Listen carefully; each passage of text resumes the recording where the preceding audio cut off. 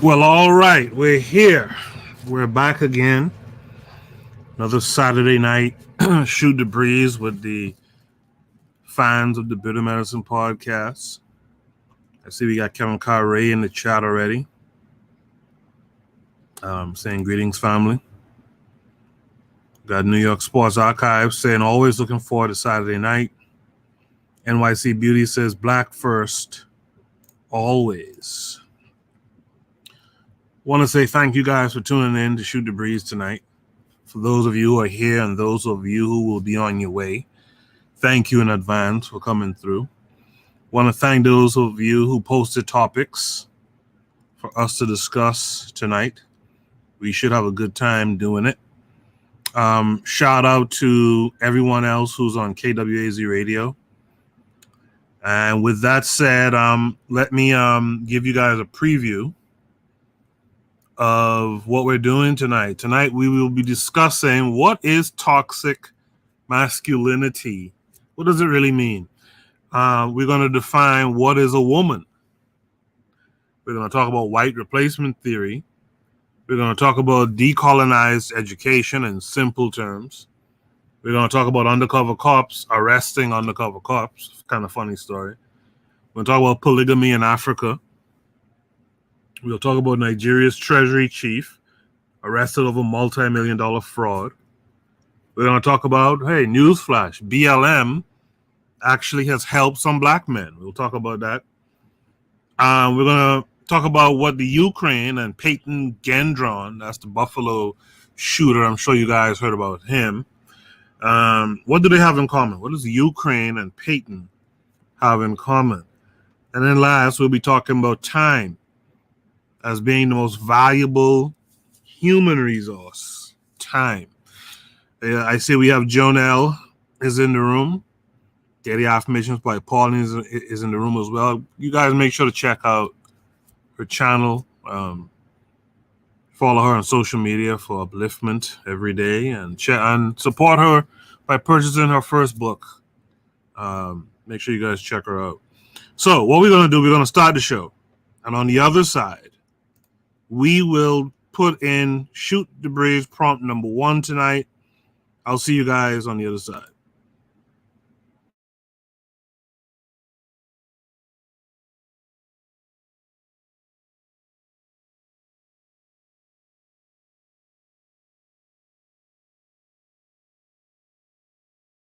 You are listening to the Bitter Medicine podcast on KWAZ Radio.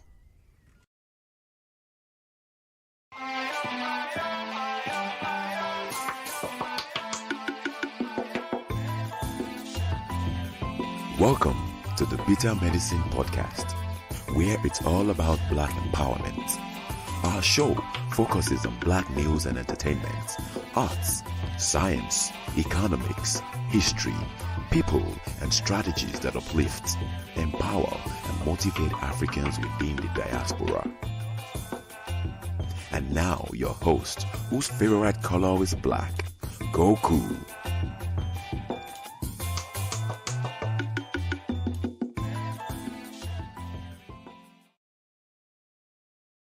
Welcome back to the Bitter Medicine podcast. I am your host, Koku. Just want to remind you guys before we get the show rolling that this show is part of a podcast network called KWAZ Radio. There are other shows on the network you are invited to tune into. This is D Webb with the Harsh Reality Podcast, asking you to tune in where we tackle the news of the day that affects our community, only on KWAZ Radio. Peace, family. This is Oni, inviting you to listen to the Pro-Black Perspective, where black problems are addressed with black solutions. Greetings, fam. Tune in to The Learning Curve with me, the Revolutionary Matron on KWAZ Radio. You are listening to the Bitter Medicine podcast on KWAZ Radio. Yes, indeed. Welcome back to the Bitter Medicine podcast. I am your host, Koku. In the chat, we have Kevin Carray saying, let's get the likes up. Jonelle is here saying, make sure you all like, share, and comment. And our brother D-Web from the Harsh Rally Podcast in the chat saying, good evening, fam. He'll say what's up to D-Web. We're looking forward to Web's return to the platform, putting out new content. Let me welcome in folks on the panel here tonight. Kevin Carre, you're here. How are you this week? It was a hot day today, but hey, made my money. Yeah. Gas him up is here. Gas him up. How are you tonight? Man, I'm good. Everything's is lovely. Like Kevin said, I guess we're enjoying that New York weather. I hope it stays that way. I hope so too. Yeah, today was beautiful outside, man. You guys Mr. check out. Untouchable, you would have loved it. The women were out here in mass, man. Mr. Untouchable would have had a good time. You guys make sure to check out Gas Them Up and Jay's YouTube channel. I was on their show last night. Pretty good discussion. We were there for a good while too. So some good content there, man. You guys should make sure to go subscribe to that channel. Check out the most recent episode. Myself and Azuliism was there. It was a good time. We got the learning curve in the chat. Gas Them Up, you able to say something? No, I want to say something. No, I was just gonna say thank you. I appreciate you stopping by. Much appreciated. Much appreciate the shout out. Yes, sir. Kevin Carrier? Yeah, Mr. Untouchable, I'm sending you a message in a private chat. I want you to look at it, all right? I will send it to you soon. Yeah, you could just send a message. You ain't gotta say it over the air. The learning curve is in the chat. Pro-Black Perspective is there. Peace to those two groups as well. Looking forward to the Pro-Black Perspective show tomorrow. Mr. Untouchable, how are you this week? I'm good. How you all good brothers doing? I'm good. I'm here. It was nice and hot in Nassau too as well. They had carnival down here, so the ladies was out anyways. Yeah, man. Good to see you guys this week. My allergies are kicking up a little bit right now. With the good weather out there. Hold on. Let me grab the first Shoot the Breeze prompt for tonight. Shoot the Breeze topic number 1 is what toxic masculinity really means. And that comes with a link. Let me grab it, share it with you guys.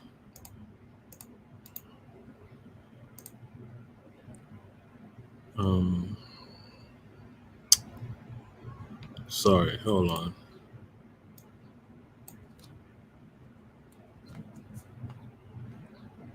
What's going on here? Okay. Sorry about this. Again, I'm not on my usual setup, so gotta bear with me. There'll be some bumps sometimes. Let me share the screen with you guys.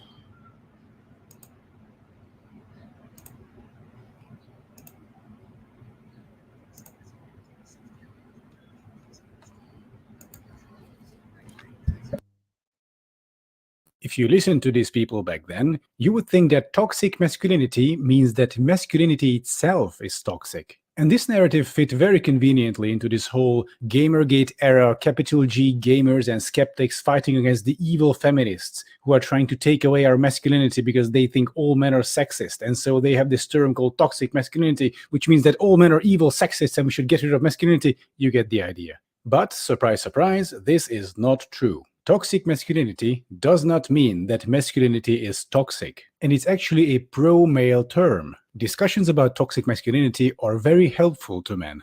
Now, how does this work? For example, lots of boys are told that they should keep their feelings down. If they have suffered an emotional hurt, they should not be sharing it with anyone, and they certainly shouldn't cry. But why? In ancient Greece, public displays of emotions were considered a manly thing. Shedding tears publicly was considered to be authentic and courageous, or, alpha, to use modern terminology.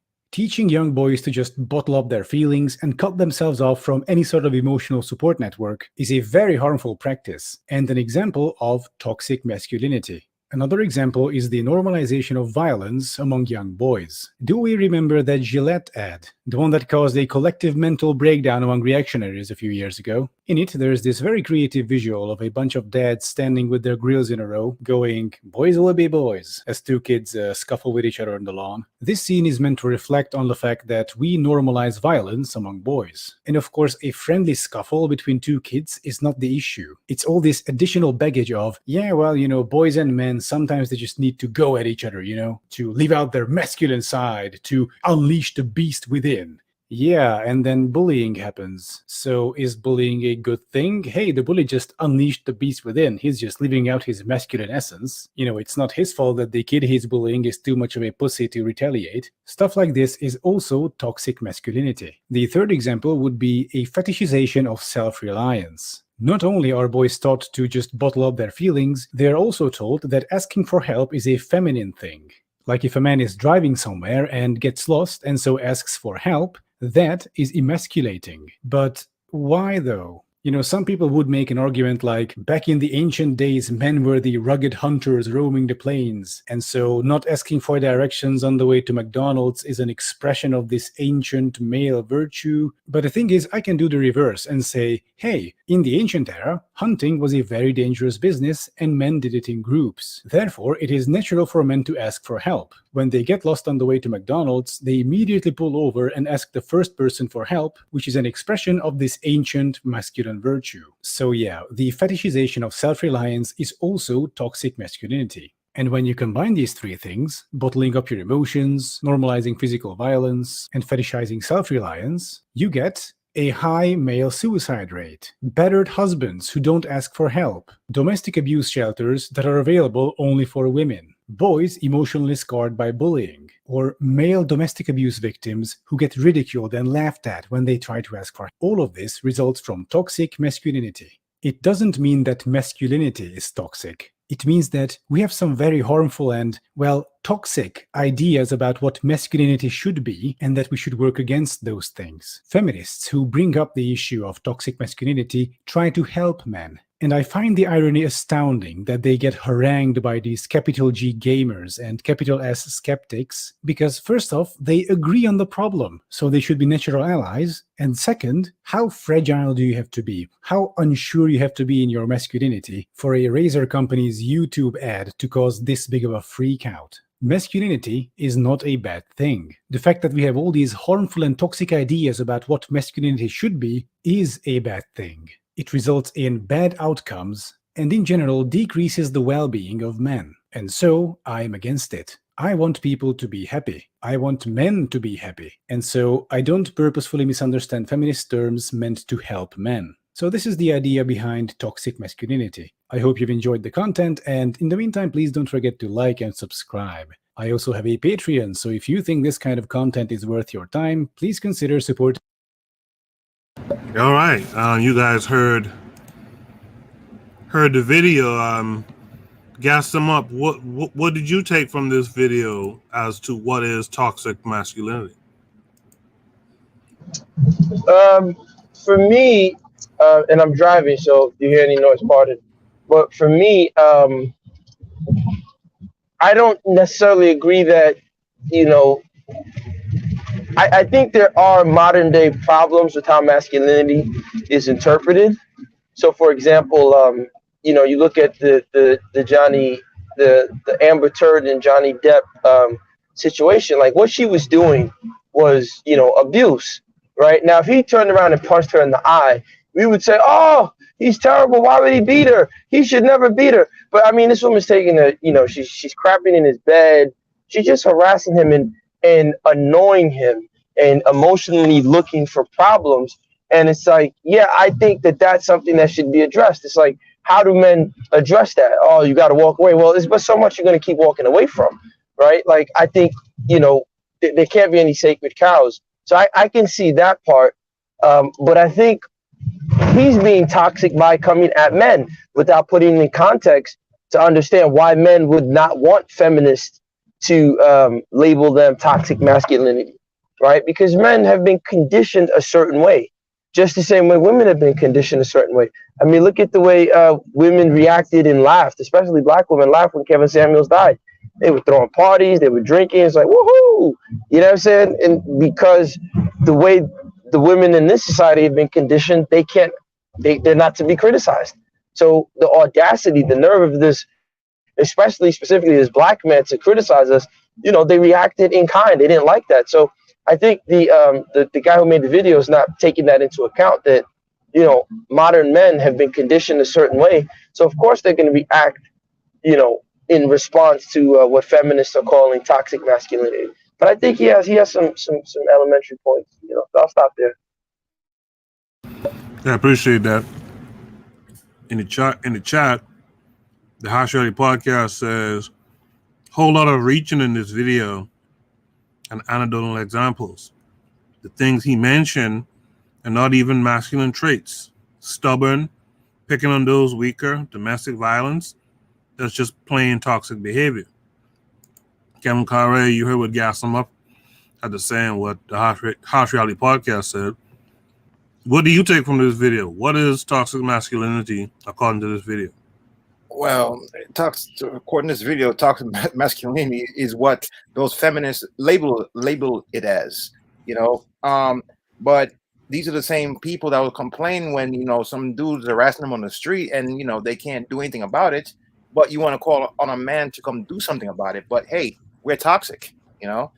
But that's all I got to say, man. These people out of their mind, man. This cancel culture is ridiculous. All right. Mr. Untouchable, what say you to this? Yes, sir. I personally think that I think that no one group of people should have a say-so in how they define what so-called gender is supposed to be. Mm-hmm. And the Western world has defined the so-called masculine roles or feminine roles, and then they, you know, send it out all over the world and say, this is what a man is, this is what a woman is. And I think that we as a community, or even let me even put it to a larger perspective. The black world should have a say-so in what we define as what masculinity is. What is manhood? What is mannerliness? You know what I mean? I think that our definition of what a man is supposed to be is just as relevant as any other group of people, because they start redefining these terms now. You know, now there's discussions and debates about what a woman is and what a man is. Their rules are really changing now, and we have to come up and accept these terms. But I think that we should have a say-so. The black world, and in particular the black mind, should have a say-so in what masculinity is and what manhood is, and let that stand for our community. You know what I mean? I think that sometimes we live in a world where we just accept certain things as masculine and feminine and all these things, but I have my own standards of what these are supposed to be. Then they put an adjective on the top of that and say, well, this is toxic behavior for masculinity. They already defined the noun. Now they put an adjective on, you know, at the beginning of it. So it's like, you know, since they had liberty to define these terms, I think that we should have a say-so in what these terms actually mean to our community, you know, first and foremost. But I'll stop there for right now. I appreciate that, but I do want to ask now. I want to go. I'll start with you, Mr. Untouchable, and then go backwards. What is manhood, in your opinion, in your African-centered opinion? What is manhood? For me, it first starts with the family, you know, and my relationship to the family, or what these rules are. You know, what am I going to be expected to do within the role of when I take on the mantle of manhood, you know? And these may seem general for every community at first. On first glimpses, one must take care of his elders. If they are too old to not be able to take care of themselves, a person who takes on a woman must be able to take care and provide for her and take care of his children. That's first and foremost.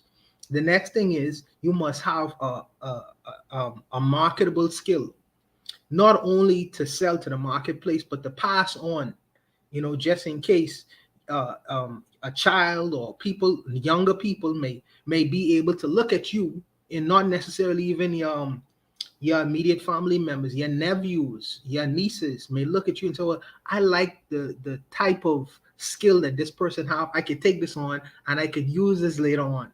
He must fortify himself with good information to be able to pass it on, not only to himself, but in a small microcosm which he may exist in, whether it's his family or community and so forth.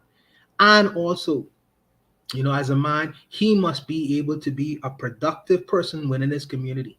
If he decides to be a vagrant or doesn't want to add to or doesn't want to produce, or even in a little way, even if it's within his own family, if he doesn't want to produce within his community, then he is an outcast. He can't take on the mantle of so-called mannerliness or manliness.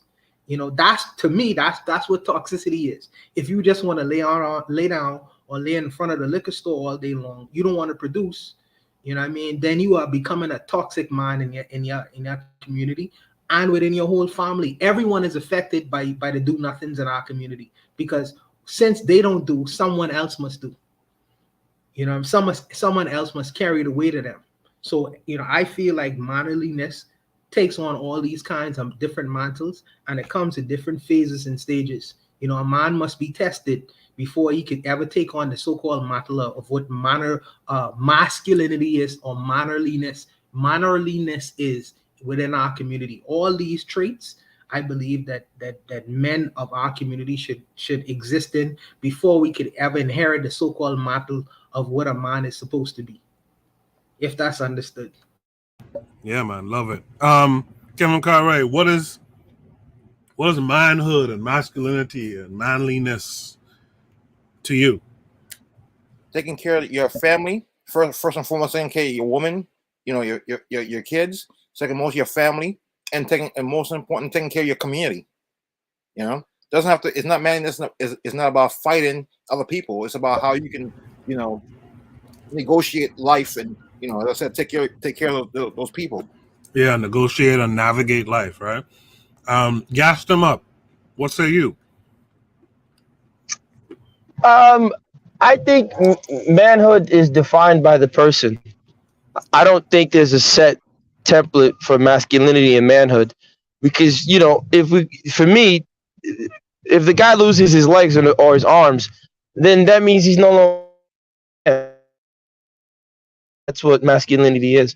I think it should be defined by the person, but I think the primary purpose of a man is to be a problem solver, right? When you think of an abbreviation for God: generator, organizer, destroyer, right? That type of chaos.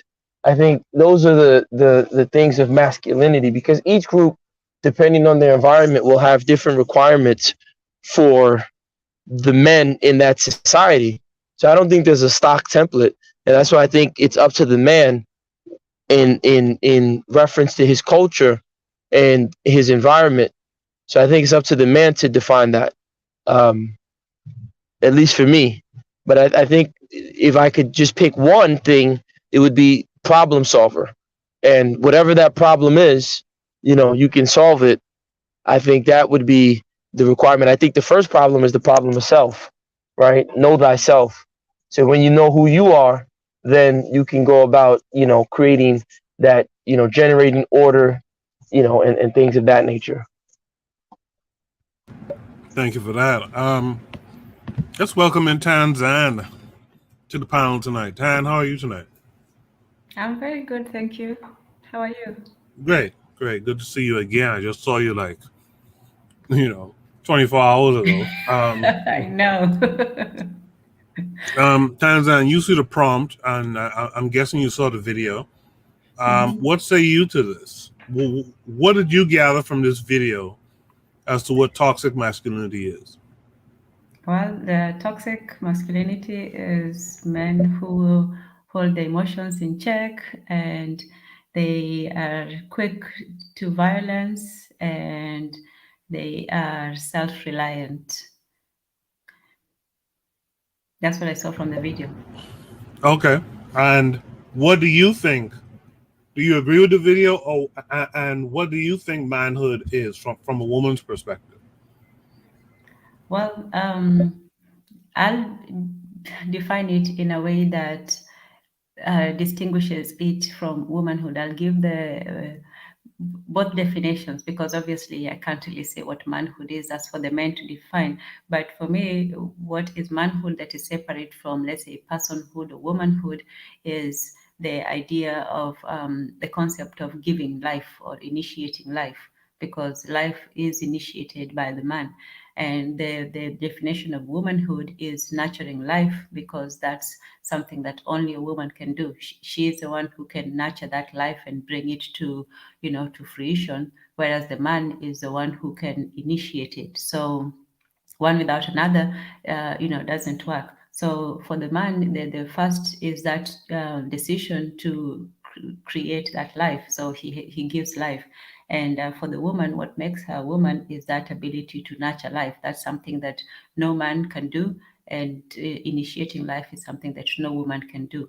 So that is what, for me, distinguishes, manhood and womanhood, is their very different abilities when it comes to creating life. So,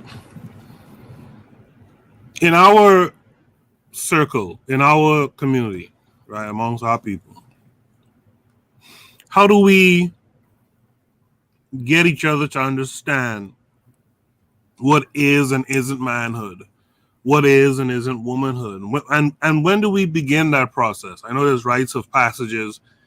How early do we begin trying to get this idea across? So let's start Mr. Untouchable this time. For me, my place of teaching, in particular the young people, it's about showing and proving. It's they look at what you do, not necessarily what you say anymore, in terms of what is understood.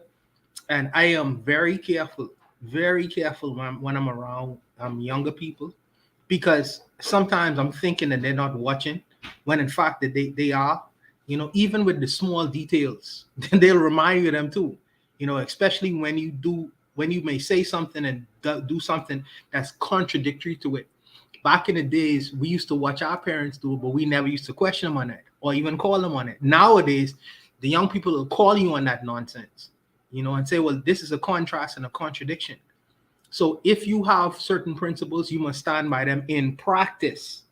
And sometimes that could be a difficult thing, because we all could, resort to, being little infantile at times.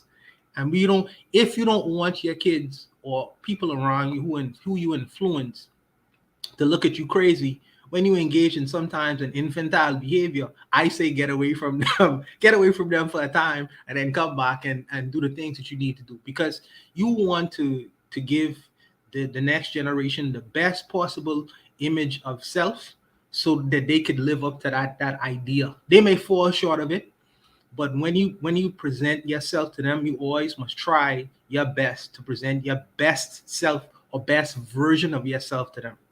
As far as you asked me another question, I can't remember exactly what it was.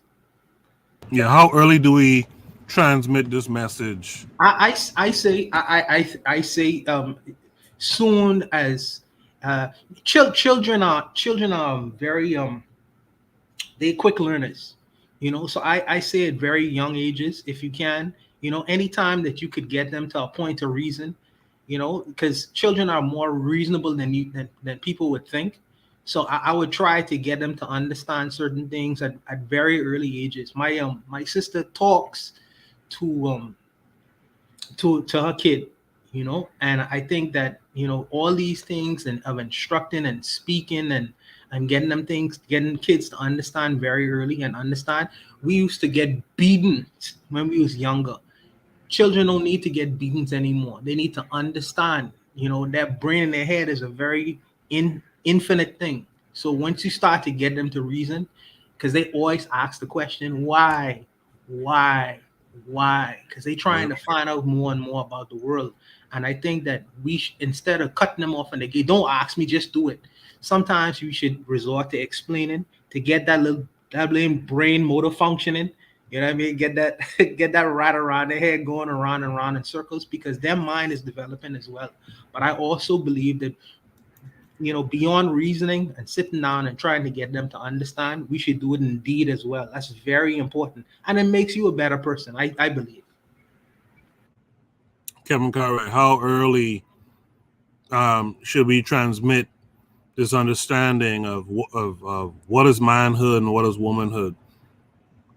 I have to agree with Mr. Untouchable as early as possible. As you said, with children, they're very intelligent. You said they watch what you do. Like right now, my roommate's kid, he's like one. He's going on 2 in July. Mm-hmm. This little guy is smart. You think he's not watching you? He watches you, and then like good example, like the door. We turn the door to open it. He watches you, but the way he does it, you don't see him watching you. As soon as you turn your back, he goes and try and fiddle with the door. The boy is very smart, but I said early as possible. They're little genius. Remember, as you said, when they're younger, their brains are like little sponges. It's always soaking up information. They're always looking at what people are doing and trying to figure things out. So early as possible. Gas them up. What say you? I think it goes back to, like I've always said, we have to first, I think, build community, because a lot of times we end up getting caught in individual efforts, in my opinion. So when we have communal, living together, working together, like I've seen here in the East Coast, New York, you'll see a Mexican family. They will, everybody's chipping in at the construction site. The kids are carrying the water. This is doing this. So I think we got to get back to that. And everybody has to understand, you got to look at it like a team perspective. And I think a lot of times in our community, the couple thing, we're taught something that's not, it's not really feasible, right? So a lot of people and women say, it has to be a partnership. I don't know. I don't know how those things play out, right? So I'm not answering the question on masculinity, because I think we can be as masculine as we want. If our women aren't in sync with us, if our children aren't in sync with us, what's the point, right? Like, I mean, you have like the Nation of Islam. They have some masculine men who are doing good things. You got some churches like the Pastor Gino. There's another guy, Pastor Dow. These guys are masculine men. Pastor Dow, he builds his house from scratch. He has his own church and all that stuff. He does good things. But, if you don't have a community and a communal setup behind that, you can be masculine all you want.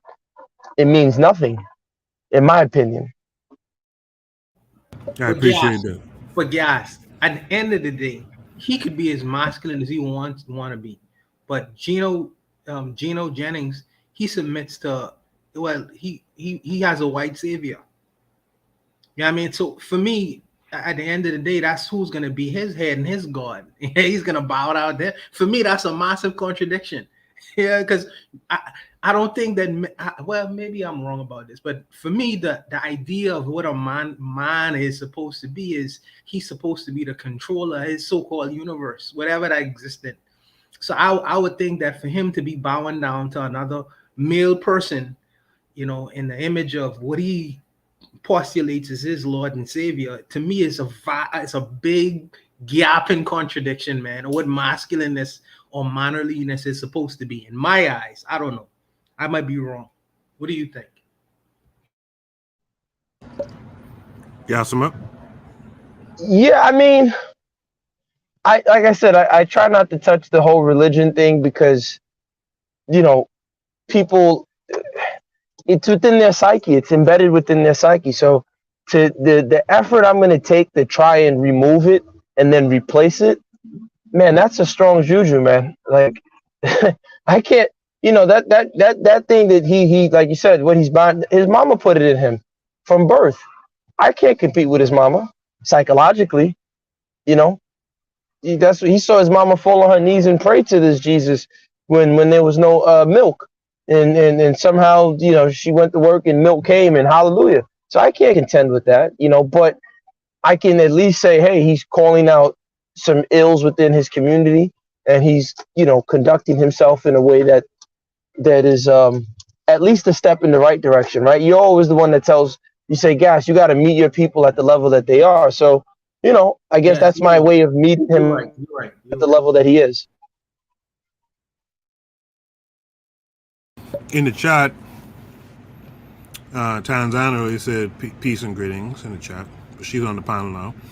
Laro said peace, loved ones. Athrazer, he said, what's going on? Athrazer said Saturday with the gang.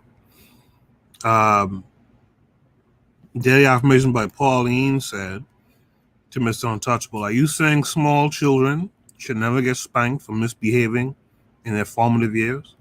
What about the kids who are in the stores falling on the floor? I'll give Mr. Untouchable a chance to respond to that. Earlier, Daily Affirmations by Pauline said, so when a man slacks, doesn't work or care what anyone says, and puts his family in financial jeopardy, and their partner wonders why then is she negatively labeled. So I'll let Mr. Untouchable tackle both of those things. Mr. Untouchable, what say you to that? Well, Pauline, I would never label a woman who is upset her male partner for putting her in financial jeopardy. In fact, I would really suggest that she should leave that person.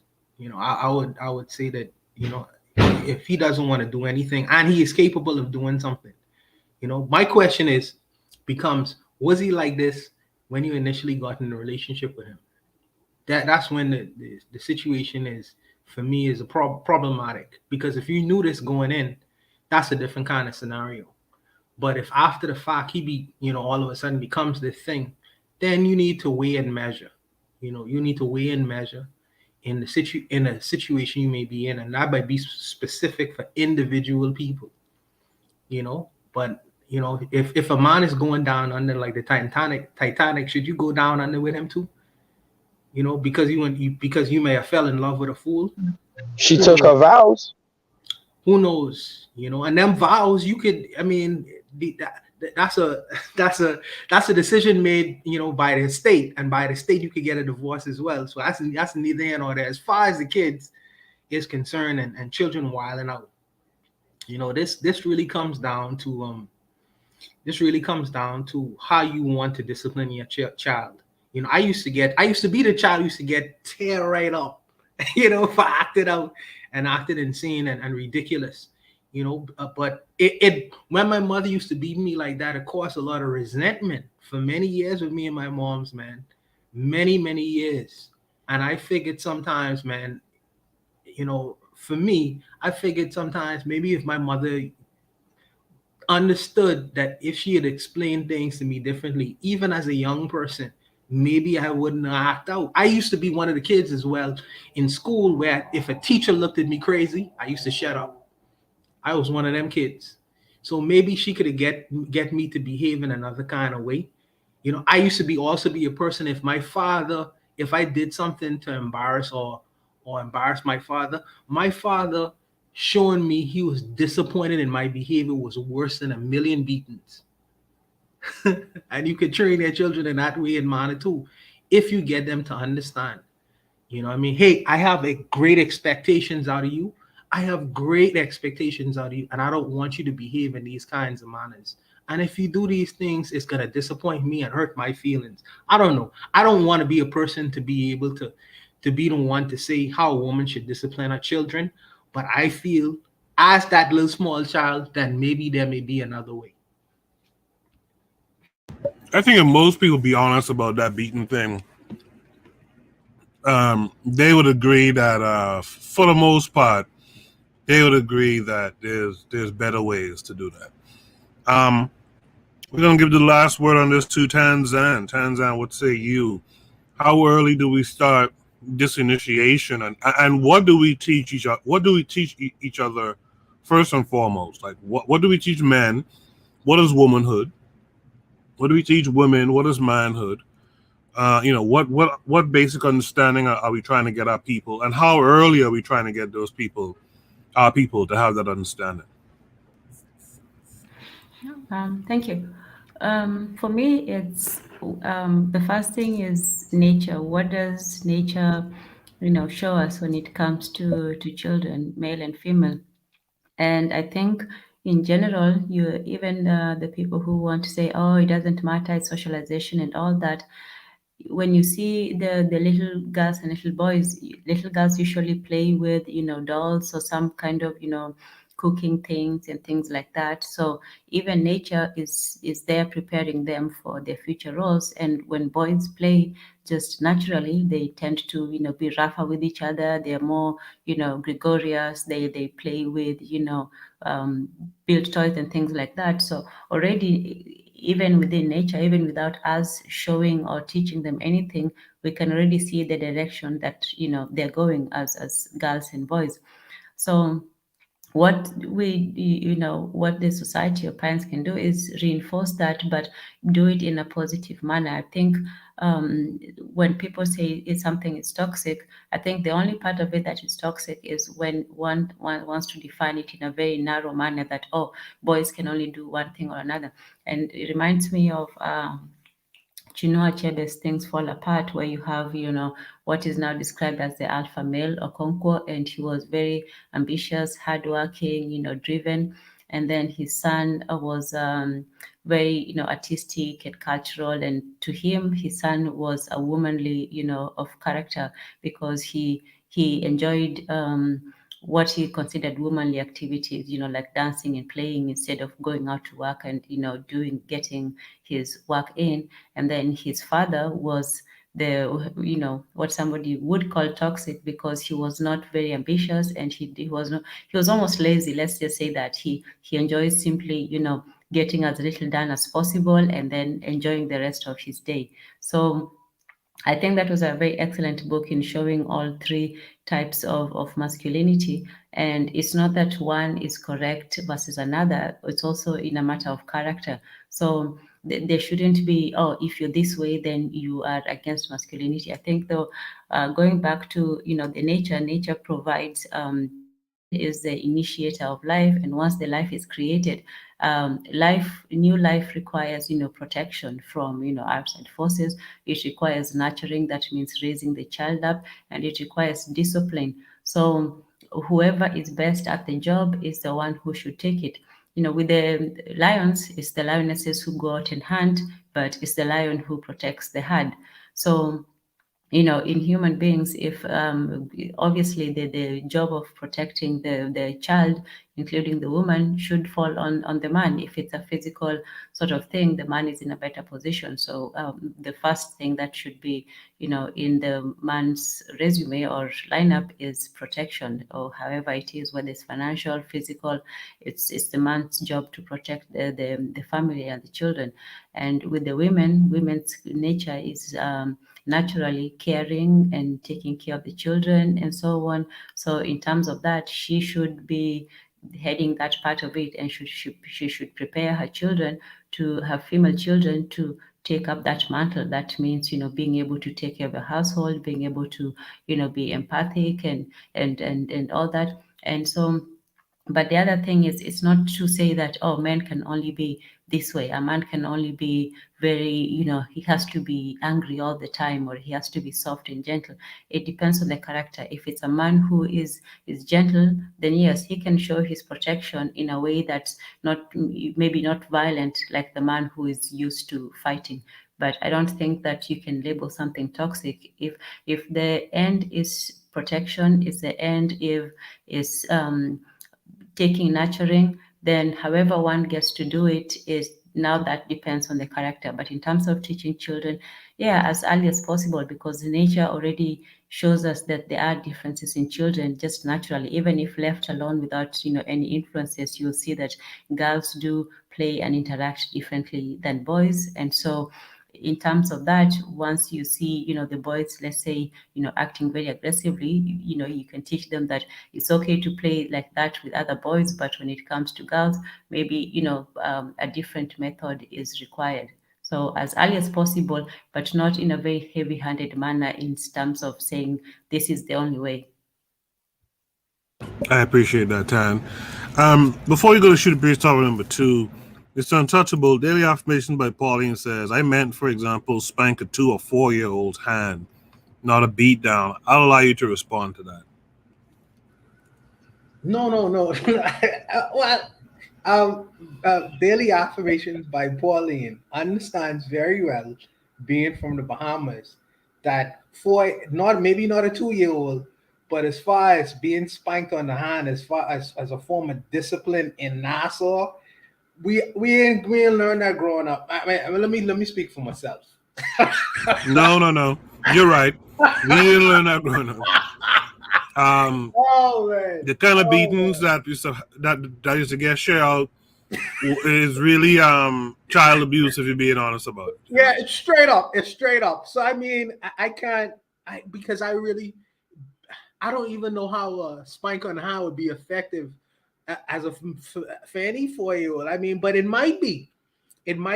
So I am on the wrong end in this. I swim on a deep end in the swimming pool because right now I have no kids.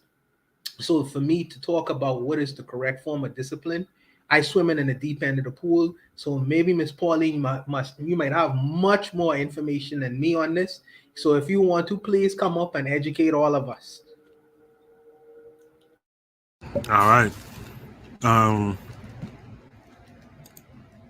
She says to Mr. Untouchable, I know what you're saying. I've had them. Let's go to Shooter Breeze topic number 2. Shooter Breeze topic number 2 is, what is a woman? This came with a link. We talked about toxic masculinity. Now let's talk about what is a woman, I guess. Make sure you guys hit the thumbs up button, hit the like button for me. As the Office for Women, what definition of woman do you use? What definition of women do we use? Could you maybe give us a bit more context? Of course. For the question. You oversee and promote a range of initiatives, funding programs, specifically designated for women. How do you define what a woman is to determine eligibility for the purposes of providing advice on women's policy to government and ministers?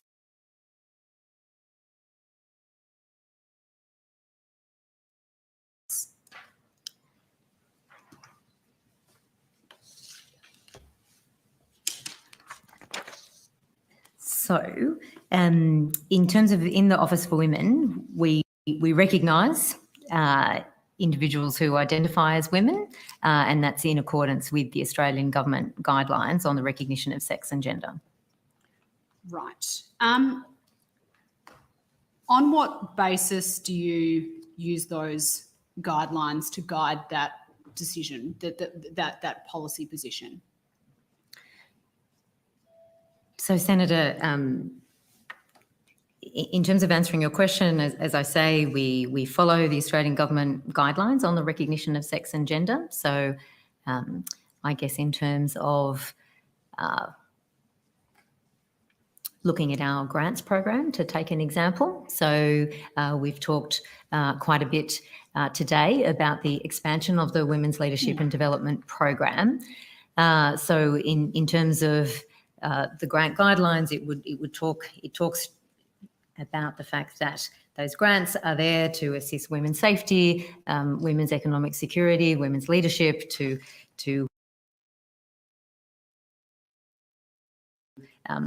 boost women's workforce participation, to assist to keep women safe, and then in terms of the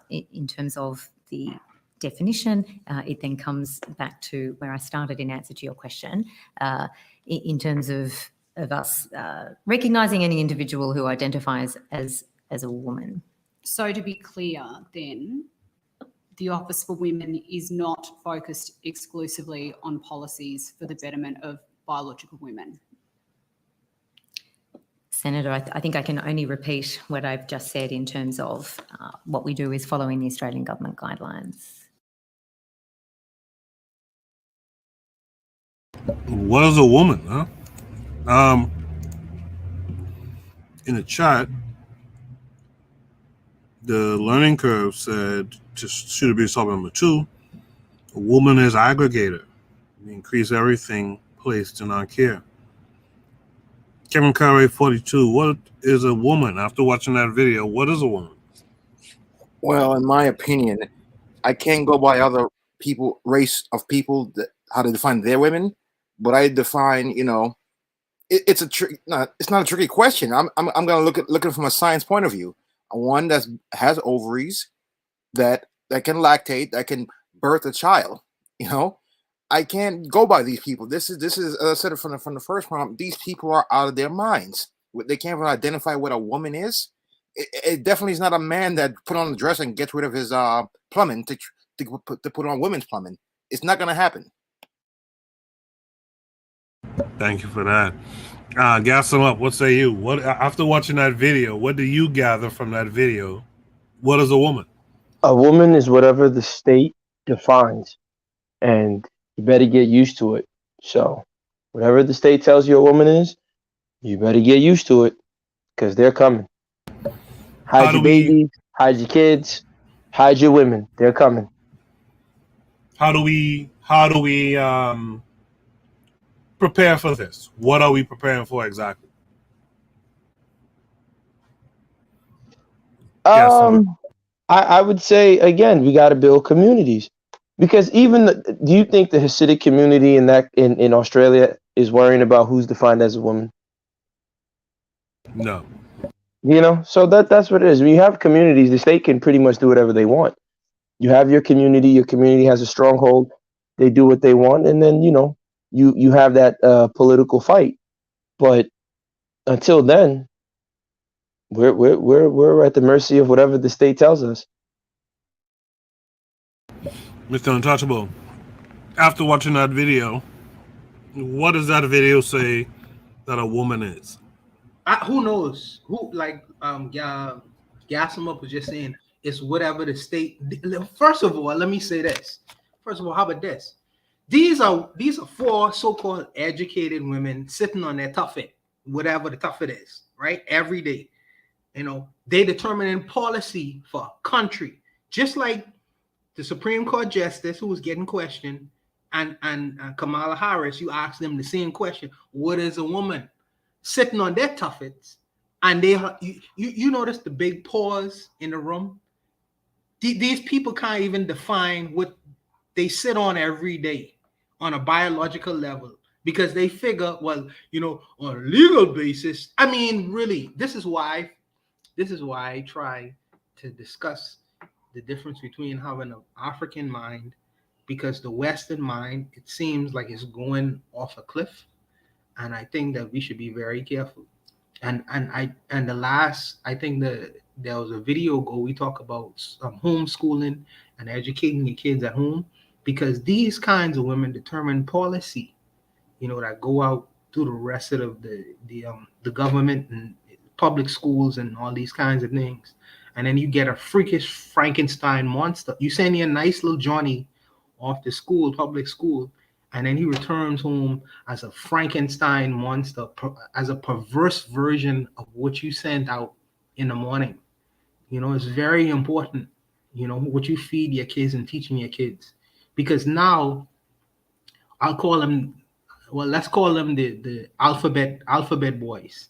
The alphabet boys are determining as far as what proper pronouns you should put onto what we believe to be the proper genders of people. They determining these policies. And in a room full of so-called intelligent women, these corporatized modern women, they can't really define what a woman is. Imagine such a thing. Needless to say, it's their thing. I think that, as Gaston was saying earlier, we need to have our communities be fortified, just like the Hasidic communities, because you can't take that nonsense within their communities, within the Muslim communities. And I know these are religious communities, but we should form a version of that within our own community. Whatever we want to describe it as, and say, well, that can't come in. That doesn't hold the standard, because you ain't going to dictate to the Hasidic Jews define what a woman really is within their community. They'll run you out of there. You know, so I just think that we, as Gasmup was saying, we need to develop stronger communities. So when these things come to fore, you know, it's a non-starter. It's a non-starter. You know, you don't know what a woman is. I know what a woman is. I look at women every day. Every day. You know, it's not an issue for me. You know, and I don't live in the world of pretend. And I think that people want you to live in the world of pretend and delusion. And I don't want to play that game anymore. You know, I don't want to play that game. You know. In the chat, I'd like you guys to type in, what do you define as a woman? As we go to a woman, Black woman, African woman, who's going to tell her thoughts on what she saw in the video. What is a woman to you, Tanzan, according to this video? I think this is more of an identification than a description. And I think we have left the idea of reality and we have gone with the idea of desire. So if you wish to be whatever you want, that your wish is everyone's command. That's, you know, the world that we live in. But from a biological point of view and from a natural and normal point of view, a woman is, you know, like a man is the initiator of life. A woman is the nurturer of life. She is what takes care of that, you know, life and maintains it and keeps it. She has actually the power of life and death, but she is the one that, you know, keeps that child alive long enough for it to, you know, to be even able to define what is going to be in the future. So that's the, you know, that's the importance that a woman can, she is the instrument through which life comes in, and the man is the initiator of that life. Yeah. Thank you for that. Guys on the panel, did you guys hear what Tanzan said, what a woman is? Did you guys have any misconceptions about anything she said, or you thought that maybe something else, you know, could have been added respectfully? Kevin Curry? I agree with her. And as a man, you know, what can I say? A woman should define herself, not what a man define a woman. You know, it is what it is. We came into Earth together. We leave together. That's it. Not what these Europeans, whatever these mentally ill people have in their description of what a woman is. We got to, as you said earlier, you can't go and tell the Hasidims what a woman is. You're gonna get chased out of that community. The hell with that, with these non-black people. The hell with them. In the chat, the affirmation by Pauline said, nowadays, a woman is what society deems it is. And I have seen that who would dare to differ is demonized. She goes on to say, personally, I define a woman as a person who was born a female. With that said, Mr. Untouchable, what do you say to that? For me personally, I would defer to the females on the panel, you know, right. and in the chat. You know, who am I to tell them what they are? You know, the sisters have perfectly defined it, and I'm not gonna get in the way of that. They give perfect definitions of what they are, and I'll leave it there. All right, gas them up. I want to say something that I thought about. Okay. It seems like what's happened over time is that the feminist outcry of so-called women being disempowered and all this other stuff now is coming to bite them in the ass, because the very state that gave them power is now telling them you must share the definition of who you are with other people that are not biologically like you. So you can see what's happening is that feminism has helped women so much so to the point that it's now turning around to engorge them. I don't know if that makes sense. No, I get it 100%. Does anyone want to comment or gas them up? Just put out there. Yeah. Yes. Go ahead. I'm sorry. Go ahead. Yes, I think to add on to that is that feminists were looking for alliances, you know, among the men. They were looking for feminist men, you know, to aid their cause, because even though they had passionate beliefs. They did not really get a lot of support from, from some of the women. There are women who supported the feminists, but even now you'll find a lot of women who just don't like maybe the attitude or the way they say things and so on. So for them, they always looked for, men to be on their side. And so they looked for either, the weak men or the feminine men or maybe the alphabet men and so on. But these allies actually became not just their allies, but they sought to replace them. So the men said, well, if I'm going to be a feminist, I might as well be, a woman. I might as well be this and that. And so the allies turned against them, and they're not sure whether to welcome them because they are still, pro-women, even though they are fake women, or to reject them. But in order to reject them, they would have to go back on, their own definition of womanhood and to go back on their allies. So they are in a spot where they're not sure what to do, because at the same time they want men to support them, but men not to be them. But with the new with the new allies, these new allies don't just want to support them, they actually want to be them. And yeah, that's when it turns up against them.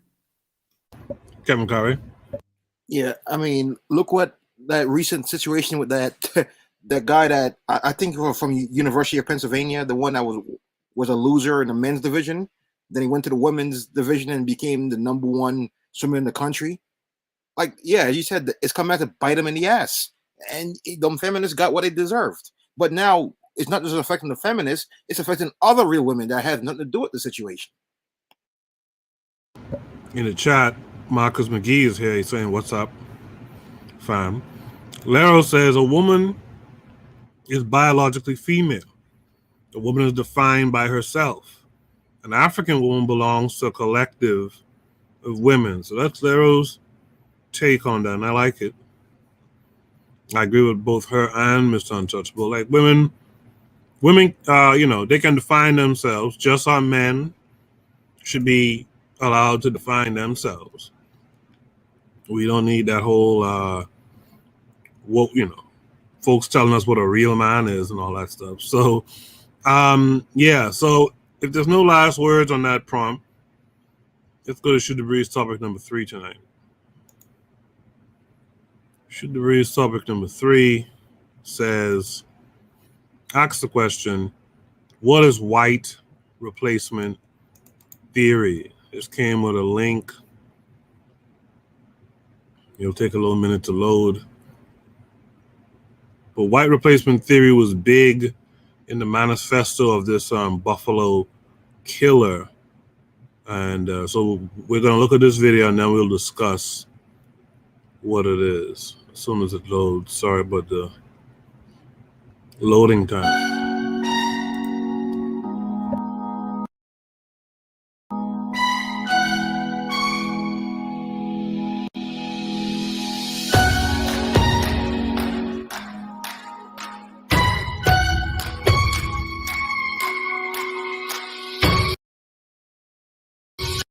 What's going on, everybody? This is Afro Think Tank, and today I want to talk about the similarities of white supremacy and the FBA cult.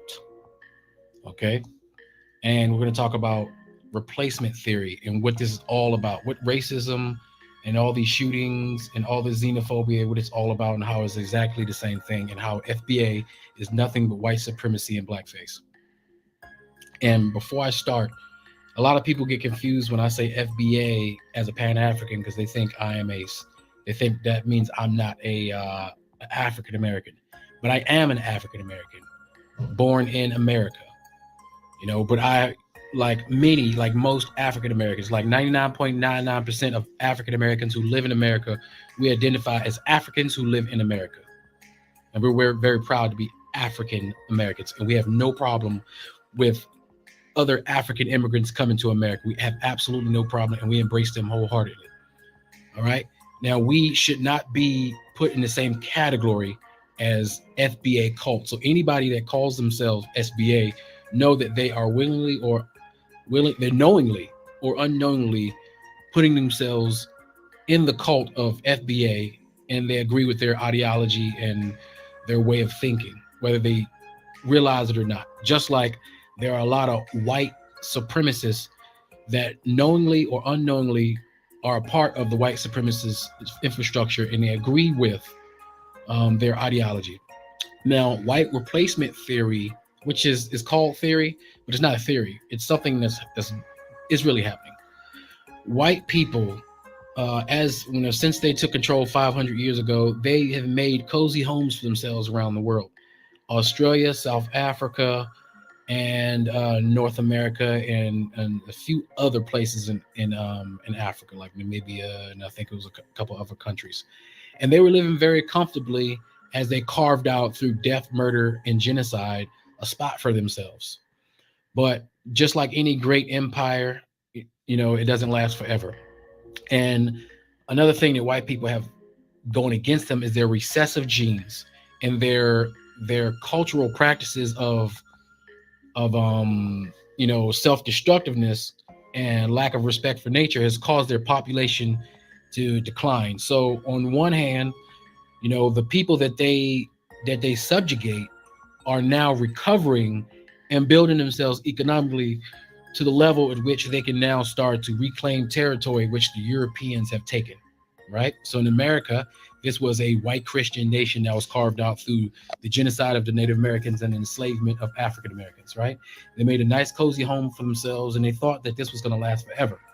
But what ended up happening is the African American and various other groups started to rise through the strength of their own power in their groups to the levels of which white people are now uncomfortable because they're no longer the supreme majority in the country. They're no longer the supreme authority in the country. They're still in charge, but they're not the supreme rulers like they once were, right? So the average white person believes they're being replaced by Mexicans, right? Immigrants coming across the border, by black people coming across the border, or black people that they stole are increasing in number no matter how much they try to kill us, destroy us, jail us, destroy us, our family, for some reason, African Americans still seem to be able to cope and grow, despite that, right? So in a nutshell, white supremacy believes their supremacy is on the way out the door. So they're doing radical things because of that, i.e. all the killings, all the shootings, all the mass murders, all the terrorist activity, right? That's what they believe. They believe they are being replaced. They believe that their jobs are being taken away by those other people, all right? They believe that their way of life and their culture is being disregarded for another culture, okay? So let's go down to FBA. FBA is white supremacy in blackface, whether they believe it or not, because people can get bamboozled and hoodwinked into following something, thinking that it means something else, but in actuality, it's something else. If you get what I'm saying, they could believe FBA is to be proud to be African American. You see, the white supremacists, that they're proud to be an American. You get it? They're patriots. So a lot of them believe that white supremacy, or the veil of white supremacy, or the veil of whiteness, a lot of them believe that, hey, why can't I be proud to be white? Why can't I be proud to be an American? Why can't I be proud to be a patriot? Why is it that when anybody says white power or white pride, why is it that that's always looked at as inherently evil and bad? Why can't I be proud of who I am, right? How come everybody else gets to be proud of who they are?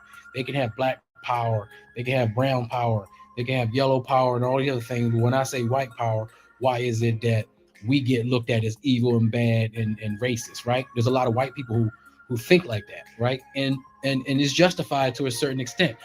But at the same time, the reason why, white power and all those terminologies are looked upon in certain ways because of what they've done with the power that they've had, right? So therefore, they have tainted the idea of that power.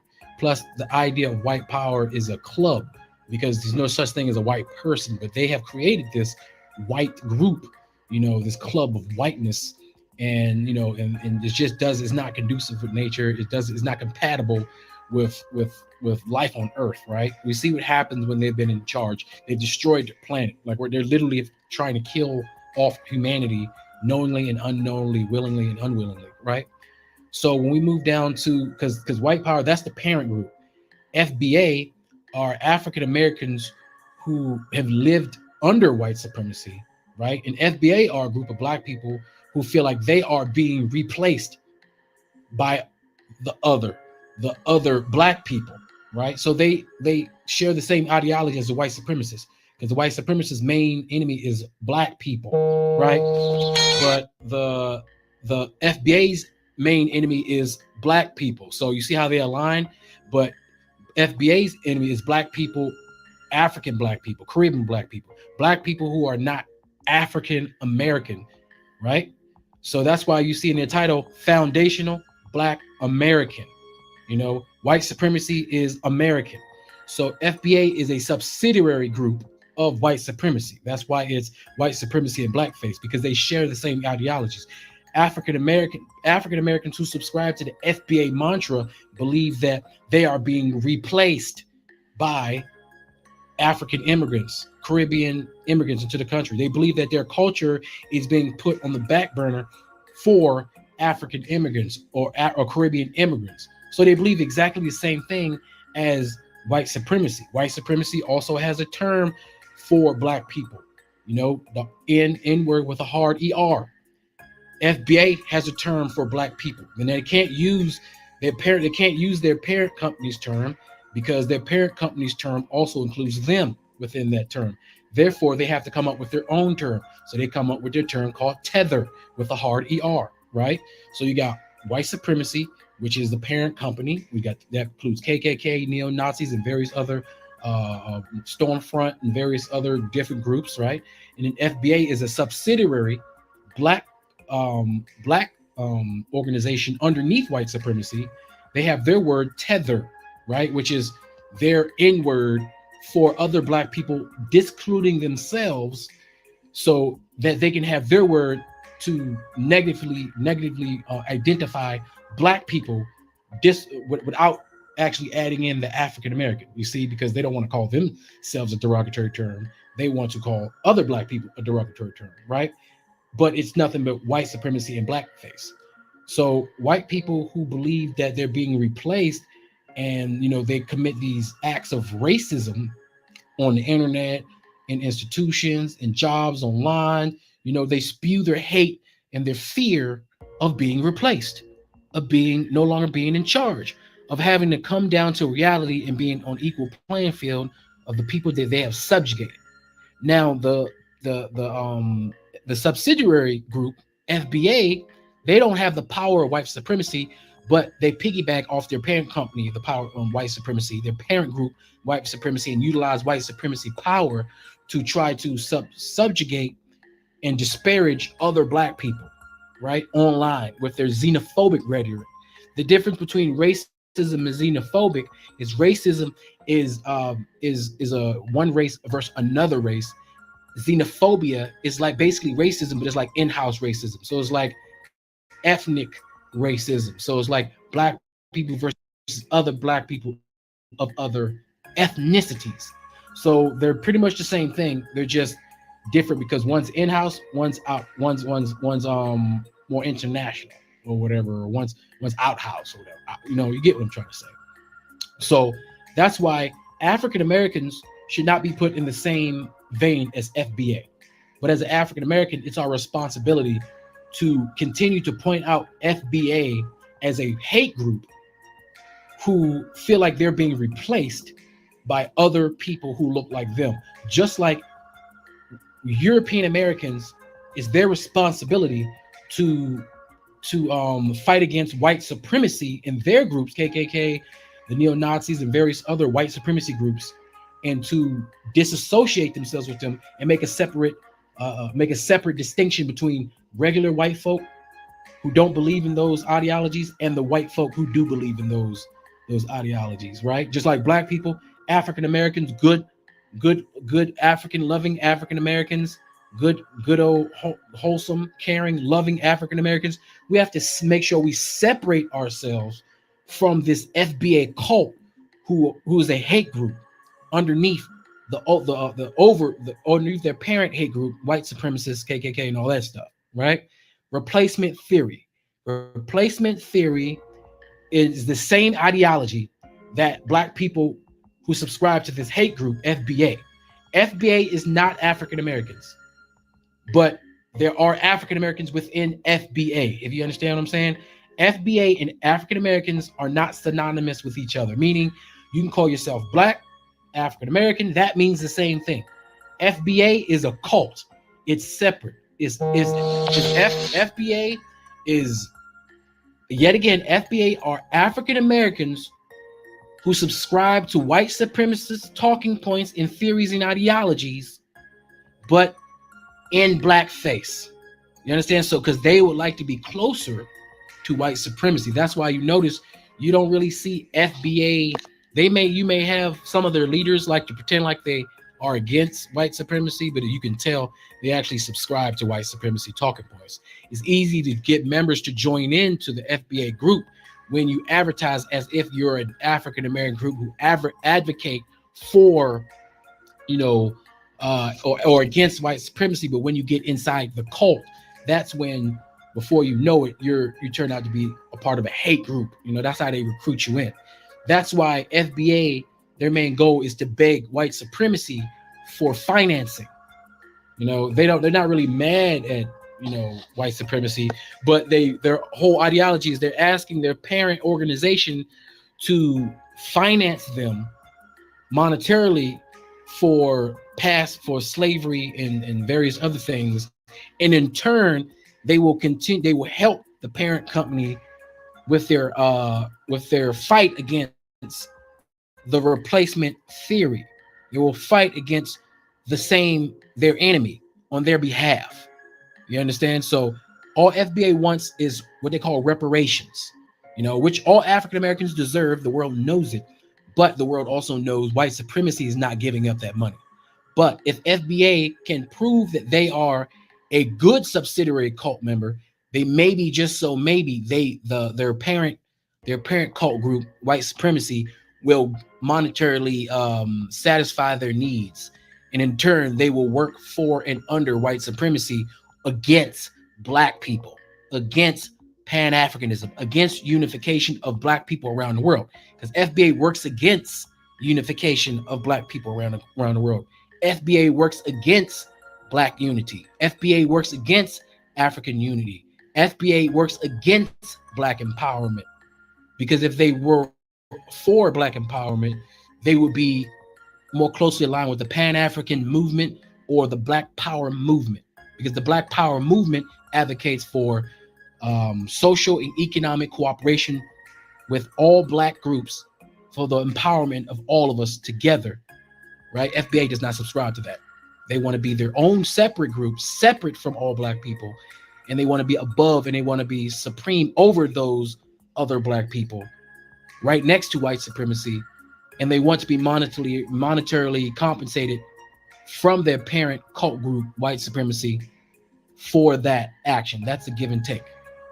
So, and I had a subscriber actually make this point, and that's what inspired this video, so we can understand that African Americans, AA, Black Power, B1, A1, African Power, African First, B1, Black First, has nothing to do with FBA. African Americans have nothing to do with FBA. FBA is its own, I repeat, FBA is its own cult subgroup of African American hate groups who subscribe to white supremacy and prefers to live with white supremacy in America, in American white supremacist institutions by themselves as their own group, separate from the greater overall branch group of Africans.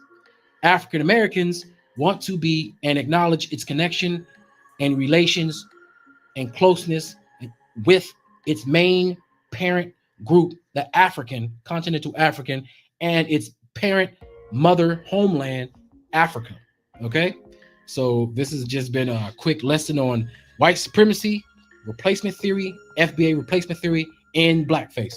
That's all I got to say for now, guys. It's Afro Think Tank. Learn something, teach something. I'm out.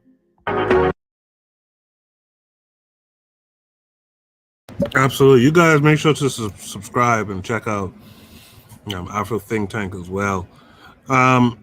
In the chat, the pro-black perspective says that's a good argument. FBA is about being replaced. Lero says, I think FBA are a bit more than just a fear of being replaced. They really want to be Americans. Their identity is enriched in it. Some of them have imperialist ideas even. They are ops. KW Don 7 is here, y'all. KW Don 7 says, Black American nativism will not save you from white tyranny or defeat pan-Europeanism. Lero goes on to say, we may know their mission is suicidal, but they don't and seek that position of demand. Africa could rise, and they would still want to be Americans. Risky liabilities. With that said, it's funny that this topic came up because I put up a tweet on Twitter. And if you're not following me on Twitter, if you are on Twitter, make sure to give me a follow, as well as Kevin Carre, 42, Pro-Black Perspective, Revolutionary Matron, Harsh Ali Podcast, and the others who are here. And because we all form this little kind of ecosystem, if you will, on Twitter in terms of tweets and retweets and whatnot. This tweet I put up, you guys should be able to see this. It says, in the U.S., there is a lot of black mirroring of white attitudes and actions. So,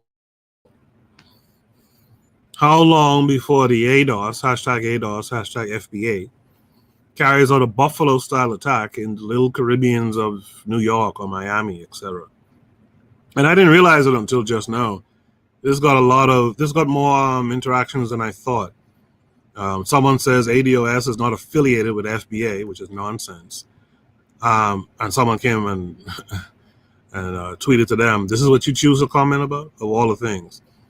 Someone else says this is a silly tweet, just nonsense, except it isn't. Someone else comes through and says, you are the clown, devil, shit, or something like that. Some jackass here who don't know who can't understand properly says, ADOS never wished bad on Africa or Caribbeans. When Mandela was fighting his best fight, we stood up beside him. When they sent us to war in Vietnam, Muhammad Ali spoke up for Asians, never harming him. You can look at our receipts. We stand for everyone. We don't get reciprocity. Someone else said, yeah, so I muted this person here. Let me see what I can unmute it. Yeah, so this person comes, Mama Flips, comes and says, black immigrants being wreaking havoc on us from being major players in the drug game to undermining black Americans politically to open disdain. The grift is over. Be great and build your third world nations. You could always tell when someone has Tariq's nuts in a jaw. Someone came along and said, black immigrants in the drug game, and laughing with tears. What the fuck you on, kid? Someone else says, so you were trying to tweet the most unfounded and irrational, irresponsible thing possible. This is a dangerous and disappointing take. Please find a tweet from anyone of, again, people when they can't read and understand, of ADOS FBA lineage or ideology that has espoused violence. I'd wait, but I don't have time. Listen, Adam Hill, you silly goofball. I said, and I stand by, and it's proven, there is a lot of black mirroring of white attitudes and actions in America. That's just what it is. And so how long with this rhetoric going around of this FBA ADOS, although ADOS is trying to distance themselves from the xenophobic aspect of FBA, right? But how long before one of these clowns decides to go into, like I said, the little Caribbean in New York or whatever it's called down there in Miami, right? And try to carry out one of these Buffalo-style attacks. You know what I mean? With that said,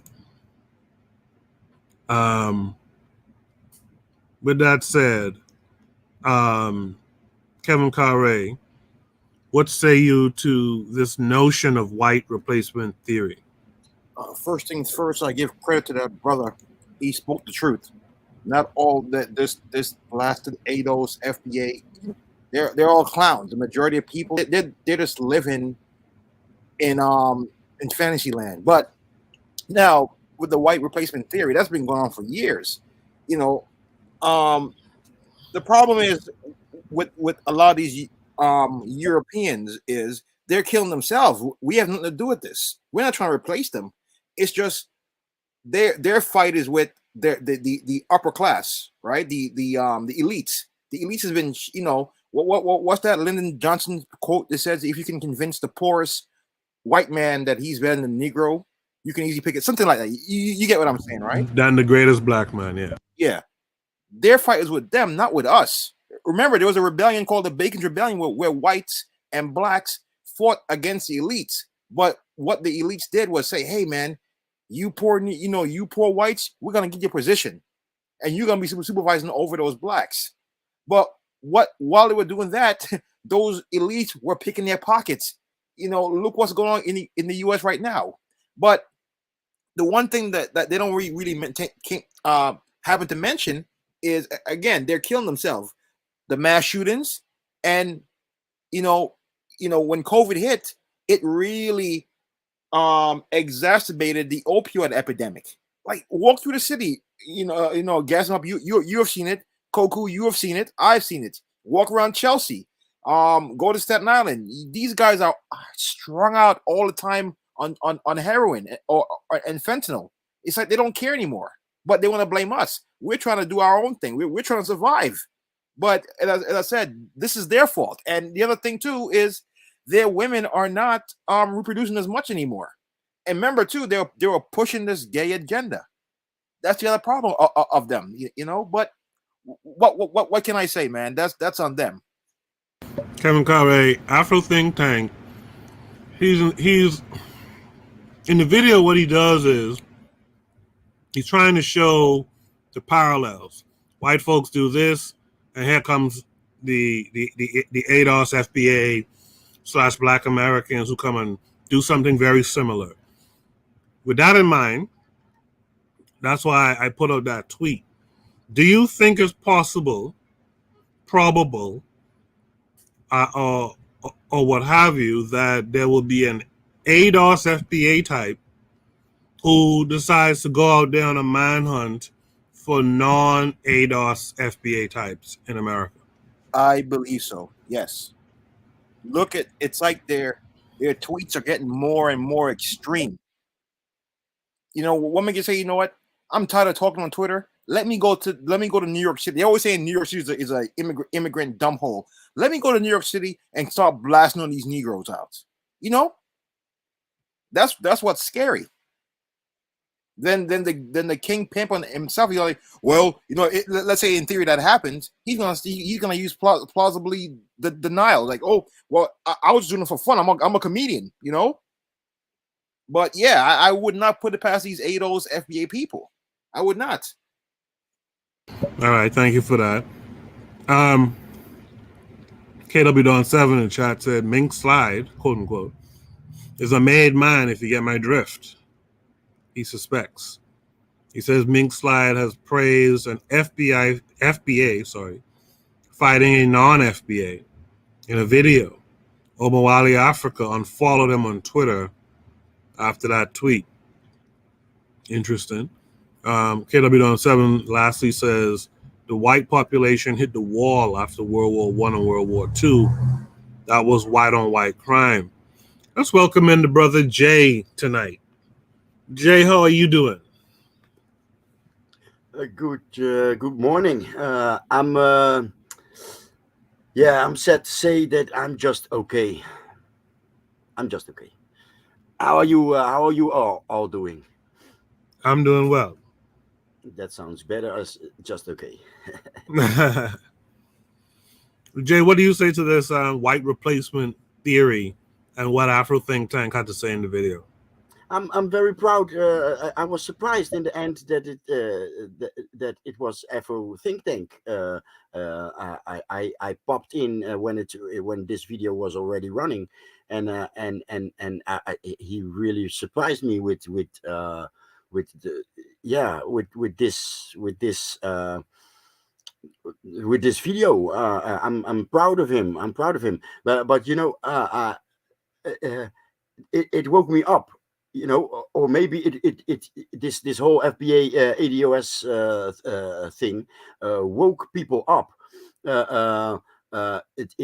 If you look at African American, you know, it's just a flavor of American, right? It's like red American, blue American, African American. You understand?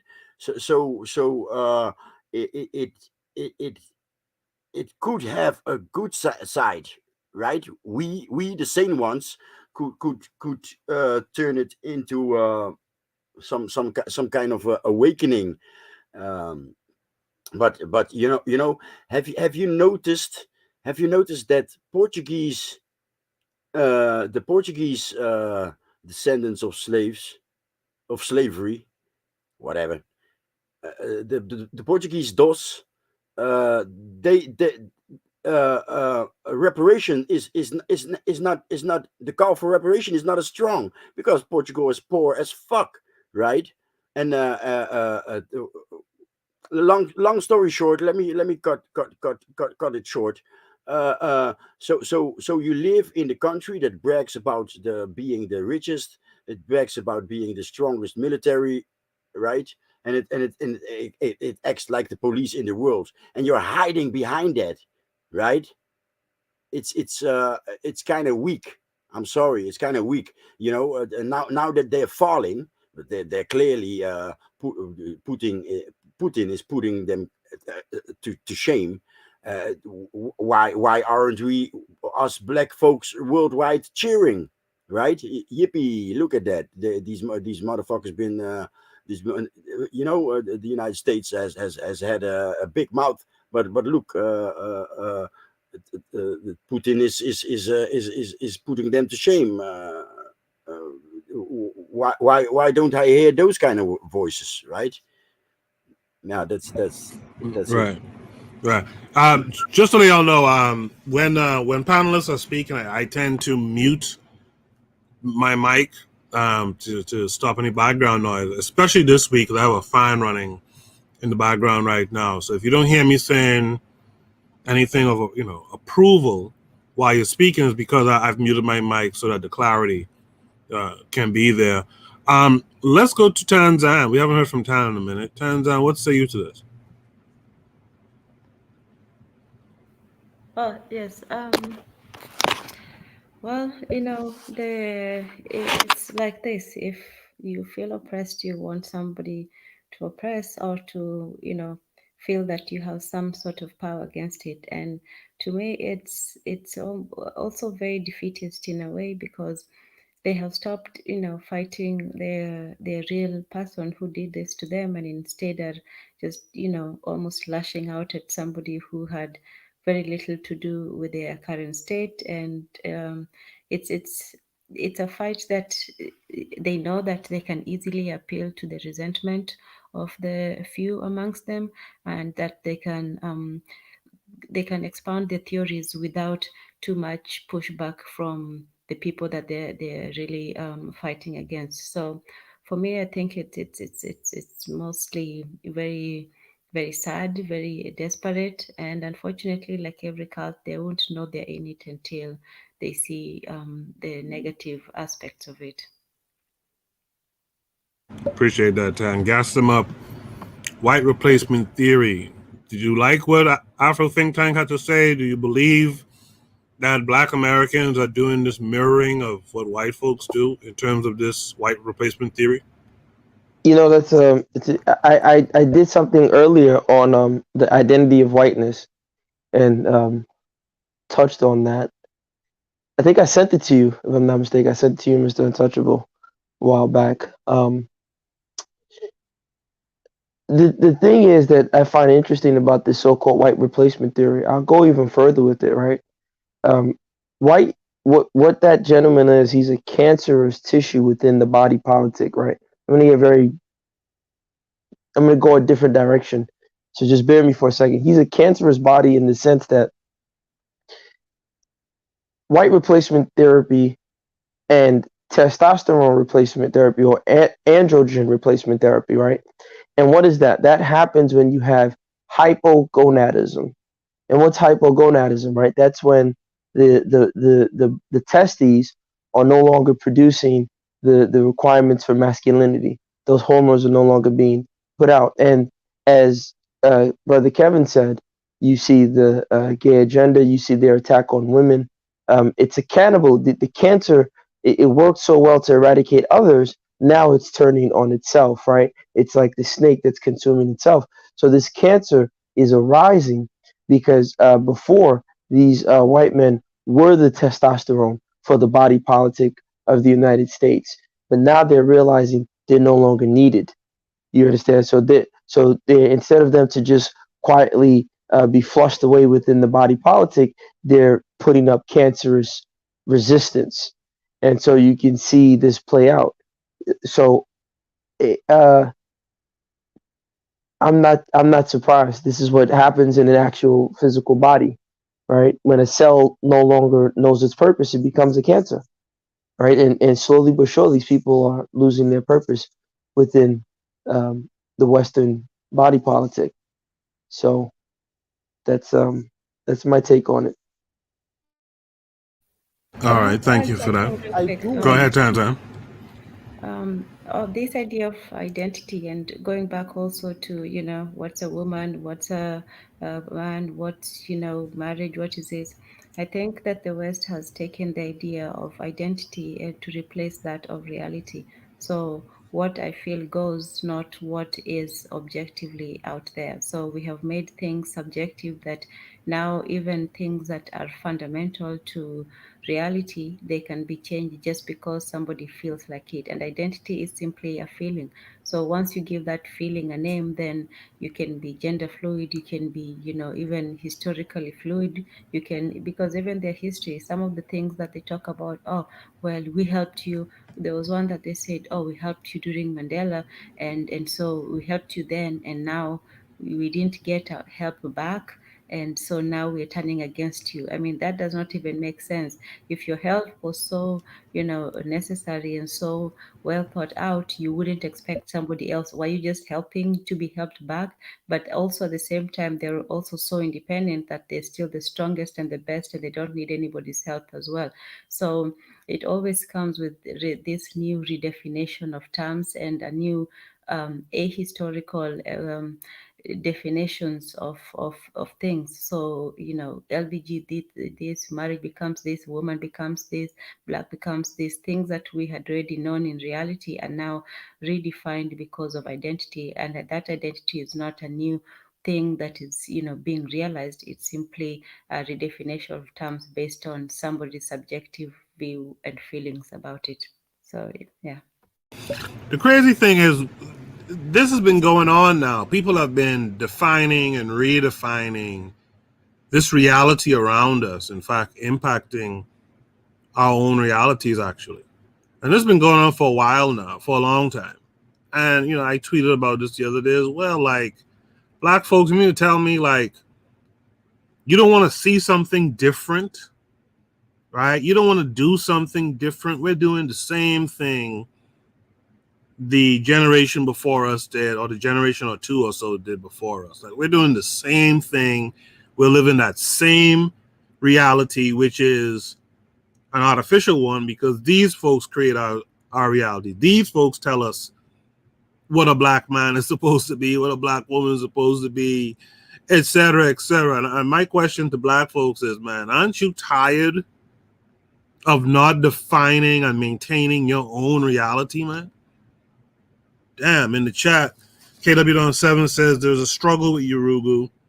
The nationalists versus the globalists. Stay out of the way and let the fireworks begin.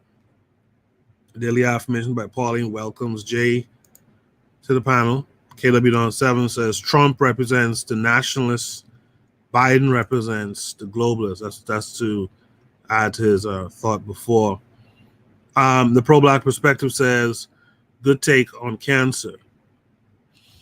Daily affirmation by Pauline says, in regards to the tweet, if someone attacks any part of Miami or South Florida, they may get off one shot. see an overwhelming number of minorities here carry concealed weapons. Gun training biz are booming here. That's good to know that our folks are actually partaking in their what's called Second Amendment rights out here in the States. Mr. Untouchable, we now come to you. What is white replacement theory? And I don't know if everyone touched on it or not, but again, what Afro Think Tank is trying to get across as well is, in addition to what white replacement theory is also how Black folks start to parrot and champion these same causes, and that they are in fact a arm of white nationalism, white, quote unquote, white supremacy. Mr. Untouchable, would say you to all that?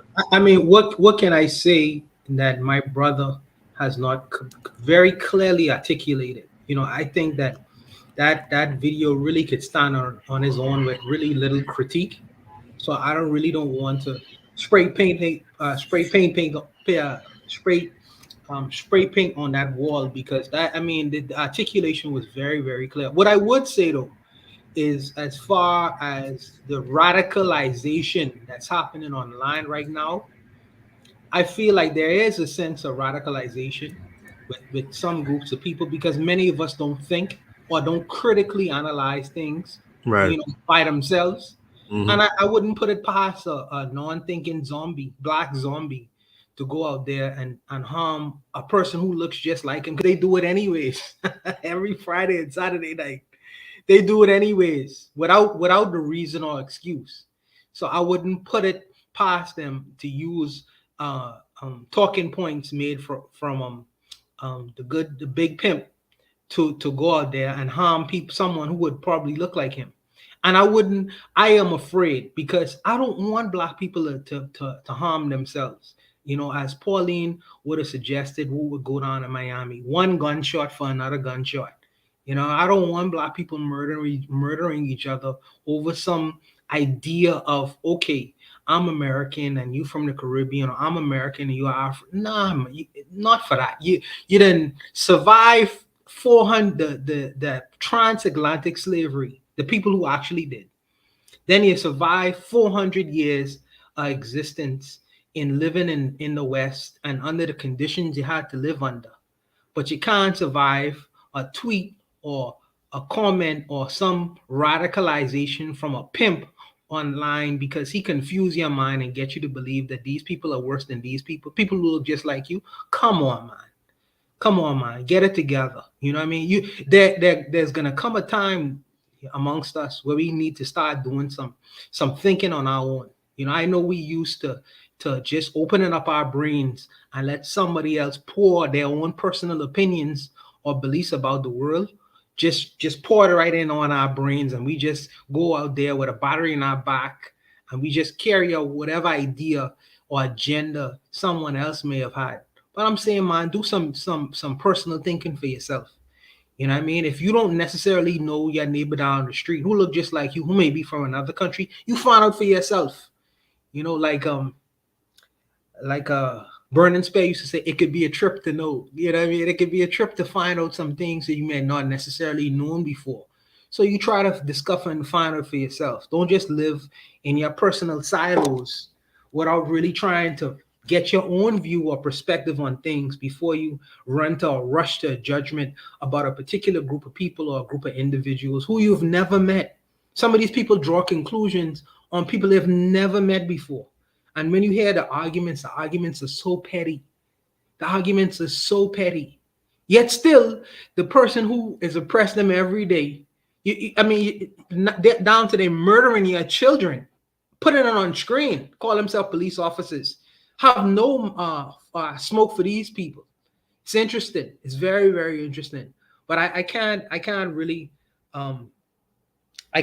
critique something that was very, very clear. Something what Gaston said that I found was very interesting, because the brother is an occultist, and he talks about the idea of spells and creating realities, and these people are masterful in creating a sense of what reality is supposed to be.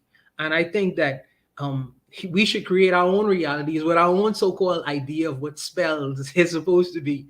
And maybe Gas Them Up could give us some better understanding and insight in how that kind of world would look, because in their version or variation of what the idea is supposed to be, their logic and what is reasonable, this reality that they create, this false sense of reality what they create for us. It's like now they changing the spells. A woman is not necessarily woman anymore. A woman is really this. So they redefine realities. So we need our own so-called occultists and our own doctors, you know what I mean? Witch doctors or whatever you want to call them, magicians, to create our own realities for us. So we could move off of that kind of power, or empowerment, or whatever they want to call it. But that's my position on that. I'm gonna let the panel respond to what Mr. Untouchable has talked about in terms of having our own occultists and creating and defining our own realities. Hold that thought. Let's welcome in Bakari, Brother Bakari, to the panel. How are you this week, Brother Bakari? I'm great, my brother. How about you? I'm great as well. Good to hear from you. And thanks for joining the live stream the other day as well. So thanks for that. I like the live stream whenever I get a chance. I'm around a lot. I'm going to listen. I'm going to listen to you. I thank Mr. Untouchable for telling me about you. Peace, my brother, Mr. Untouchable, and everybody on the panel. And to you, the host, man. Yes, sir. Thank you for letting me on here. No problem. Because I ain't even got long now because I'm out and about. Okay. So the video that we just watched, I'm hoping that you were able to see it, but it was from Afro Think Tank, and it was talking about what is white replacement theory.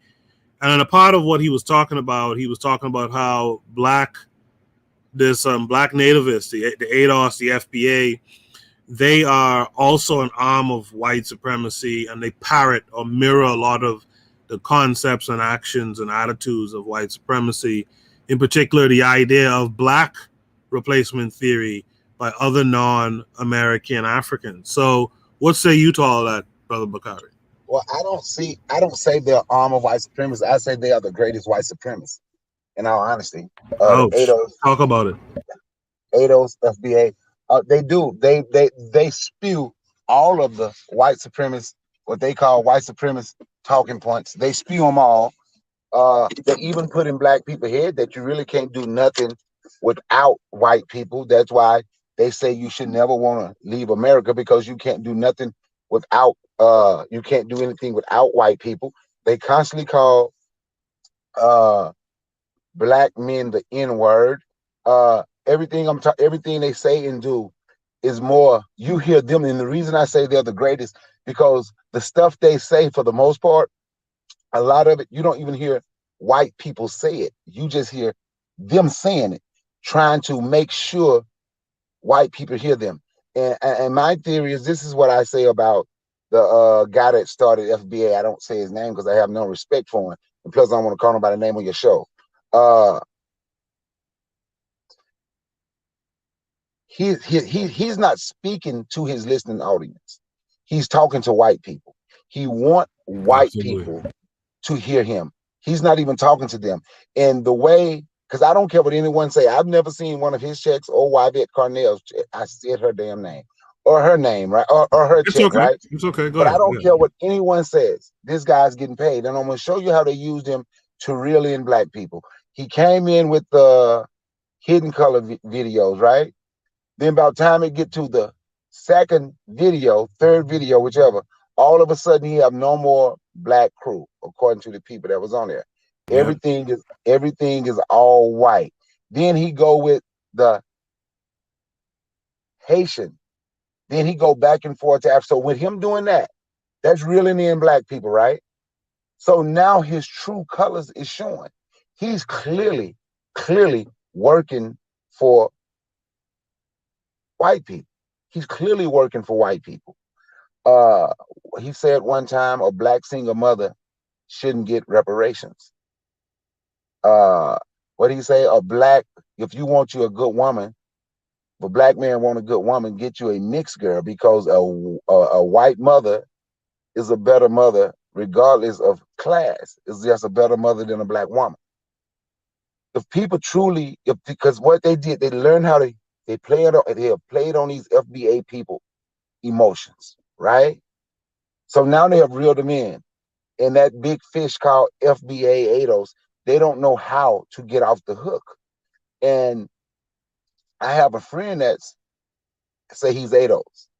And if we can't hold really more than a 5-minute conversation, because he's going to figure out a way to bring up that the differences amongst Black people. And for me, that's not what I'm looking for. That's what they're looking for. So I leave those people be. They're just a big distraction. They have no plan for reparations. I ask them, what are they willing to sacrifice to get the things that they need, so you can get the things that you want. If you say they owe you reparations, what are you willing to sacrifice? Their goal is, as long as we can get as close to white people as possible, white people will eventually get us something. And as long as we fight other Black immigrants, letting white people know we don't want them here, that's why I say they are the greatest white supremacists. And I yield the mic. I appreciate what you just dropped there. I'm picking it up. In the chat, Daily Affirmations by Pauline says the theory is flawed.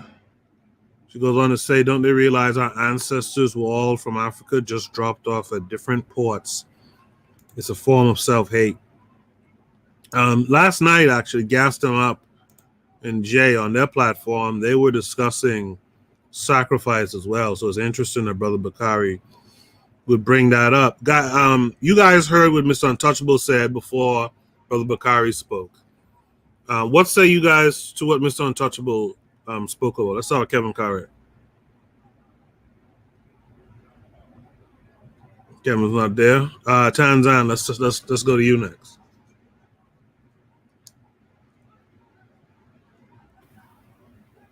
Are you guys muted? Can you guys hear me? Oh, yes, I was speaking. What's up, Tanzan? I didn't know you was there. Oh, yes. Yeah, that's a very and peace and greetings, Brother Bakari. Good to have you. Good to have you. So for me, I also wanted to say about this idea of back to identity, is that it's very convenient. It's very convenient to give yourself a new name, sort of like Joseph and the new coat of colors, to hide the shame of history or the shame of the reality. And you need new enemies, you need new but also you have to also give up a part of who you are, like the women who want to, they have to give up their femininity in order to be feminists, but at the same time they also want the allegiance or allies of the what I call the feminine men, the weak ones who maybe are they're trying to get in with the women. But unfortunately, that's where the real replacement is, because the fake men, or these so-called men, are the ones who are going to replace them, whereas the real women are going to be replaced by the fake ones. But here they were trying to fight men for positions that were not necessarily called for as women. So with the FBA too, they are fighting, people who are not really trying to replace them and couldn't anyway. In fact, the number of the people that they're fighting is very small and minuscule compared to, their overall numbers. But the real people who are replacing them, the thousands, or not even thousands, the hundreds of thousands of actual people who are replacing them, they're not even speaking about that. They're not even talking about, both across the border, people who are being flown in, people who truly are replacing them in reality. But here they are speaking about a small group who are not even fully able to replace them, even if they wanted to. So, yeah. Absolutely. In that tweet that I put up, in one of my replies to that lady, I forgot the name now, I mentioned that, you guys need to go figure out who your actual enemy is, and it's not other Black folks. And that's a big part of the problem. These guys haven't, they either haven't figured it out, or they figured it out and too afraid to confront it, who's their actual enemy and what is their actual enemy. Gas them up. Let's hear from you before we move on to Should Be Breeze topic number 4 tonight. Yeah, I don't take them serious. I mean, to be honest, for me, it's just like realistically, yeah, there might be a threat of them, perhaps maybe going into an immigrant or black immigrant neighborhood, but let's be real. I mean, most Africans aren't in neighborhoods that they can get to. Most Africans are whitewashed, so they're in the white neighborhoods anyway. That's where they're running to.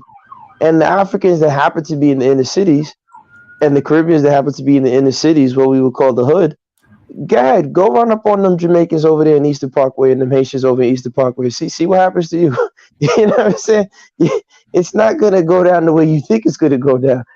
So it's just it's just, I think this is what happens when people are frustrated and they don't know how to engage within. Again, there's no community, so I tell them all the time. Like, I was on a platform and I said, look, I don't have a dog in the fight, whether you're ADOS, American Indian, Niji, I don't care what you call yourself. Do you have a community? Are your boys on the corner shooting each other? Are your girls walking around half naked shaking their ass? If that's what you have, then get the hell out of my face. You have nothing. You're just talking loud and saying nothing, to quote James Brown.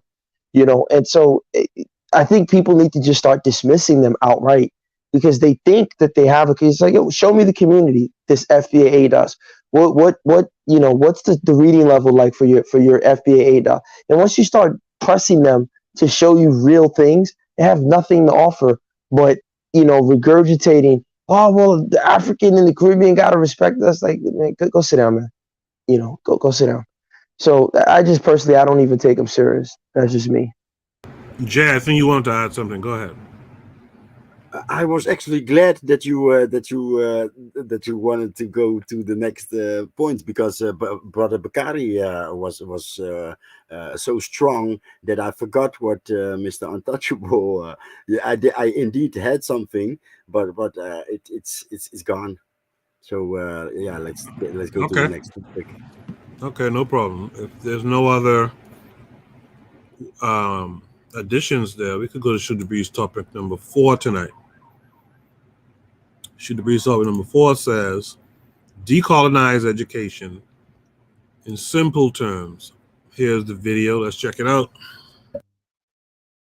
To zero in on decolonizing education, because I think that's a subject that, at present demands of us, to forge forms of intellection that are adequate enough, because, there is often confusion, and at times there are questions asked with bad faith as to what do you mean by decolonized education, because people assume that, you won't be able to provide an answer, and then they say, since you failed to provide me with a complete answer of what decolonized education is, I'm going to continue with, with what exists at present. Now, we all know that there is no possibility of one person providing a whole blueprint of what decolonized education would mean. But we do know what it is. We know what is wrong with our education. Now, South Africa, like any other colonial society, in order for it to function, required an education system that will produce that discourse that I spoke of, that enables white people to think of themselves as superior. But you also, in order to perpetuate colonialism, or in order to reproduce a colonial society, you needed more than the guns. You needed, more than physical violence in order to subjugate the colonized. You needed an education system that would implant in the minds of the colonized a supposition that they are inferior, and therefore it was right for them to be colonized, because colonialism brought them into history, brought them into light. Now, there is a discipline called architecture. Now in architecture, basically, you do spatial planning. You draw plans, that enable people to occupy space in a certain way. And when you spatially plan, you do not just delimit space, but you also plan space in such a way that you facilitate certain kinds of interactions. There was something called apartheid spatial planning, meaning that architecture in South Africa was a colonial, or was a discipline that was put to the service of colonialism. So if you look at South African cities, they were planned by architects, by spatial planners, who deliberately planned them in such a way that these cities perpetuated colonial relations, far removed black people from white people, but also made interaction between black and white people in space impossible. Now, it means then that you can't continue with architecture in that way. You can't continue to teach architecture and practice spatial planning in South Africa in that way. But because we continue to have a colonial education system, you only have to look at how our cities post-apartheid or post-independence, post-1994 in South Africa have been planned. You will notice that spatial planning in South Africa and architecture continues to reproduce exactly the same, apartheid spatial planning, the same colonial spatial planning. It is because the discipline is not decolonized. It is because the discipline continues to reproduce, colonial relations. Why is it that we haven't planned our cities differently, such that space is used in a way that facilitates interracial interactions? Why is it that we do not plan housing projects in such a way that they facilitate, that interaction between black and white people? Why is it that we haven't planned our cities in such a way that that interaction on its own redistributes wealth? Because if you use spatial planning creatively and put poor people, in the midst of rich people, where services are functional, where resources are available, it means that poor people would in time come to benefit, from these better schools, from better sewerage system, from better water provisioning that is reserved for rich people. But because you have a colonially derived discipline of architecture and spatial planning, we haven't done those things. So this must suggest that there is no discipline that is immune, from this task of decolonization, or from this, call for decolonization, because people in the sciences often tend to think that that's a subject for us in the social sciences. No, it is a subject also for the sciences. I'll try again one more time and illustrate what it is. If we rewrote the boundaries, of the philosophy of science, and we said, for instance, in South Africa, that every medical doctor must be able to speak an indigenous language. Now imagine what would doctors learn from their black patients. They will learn that sickness for black people is not just a matter for bodily health. It's not just a matter for medical health. Sickness for black people represents something more than just the physical manifestation of ill health. Sickness is a manifestation of a disequilibrium between the living and the dead, or the ancestors. It means that when you are sick, this on its own is an indication of a disequilibrium between, the physical world and the ancestral world, or the metaphysical world. Now, it will mean that as doctors cure you, bodily, they would also inquire about your cultural health. Now, these are things that medicine today is unable to relate to, because black people go to the doctors knowing fully well that, well, I will hopefully be cured, but in order for me to restore my full health, after I've been bodily cured, I would have to go and ask my ancestors, for either forgiveness, or I would have to go plead with them, for something else. Now, medical doctors, because they don't speak our languages, they can't access our cultural world. They can't know that health for us is medical health or bodily health plus social health and cultural health. All of these things constitute, a complex whole for us. You cannot be healthy in one way. You can't be healthy medically when you are not culturally healthy. You can't be healthy, medically when you are not socially healthy. Now, for us, life is a totality. Life is not you cannot disaggregate life into these components and think that, well, I can deal with your life medically. life for us is a complex whole. So these are things that the philosophy of science as it exists today is unable to deal with. These are things that we need, to make possible by rewriting, the philosophy of science.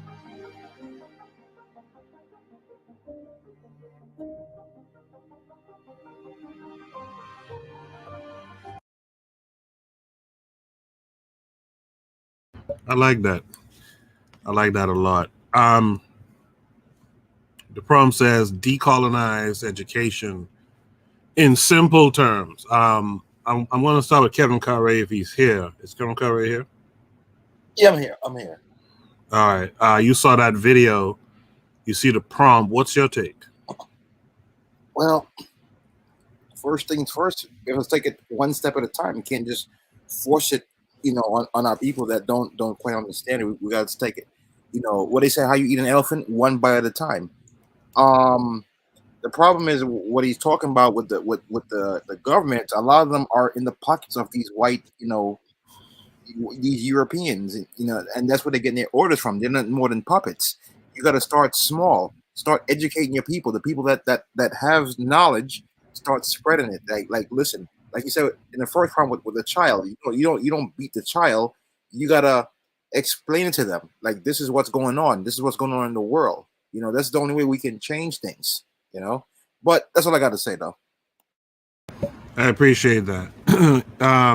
Yeah, I think the brother was putting across the idea of the holistic approach, which we traditionally, I guess, did. I'm going to ask some of the panelists a little bit later on. In fact, I'll hold that question. Let's deal with the prompt at hand. Decolonize education in simple terms. Gas them up. What say you?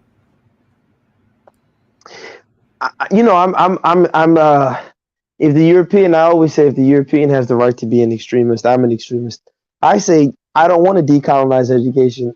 Just throw it in the trash alongside everything else they brought to us.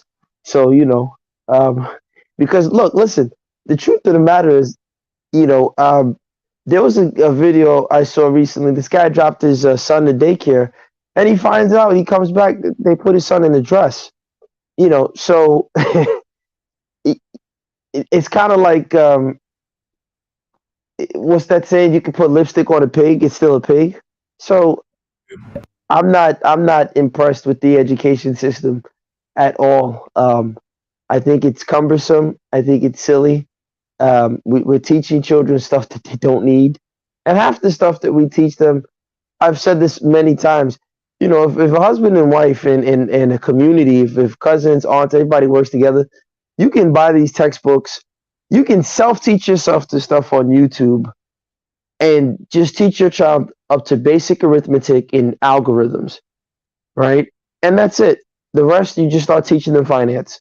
So by the time they're done, you teach your finance, you teach them your history, you take them to the Caribbean, take them to Africa, take them to museums, and you can teach this stuff at home. I'm really kind of like not even into giving these institutions energy anymore. I think they all should just be thrown in the dustbin.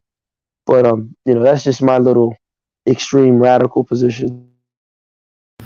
I appreciate that. I have a similar outlook as well. I think there's some things in the video specifically that the brother touched on that is it does stem from a problem with the education, and it's absolutely intentional.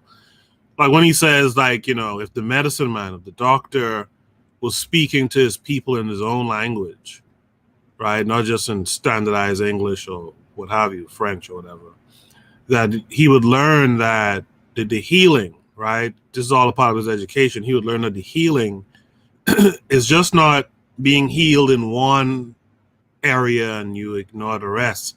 So that holistic approach is something I always believe in, especially when it comes to education and understanding of self. It's more holistic, etc. Jay, what say you to all of this? Well, Coco, I just wanted to quickly point out to you, but here's my slight thing with his premise. Shouldn't the African doctor already know this? For the most part, right? Shouldn't the African doctor who's on the continent have some working understanding of his traditional language or languages? So the fact that we have to now tell the African doctor, hey, wait a minute, don't be a European, it tells you that, you know, there's something wrong. It's kind of like there's an image where the Native American is taken from, you know, where they were putting them in these boarding schools and whipping them and beating them, right? And then you see the Native American kid who's wild and his hair's unkept allegedly, but he's a proper Native American. And then just 20 years later, he's wearing a suit and tie. He's, you know, fully engaged. Can he go back to his community and be holistic?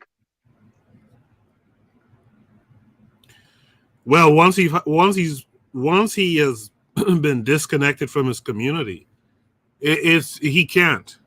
He has to be re-educated again. You know what I mean? He has to be re-educated. Jay, what say you to this?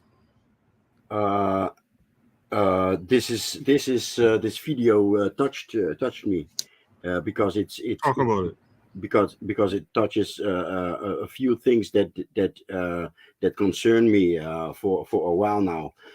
We after the colonial wars, we forgot to switch back to ourselves, our inner selves, and that's okay. Language, yes, true. Your underbelly, the language in your underbelly is more connected to reality or your surrounding than the language in your head. But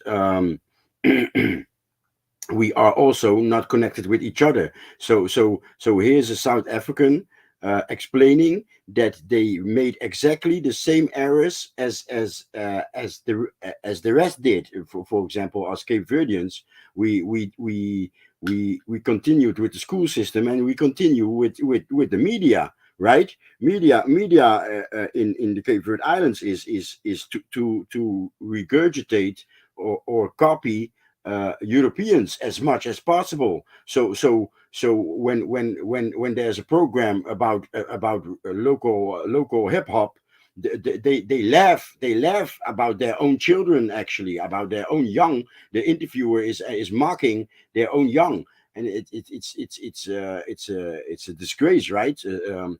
Thug, our young men, they're called thug, right? Thugs, right? So we kicked the Portuguese out, but our mouth speaks like the Portuguese towards our people, right? So that's one, and we're not interconnected. Even if we were connected with ourselves, we're not interconnected. So South Africans are not connected to other ex-colonies to shed some light on how to decolonize completely, right? I don't know if you can follow me. Those are two things. We are not connected with each other, and we are not connected with ourselves. So this video, especially with the music, you know what music does, emotional. This video this video fucked with me. Let's mix it up a little bit. Mr. Untouchable, what say you to this? I have the same kind of sentiments of Jose, because I understand when a country becomes independent, in particular a colonized country like my country. One of the first things when you claim yourself to be first of all, let me say this. I forget to tell you all this. It's interesting how two teachers on the panel, one is a professor, one is a teacher, basically say that the education system should be in the garbage can. I find it to be hilarious because both of you are extremists. One, it used to be a cartoon called Batman. It used to be this character called Ra's al Ghul, who was like wanted to go back completely to nature. He wanted to scrap everything. That's gassed him up. And then it's his protege Ben, and you like Ben Koku. It's just funny to me. But y'all extremists. I ain't extreme like y'all. Y'all extremists. But I would say this: I think that we should have went through the process of decolonization, um, with our countries, respective countries, after we so-called gain independence, whatever that means, in our countries. I think that it would have been good because if a person been colonized for 400 years, you can't just go into independence without recognizing that the people that have a colonized mindset.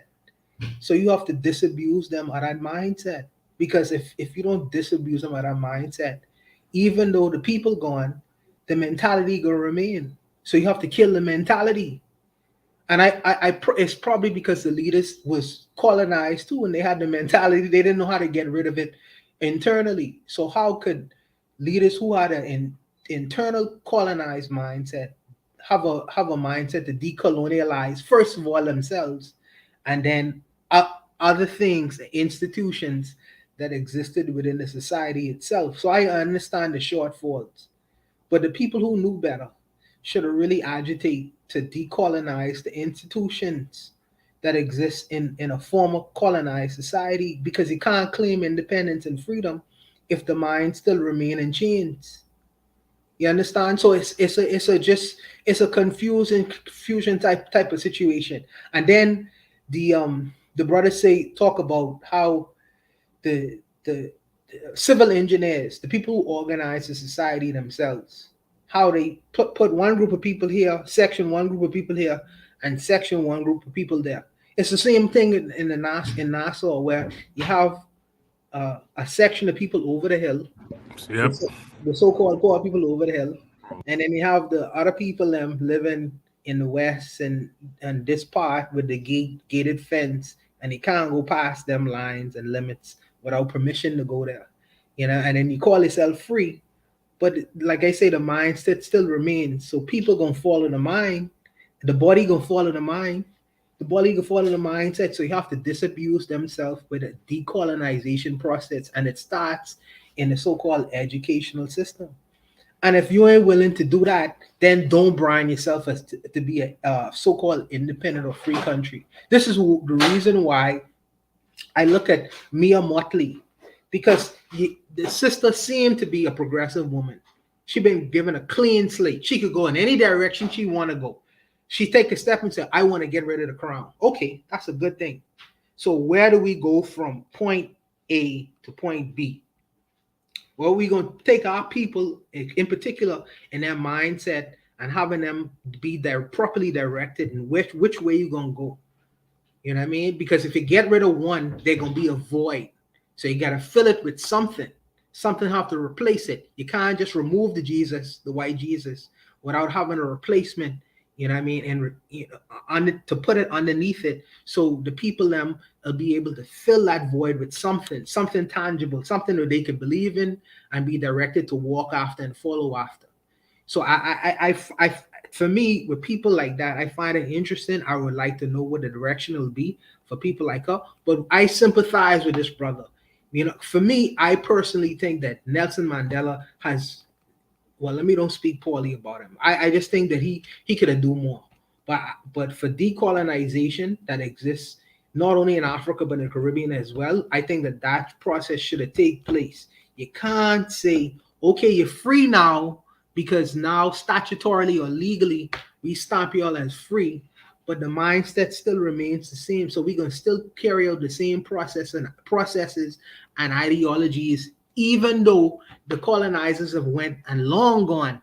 They didn't die, and we still carrying out their traditions and ideas and ideologies. So that process is a very important thing, Yeah, I've talked about this in the past, man. Just the idea that we carry out a British system of education, for example, or French, depending on where you are, right? British or French or Spanish. And it's like, why? Like, why? Like, why are like in Nassau, when I was coming up, school was from 9 to 3 with slight variations. Like, why are we doing that? Who said that that's the way to do it, right? That's these other folks who said that. We just follow along. And we're not changing anything. We're just rethreading. And then we wonder why we're fucked up. We wonder why we can't advance and go forward. Last night when we was on Gas Them Up and Jay's show, Someone brought up, I think it was Keta in the chat, brought up South Korea and how South Korea was able to turn itself into a power, right? One of the first things you will, once you start to study South Korea, one of the first things they tell you, South Korea did what? Changed their education. That's like fundamental first thing. And same thing with Nam, same thing with a bunch of other places that have seen prosperity. They changed their education system and they started to incentivize people, the thinkers inside the country. Tanzan, you've heard all of this. What say you to all of this that you've heard? For me, actually, instead of South Korea, I would go with North Korea, because South Korea, Vietnam, Indonesia, Singapore, all these countries, it's not so much that they pulled themselves up. They were actually pulled up because they were used as as buffers against the communists who are coming. True. So I won't give them too much of that credit. With North Korea, they decided to chart their own path. As painful and as horrible as that was their own path. And, their people really did both suffer and sacrifice for it. But in the end, they self-identified themselves according to their own terms. The problem, firstly, South Africa to me is a shame, because especially during that Truth and Reconciliation, what is the point of truth if all you're getting from it is reconciliation? Who are you reconciling it with? And for you to reconcile with the person who did that, you're willing to sacrifice your children, your women, your men, all of that. You're willing to sacrifice them for the sake of freedom. And then when you do get, the supposed freedom, all you want to do with the truth is to reconcile. That to me was just a slap in the face for the people who actually fought for true freedom and independence. If you're going to use truth only to forgive, it was the truth and forgiveness. How are you so quick to forgive somebody who hasn't even asked you for forgiveness, who hasn't even admitted wrong, and you're not only willing to say that they're not just wrong, but you're willing to make yourself culpable? They were even trying the people who were fighting for independence. That's how messed up they were. So I don't have any nice things to say about, and especially Desmond Tutu and Mandela, but Desmond Tutu in particular, because he led that whole forgiveness nonsense. How do you forgive somebody who has done that to your children? So the part about education, by this point, it's just become a moot point, because you should have started that from the very beginning. You should have started that mentality from the adults. Now you're trying to tell the children, oh, well, you should decolonize your mind, when you as adults didn't even think of that at the time when you had the opportunity to change the mindset of the people. So this is just a result of the choices that they made, years and years ago, when they decided to go the easy route, instead of saying, well, we have sacrificed to the enemy, let us sacrifice now for ourselves. They didn't want to do that. They didn't want to change. They just wanted to enjoy the new independence and be free and, shoot the rainbow breeze and all that, happy-go-lucky nonsense. And now, the children are paying for it. So, yeah. Some great points there, Tan. I do appreciate what you said there. That truth and reconciliation stuff, again, that's a miseducation problem as well. You don't see other people teaching their youth about truth and reconciliation. They teach their kids never to forget. In the chat, KW7 says, education is supposed to solve your problems. You cannot have the same education as Urugu. They are trying to maintain their hegemony. We must be trying to overthrow it, as Amos Wilson taught. If anyone doesn't have any last words to add, by the way, Coach Peter's here. He said blessings to all earlier. If anyone doesn't have anything else to add, we'll just go to Shoot the Breeze topic number 5 tonight. Shoot the Breeze topic number 5 is undercover cops arresting undercover cops. This came with a link. Let's check it out.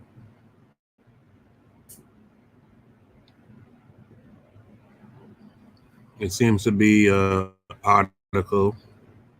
So, undercover cops posing as drug buyers arrested by undercover cops posing as drug dealers. Is this a video? Let's see. No. Well, this is a new one. A gigantic drug raid mistake led to police officers arresting, well, each other. Turns out undercover cops in Detroit had posed as drug dealers to help catch a pair of sellers. However, thanks to a quote-unquote tiny mess-up, another undercover police group thought they were real drug dealers, so they raided the house, which quickly became one of the most embarrassing things the department has ever seen. So much so that the police chief even admitted it. Yes, these dum-dums didn't check in first to see who they were going after. Authorities stated the undercover officers from the 12th precinct went undercover with the purpose of pretending to be drug dealers so they would arrest the potential buyers. Two pretend buyers went in the house where the pretend drug dealer officers from Precinct 11 were at. Those officers were there to arrest the buyers. Still with me? Okay, good. To sum it up, basically, neither 12 or 11, that's the NYPD, that's the police department, knew these cops were undercover. So they began to rampage the place when they arrived and quickly began to yell at each other, which led to fighting like hooligans. And in case you were wondering, yes, they were all wearing body cameras and were able to capture the whole incident. I can definitely see a new show called America's Funniest Cops, undercover operation gone way south. An internal investigation has been launched by the Detroit Police Department because, of course, especially since there were guns involved and punches being thrown everywhere. Authorities stated over 24 Detroit police officers were present that evening. 2 of those officers were treated at the hospital for their injuries, 1 for a contusion to his eye socket, and 1 for a split lip. Several of the officers were placed on restricted duty, and 1 supervisor was removed from the special operations team. The best part of the story was that the homeowner just stood there and watched them basically just rip each other apart without knowing who they were. Can you imagine how confused this dude must have been? In all seriousness, this is terrifying. It's called communication, guys. This shouldn't be happening. This is seriously how people get hurt. If there wasn't a video of the incident, I would have pictured that scene from The Office where Michael, Scott, Dwight, and Andy are just standing around with their hands up, pretending to be holding up guns. But I guess if you think about it, you have to give these officers a little bit of credit. Why? Well, at the end of the day, they didn't know the other group was undercover and vice versa. So yeah, guns were drawn and punches were thrown, but it goes to show you how well these cops were at being undercover. So much that they couldn't tell the other group were cops as well. So it could be they are too good for their jobs. Maybe. I might just be looking at the bright side here, but this is definitely one for the books. This going in the Detroit Police Department training section under, quote unquote, let's try not to get each other killed. All right. So that was that article there. Cool. That's the video right there. Click on that. That's the video. All right. Let's check out the video.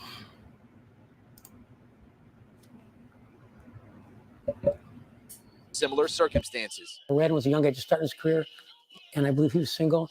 Buffa was married and had a family. Stephen, the footage we're about to show you comes from a police officer's body camera positioned right here. And as you can see in that footage, things get out of hand quickly on what should have been a routine operation.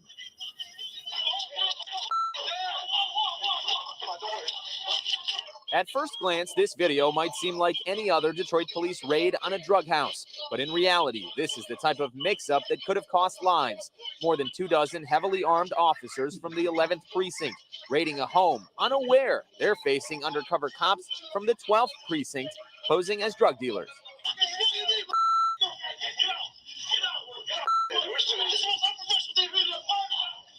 Thank God no one got seriously hurt or even worse, killed. We showed the disturbing footage we obtained from sources to retired Detroit Police Assistant Chief Steve Dolant.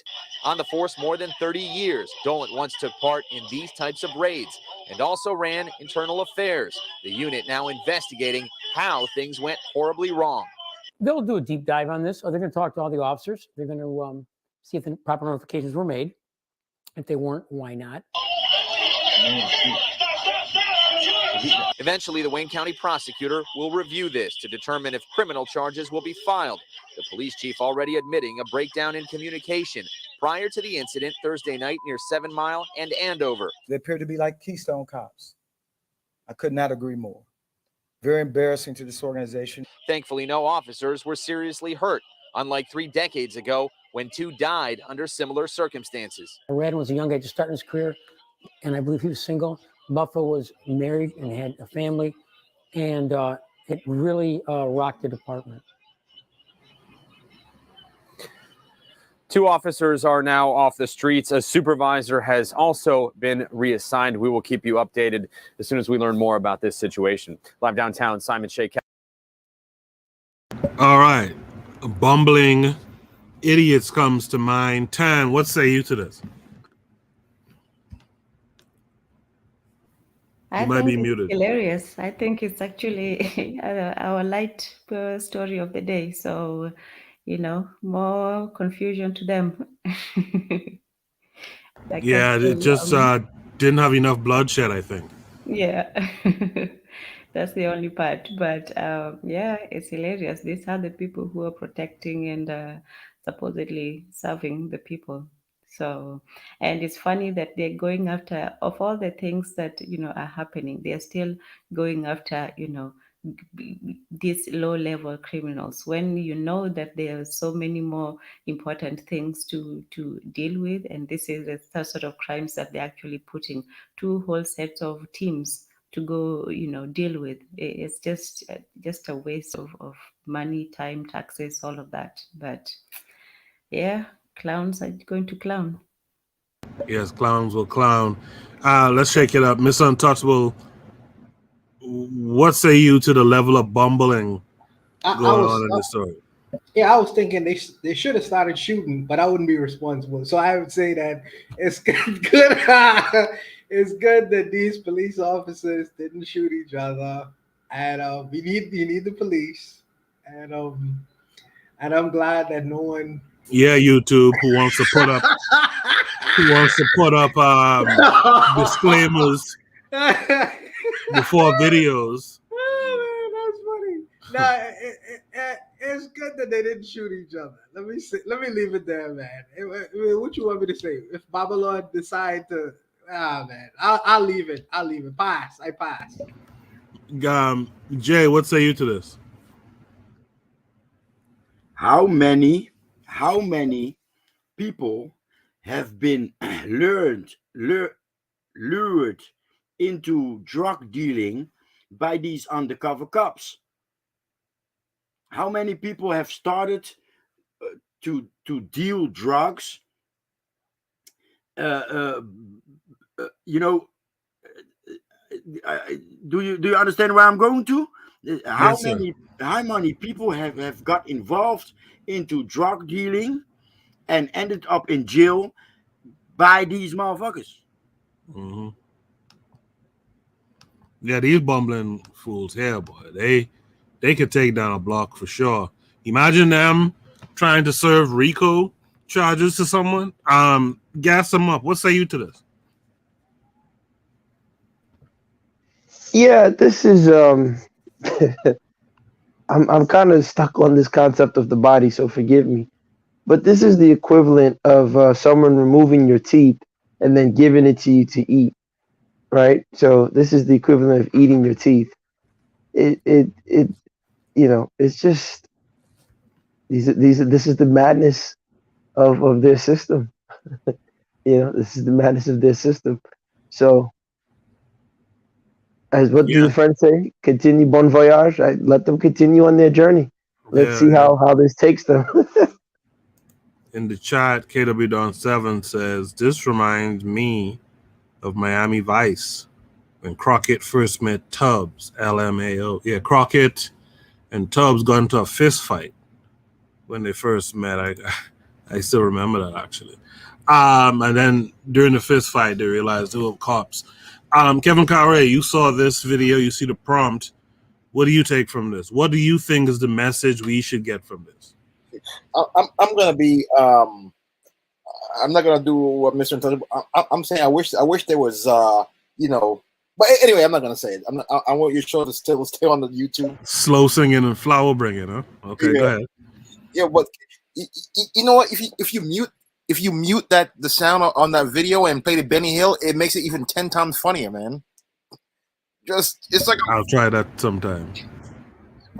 I love stories like this, man. These people they've been getting away with stuff so long. Now they got a taste of their own medicine. When I saw that story, I had to put it to you, man. I had to read that article at least 3 more times. It was hilarious watching that video of these pigs just pounding on each other, man. I appreciate you sending that through. It's good to have a lighthearted moment sometimes. That was actually Shoot the Breeze topic number 5 tonight. So that brings us to the halfway point of the show. I want to drop Shoot the Breeze topic number 6. But before we discuss it, I do want to do a station ID break. So Shoot the Breeze topic number 6, just so you know, make sure you come back. We're going to be discussing polygamy in Africa. So let's do a station ID break here. And on the other side, we'll discuss Shoot the Breeze topic number 6 tonight. You are listening to the Bitter Medicine Podcast on KWAZ Radio. This is D Webb with the Harsh Reality Podcast, asking you to tune in where we tackle the news of the day that affects our community, only on KWAZ Radio. Peace, family. This is Oni, inviting you to listen to the pro-black perspective, where black problems are addressed with black solutions. Greetings, fam. Tune in to The Learning Curve with me, the revolutionary matron on KWAZ Radio. You are listening to the Bitter Medicine Podcast on KWAZ Radio. Have you ever considered joining KWAZ Radio? Each of our hosts shares their unique perspective with you. You might have a perspective that needs to be shared. If that's true, hit us up. That has bothered us for a long time is African polygamy. If it is true that the woman is equal, how come can a man have several wives?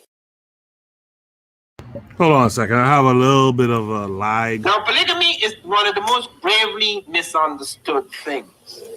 Not every African could. Okay, sorry about that. This computer here. I have a bit of a lag situation going on here. And so it's taking me a while to get to different windows here. So this is Shoot the Breeze topic number 6, polygamy in Africa. It came with a link, as you can see. I'm about to play it as soon as this thing as soon as this thing catches up. In the meantime, the pro-black perspective says, oh damn, y'all discussing this? I actually read some today in case. All right, so what we'll do is we'll start the playback on this video here. We'll watch the video and then we'll come back and have a discussion on it. Polygamy in Africa.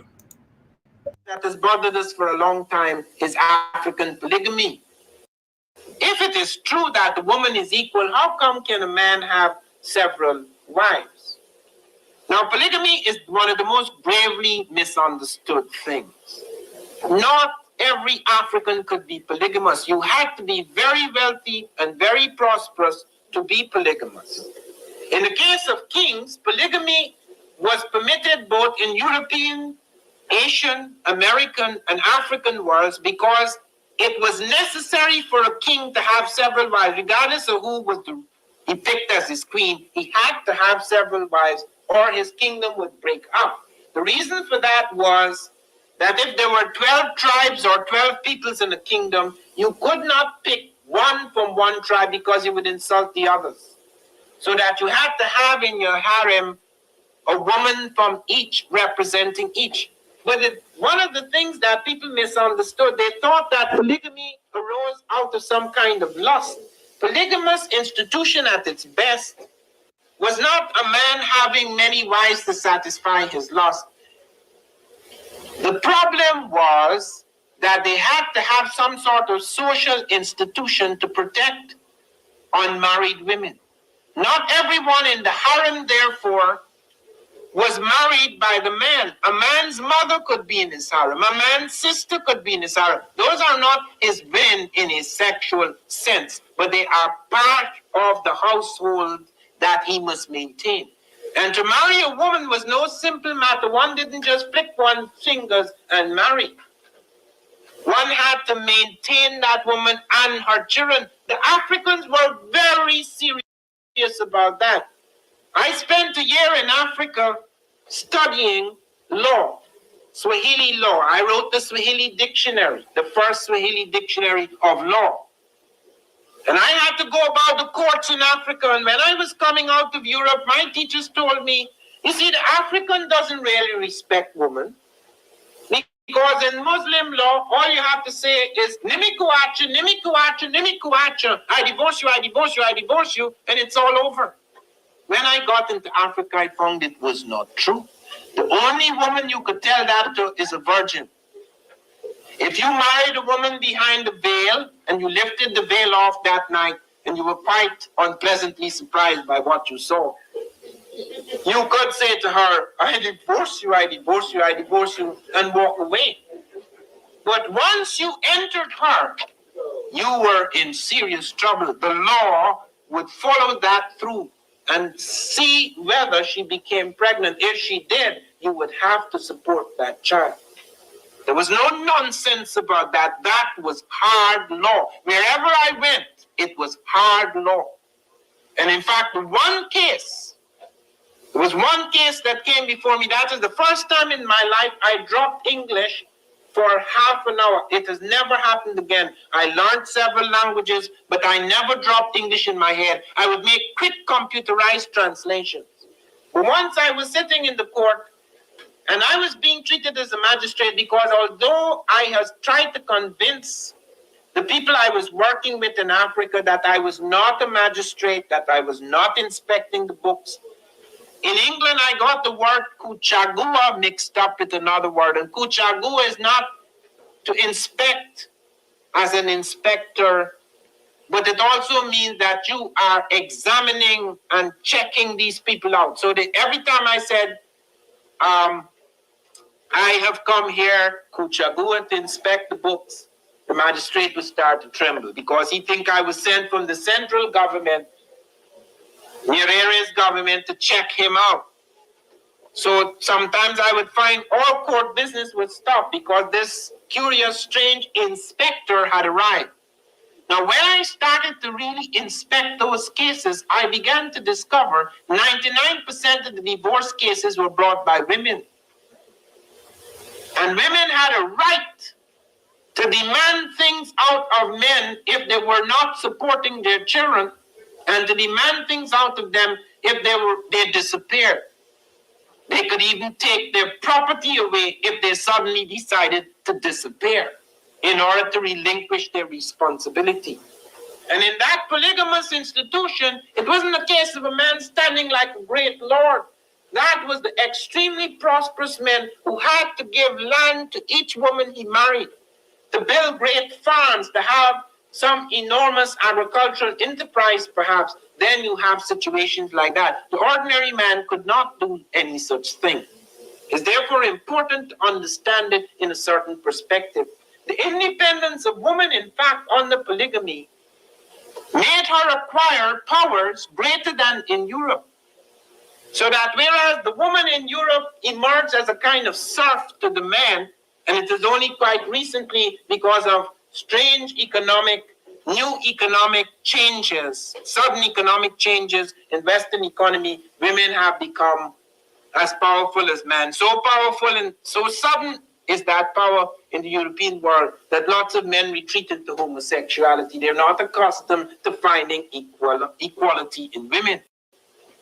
But in the African world, you do not find the same thing happening. Because when the woman entered market economy, you found many West African women having independence. Even before the slave trade, those West African women acquired an independence, an economic independence, which gave them a certain power and equality. And if the men were mad enough not to respect them in a certain way, they had various ways to deal with that lack of respect. It wasn't polygamy, because polygamy in Africa sprang out of prosperity and stability. The polygamous relationships here sprang out of the opposite: economic insecurity and instability. The plural liaisons with women, therefore, sprang out of an incapacity to stand one's ground, to have firm, stable relationships with women. And then what made things even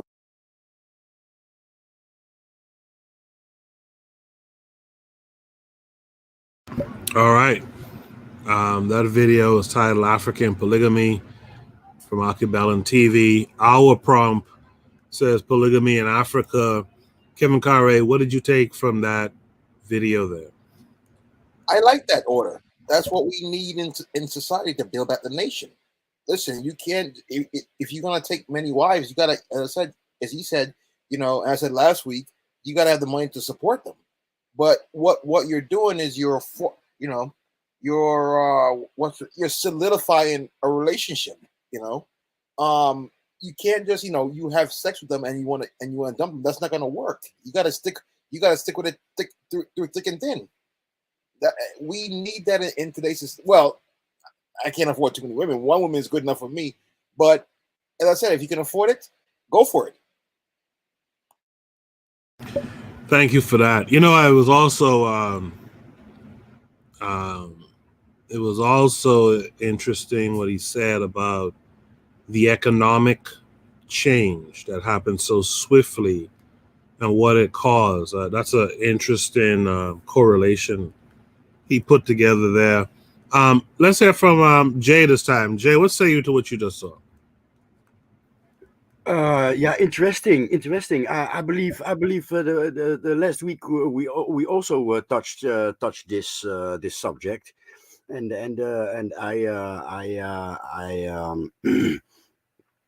to me, polygamy is only better for the wives among each other. And I was in a house full of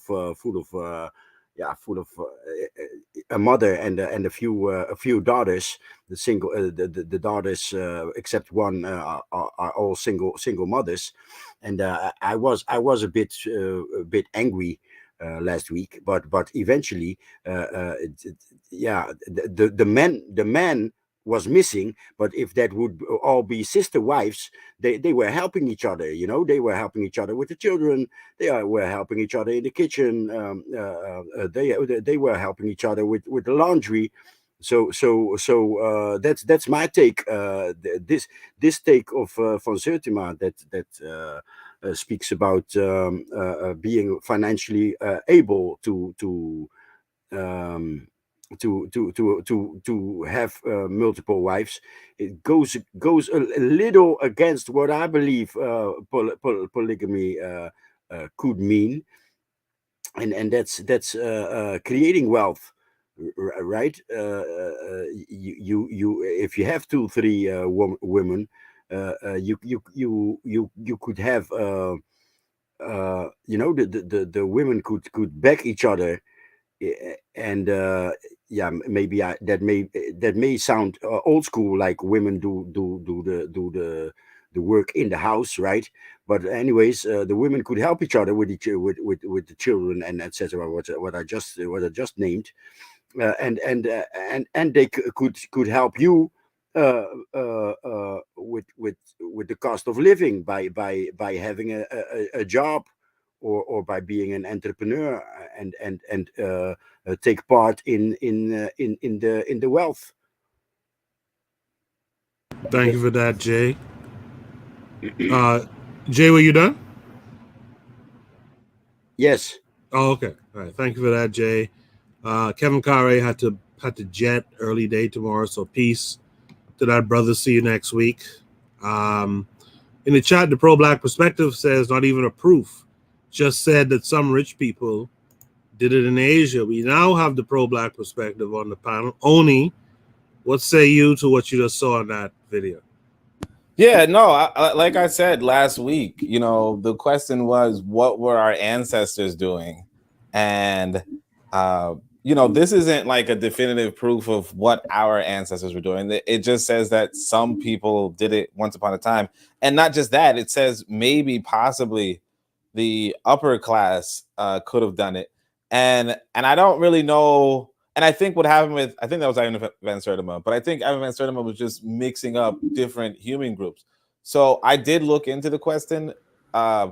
It really is not conclusive that there was polygamy, particularly if we're talking about ancient Egypt. But the thing about that was that if you might have had an example of some guy who only had daughters with one woman would then marry another woman to have sons. Like if he was like a vizier, like a nomarch, basically a king or something, and he needed a male descendant, then maybe he would get another wife. But like even then, there's the conclusion was that wasn't it wasn't a definitive, like one, it said it was very rare, and two, it said it just, these cases that they're examining just weren't definitive. And then, of course, I linked this other article and I started reading like maybe half of it, where it says, why is polygyny more prevalent in West Africa, an African slave trade perspective?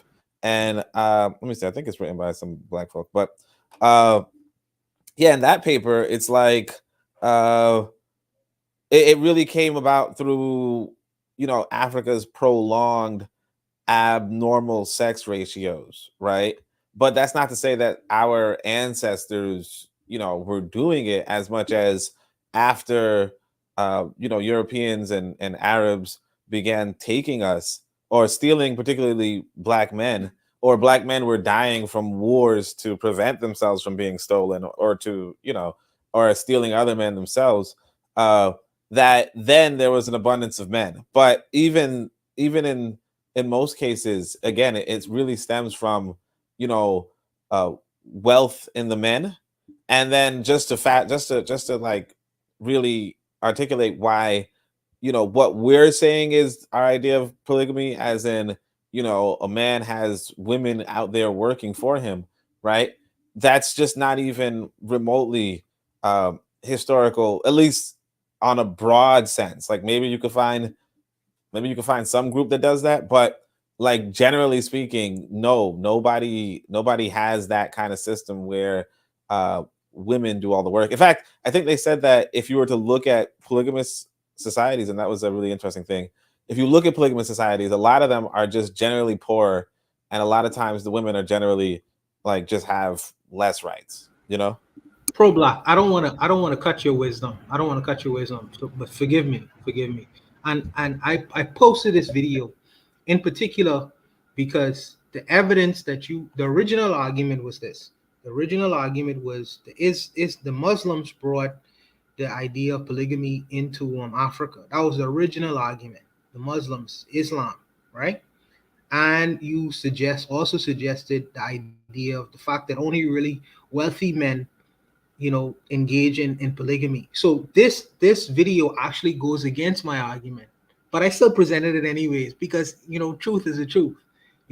So even though it goes against my original argument, because my original argument was polygamy was practiced long before Islam actually even came to Africa. And I would even suggested that even a regular man would have practiced polygamy if he could have been able to afford, if he had the ability to do it on a financial level.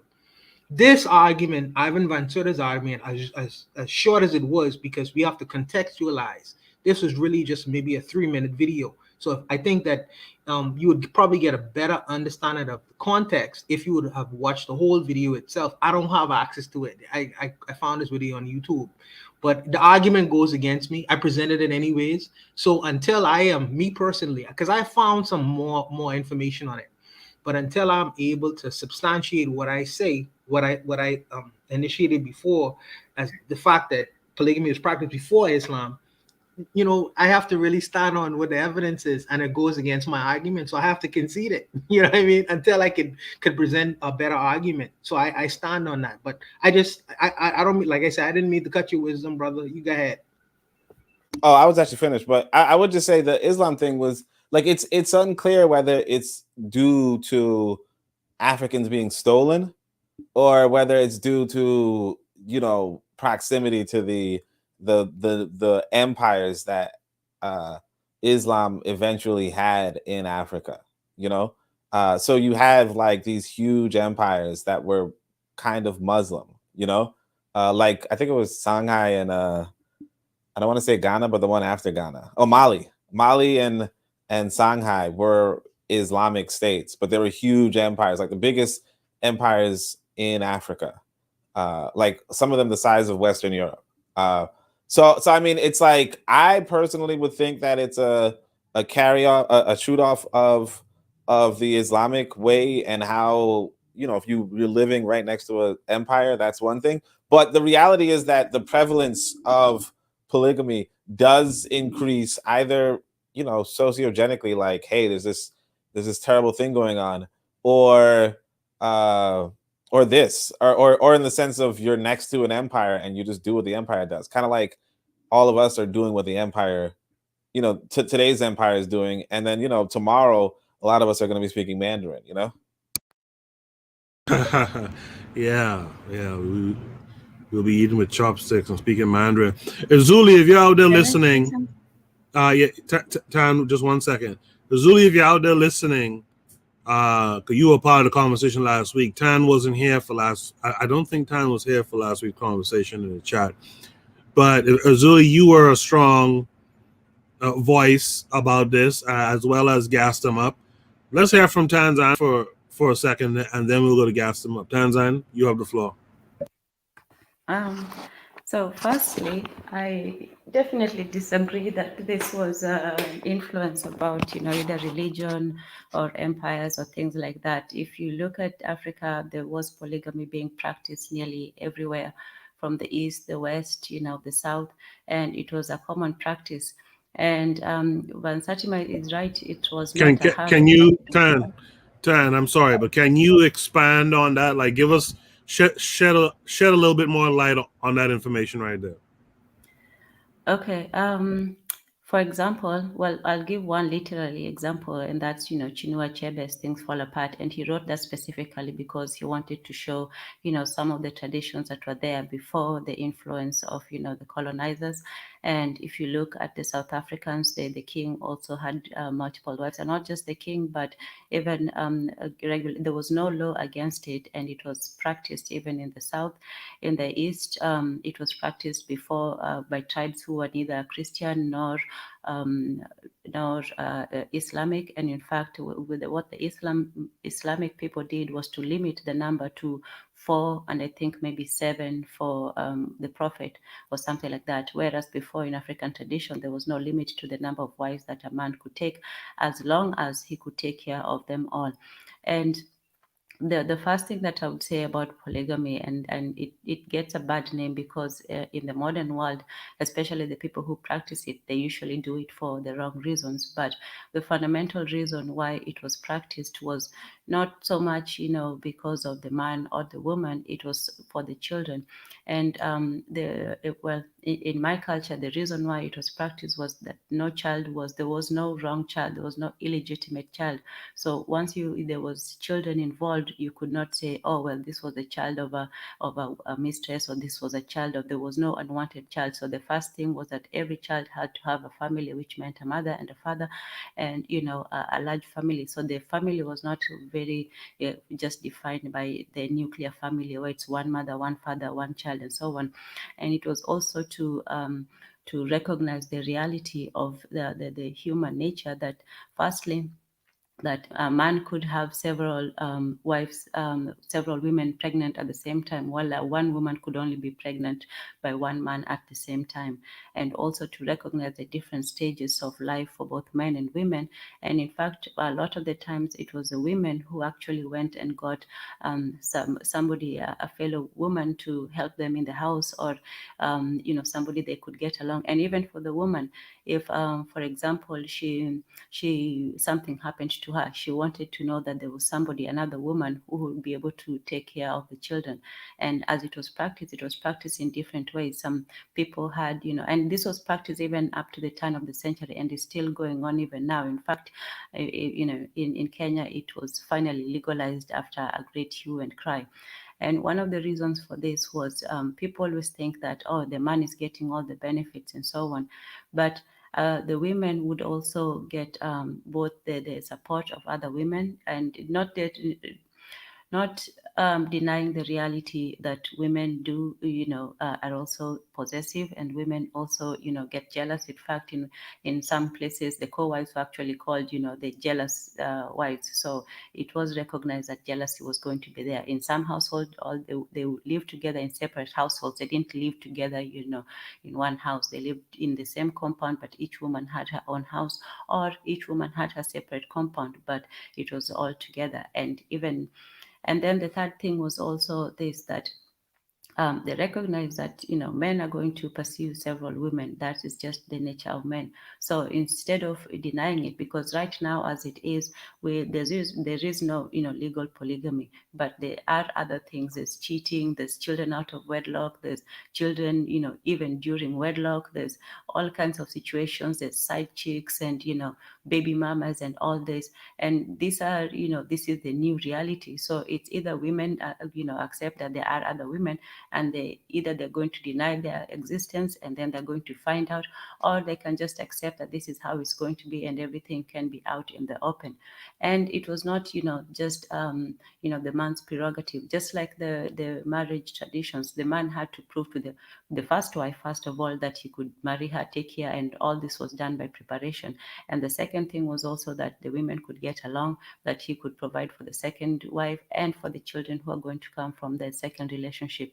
So there were rules and regulations about it, and it was not just a simple, just let's have a whole bunch of women. And it wasn't a harem. That is also another word that is also misused, because a harem is a sexual unit of several women where the man can just come in, and it comes with a concubinage and things like that. But well, that was also a different case. There were several reasons for polygamy, and the first one was usually for the legitimization of all children. So I'll end with that for now, but yeah, there's still...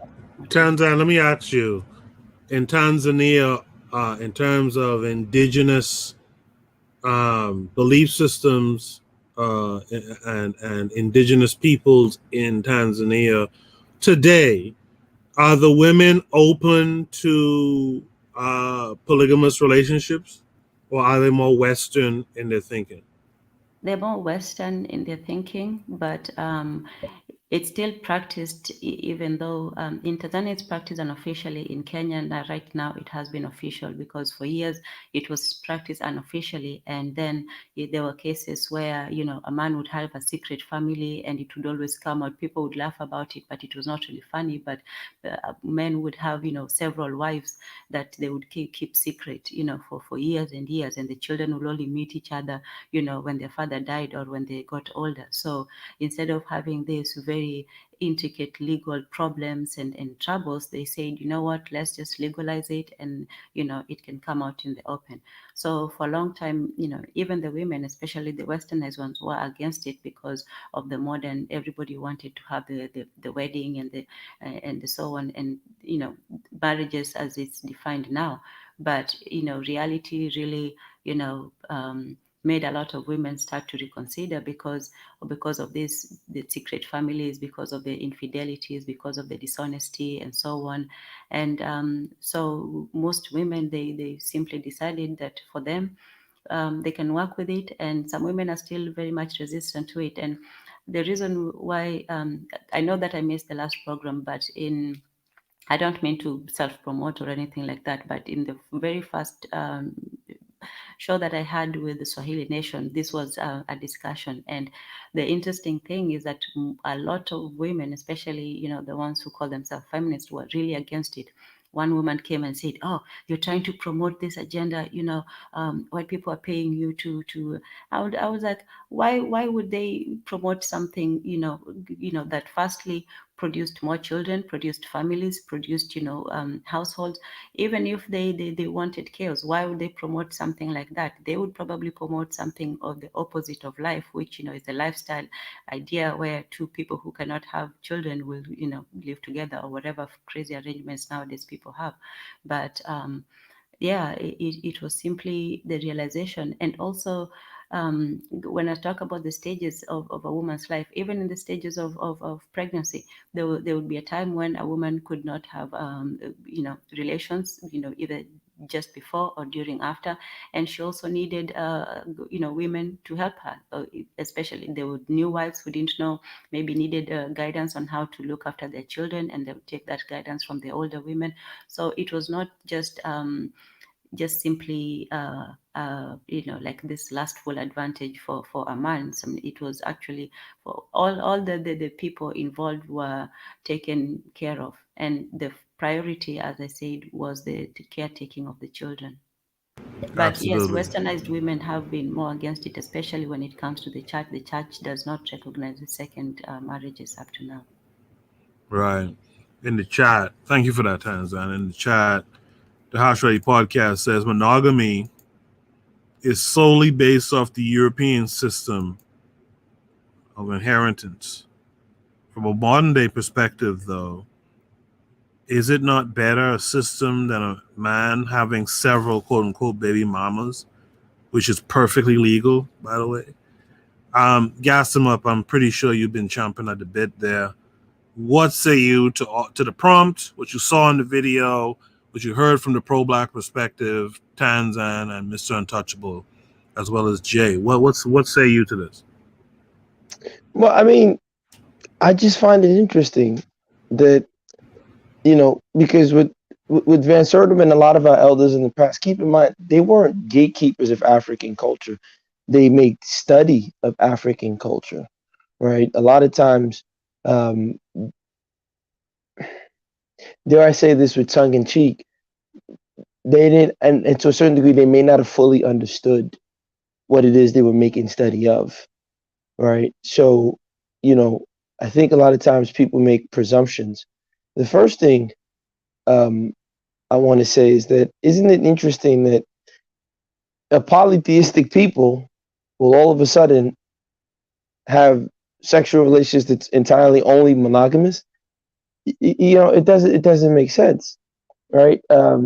In parts of Africa to this day, when a woman, let's say, if a person's wife, if the husband dies, the wife has to marry the brother, the cousin, the uncle, or somebody, a man in the family. Why?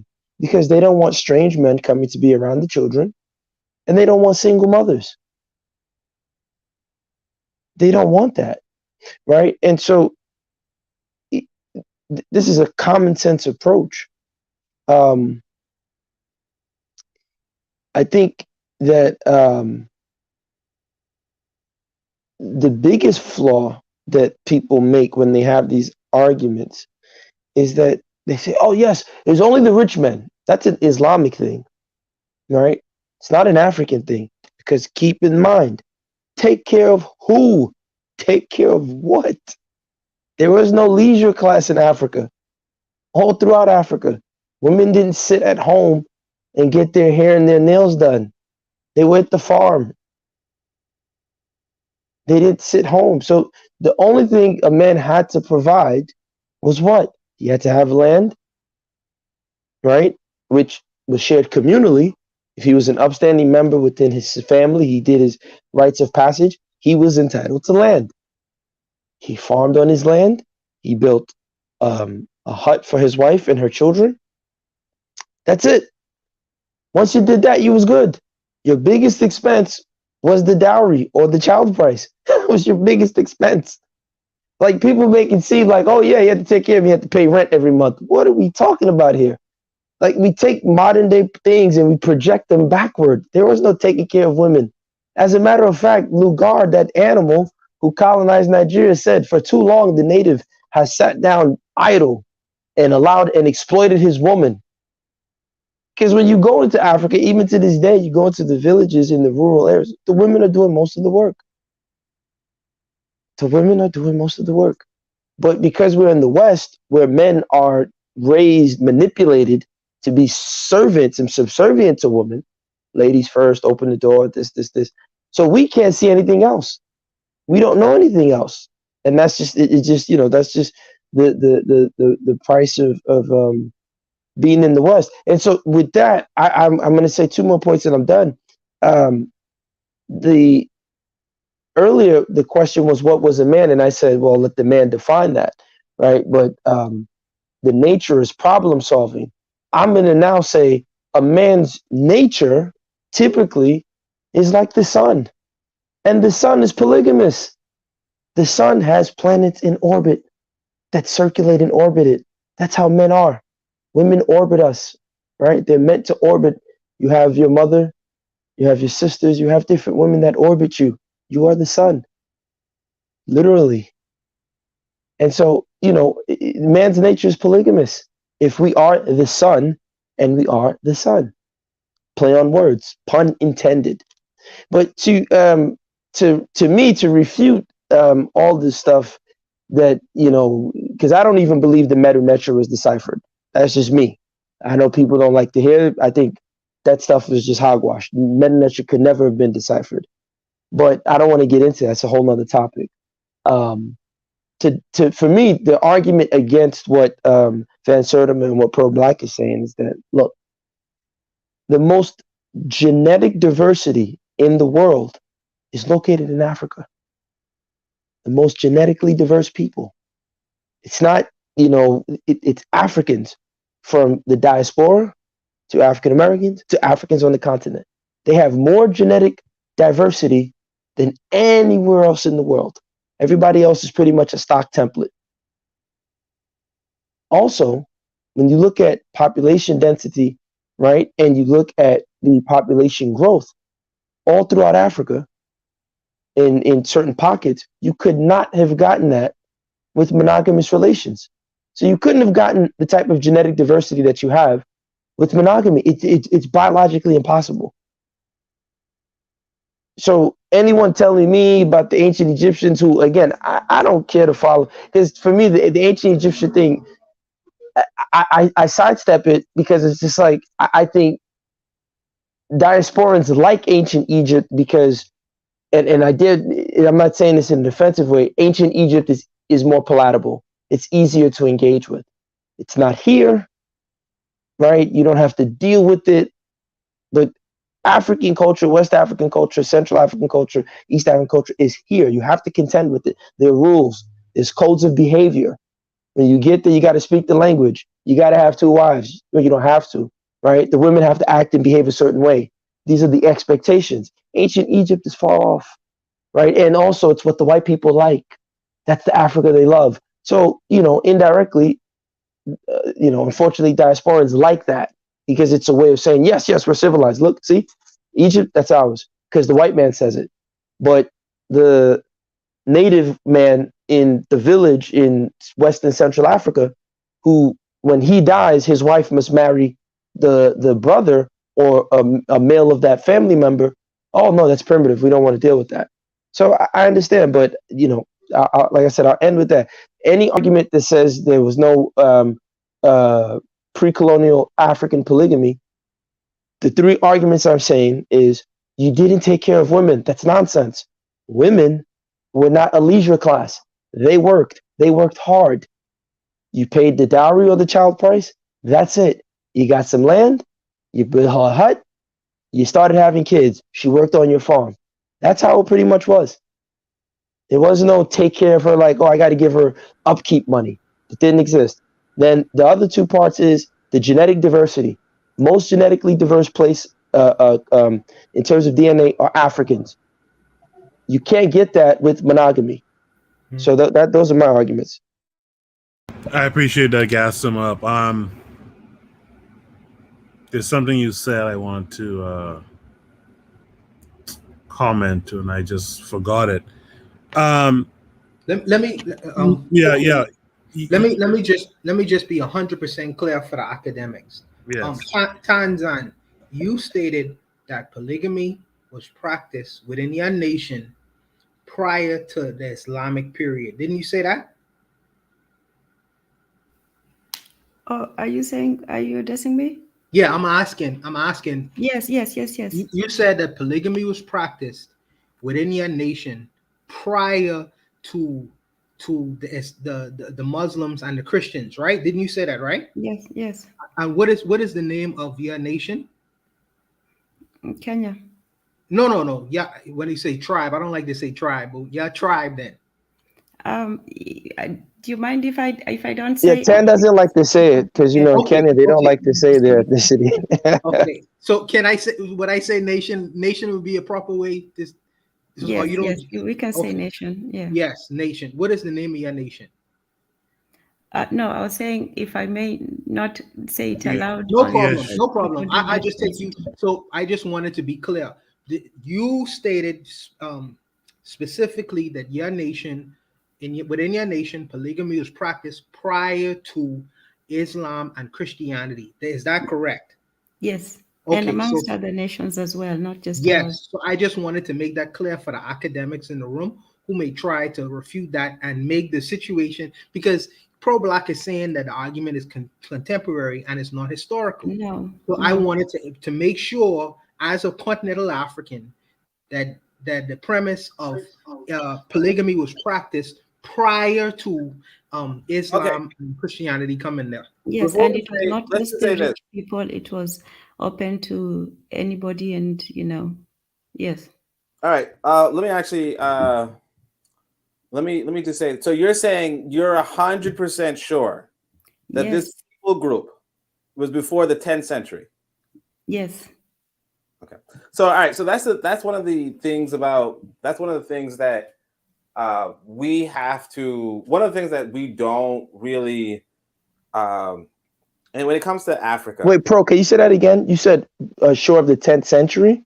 Yeah, 10th century, before the 10th century. Because like I said, like I pointed out last week, when you said, but how can we be sure of anything before the 10th century? Exactly. So that's the thing. So a lot of groups in Africa today, like a lot of ethnic groups today, are not before the 10th century. But the Egyptians, how do we know that would also apply to Egypt? So that's what I'm saying. So if you look at the anthropological evidence, right? So anthropological evidence may just be artifacts, carbon dated artifacts, remnants of older villages, older, so on and so forth. You look around the artwork, you look at the walls, you study the pictures, you try to decipher the meaning behind these. What that shows in the records, right, is that in throughout Africa, you would have had a balance of men and women, or the pictorial representation. But are you going to ignore the genetic part that I mentioned? Because that's actually older than the anthropological. The genetic confirms that. So there's no doubt that Africa is polygamous now. Like there's no doubt about that. No, not now. I'm saying that the genetic, when the geneticists, and I'm not a fan of them per se, but when you look at that's why I mentioned the genetic diversity. You can't get the type of genetic diversity that just Africa alone. We're not even adding the diaspora. You can. Well, not even that. Let me just say also one thing. This is not even particular to just Africa, but when they say that most of the ancestors of the human race are female, so that could be, that, women were having more children, but it could also be a matter of polygamy as well. It could be that, there could be multiple women having children with just one man. Okay, well, all right. So just to clarify that, you actually don't see the same polygamy in other continents. But Yeah, that's why I but said most of the Africa genetic has human no. But race that's what I'm is saying. Africa. No, I'm Because I saying don't that want to touch you don't see it in Europe. other continents. You don't see it in Europe. You don't see it in Asia. You don't see it, so on and so forth. No, but let's forget about other continents. I'm not worried No, about I'm those just people saying in other continents. when you say I'm human saying nature, gotcha. no. I'm not. That's Tan's argument. I don't want to get into that because it Well, no, draws I us to was where we don't need.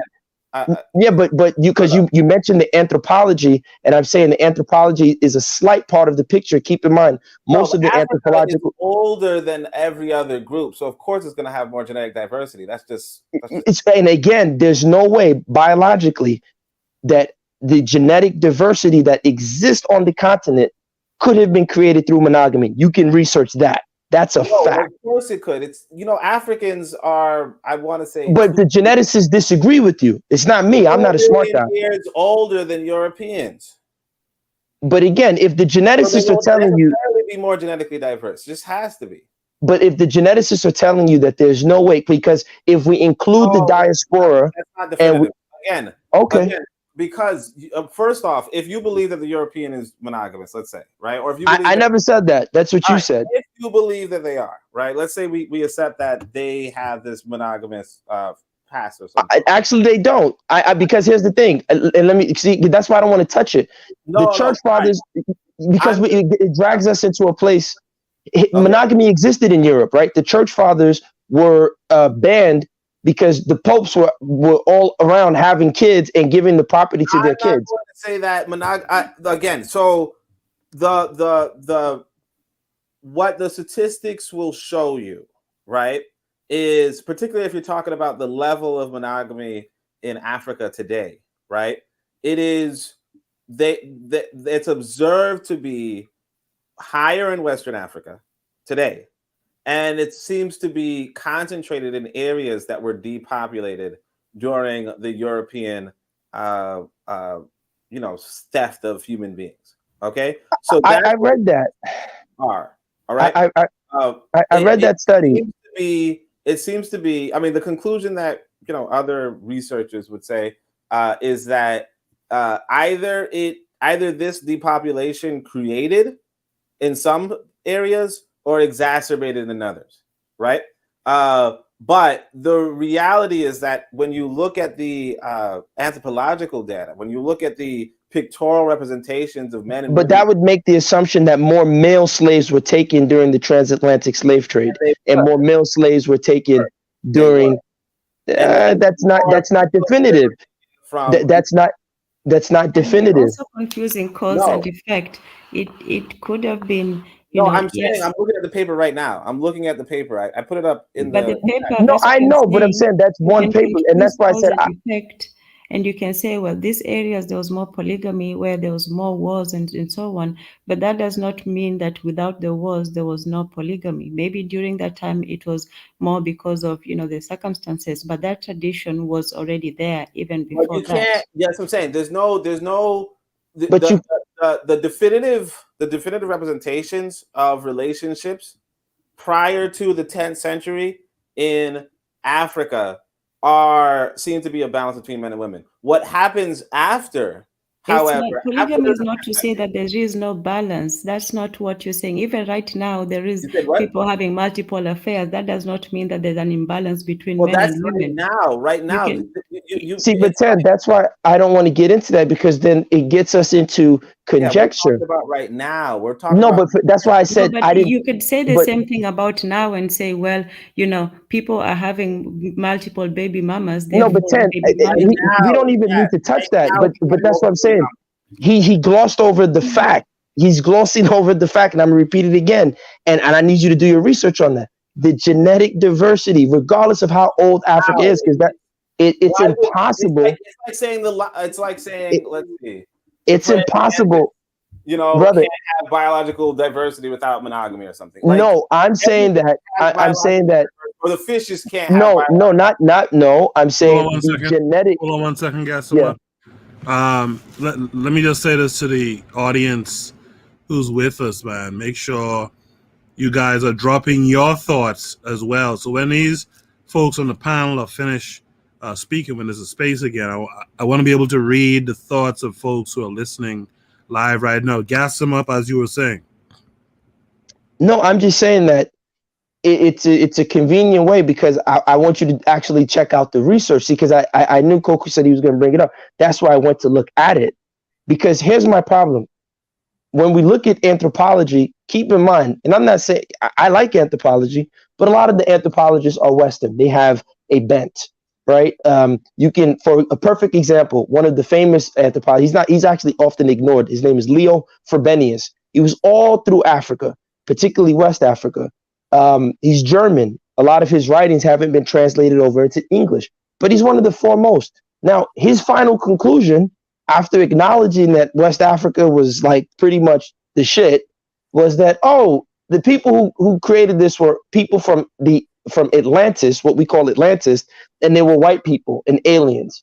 This is his conclusion. He can't concede that, black people just were the shit. We were the shit. Right? He can't concede that. So the anthropologists, they can't concede a lot of things. That's fine.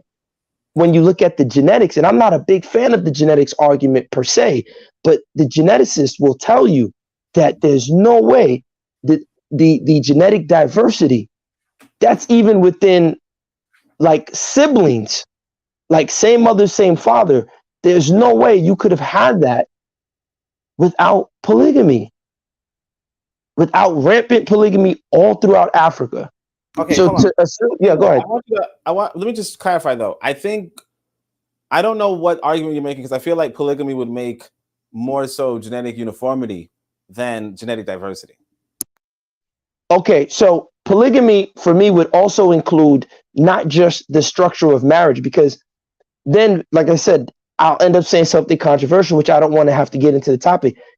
African women, African men were not held down to this Victorian idea of morality and fidelity, right? The word fidelity, fides, it goes back to the church. As a matter of fact, the Igbo women's or the Aba women's riot, when they rioted, one of their biggest complaints was that they've always had the right to have a boyfriend. They had a dude on the side. They always had dudes on the side. In Cameroon, when a man built his hut for his wife, he would build a door in the back so her boyfriend can escape through when he came in the front. Oh my goodness, not you guys too. Oh, so wow. You get what I'm trying to say? So it's not just, nobody had this, the morality thing. We weren't Christians in Africa. So yes, I'll be damned. I'll be damned. I'll be damned to build a damn door for the side dude to but we will do it. I think the emotionalism that people would. Yes, this is why we won't do it because we're What year? I will never share. The same thing that you're saying, that I will never build, the door. And the reason for that is it was not just, for the man and the woman. That was so too. But if the side door one was also because maybe, the man was not able to, maybe he couldn't father the child. Yes, but what year? And so to save his face, this was actually a face. Here's the thing. The reason why I don't want to touch on the year, and that's why I said you have to touch on the year. No, because if we touch on the year, before the 10th century, not because if we do that, what we're doing in the 60s. Here's the thing. The reason why I don't touch on the years is, like I just said, for me, this is just me. Could disagree. I think the occupation with Egypt is BS. Let me not say I hate Egypt. I'm not talking about Egypt. No, wait, I'm not saying you. Do you see archaeological evidence for the side doors in the Igbo people? Let's take turns to speak and not speak over each other. Brothers, just to be clear, very clear, the argument is that Islam or the Muslims brought polygamy into Africa. So I am asking, did that behavior exist prior to what pro-black is suggesting in the 11th century? This is the argument, because I don't want to take the contemporary situation out of the historical situation, because his argument is historically, if not for the Islamists or the Muslims, polygamy would not exist in Africa. So that's the argument that I'm trying to overcome. I don't think anybody can get to the problem is that, remember, these are oral people, right? Yes. So they don't have date that they were writing down on paper to say, in the year of our Lord 1200 BC, some guy named Muhammad and Abdul came and told us, thou can have more than one woman. No, we don't have that. However, that's why I said the clear examples are the genetics, and then I said the religion.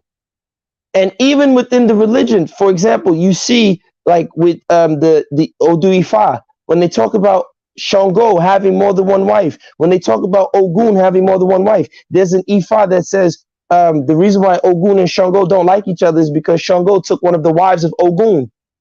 Like and I'm sure it's a reflection of things that were happening in the community. So that's what you can look at. I don't think anyone can definitively say that, hey, you know, in the 10th century, because we didn't keep records in Africa for us to know in the 10th century, but we have our oral history, and to a certain degree, we can look at the genetics to say, well, we're more ancient and we're more diverse. And the reason for that is because it wasn't set in stone. A man might say he's the father of those children, and actually the brother is the father of the children because he couldn't father kids. And that was kept within the family. But he had 3 wives. So who was impregnating all those kids? I'm going to give the pro-black perspective a chance to respond to what Gassimo just said, and then we're going to go to Mr. Untouchable, and after that, anyone who wants to chip in last words can. So pro-black, let's go with you. All right. So again, I think the issue is that what we're doing is we're saying, hey, look around you. This was always how it was, right? And that's nice, but it has nothing to do with the conversation at hand, you know? So I'm looking at this right now, and it's like, when was the IFA introduced, or when was the IFA written? And they're saying 1400. You know, so it's realistically what we have to like really come to terms with is that it's very possible that in the last 1,000 years, a lot has happened in Africa that changed, that completely morphed what Africa was at one point and what Africa is now today, right? So you may see a bunch of different habits, or you may see a bunch of different so on and so forth. Like I was looking at it, Tanzania is 30% Muslim right now, and Kenya is 10% Muslim right now. And if you go to Tanzania, someone could easily make an argument, hey, Africa has always been Muslim, right? My father's Muslim, my blah, blah, blah, blah. And just the same, when you go study, like he said, you study the Yoruba tradition and you study the Akan tradition. You study these traditions and you begin seeing that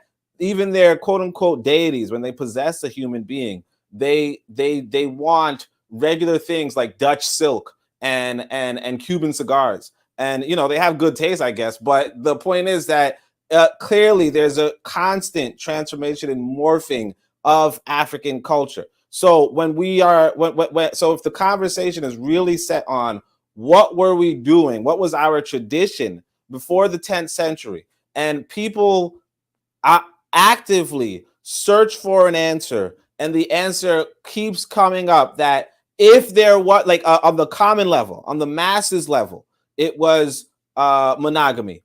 If there are exceptional cases, right? And I want to address the whole Egypt thing. One of the reasons why people like Egypt is because it has the largest collection of literature in the ancient world, right? So if you want to know, so just like how it said, hey, a lot of us are oral, and a part of the reason why we're oral is partly because a lot of the quote unquote cultures in Africa at this moment, and I shouldn't say quote unquote, but a lot of the cultures in Africa at this moment could be descended from a lot of refugees from older civilizations.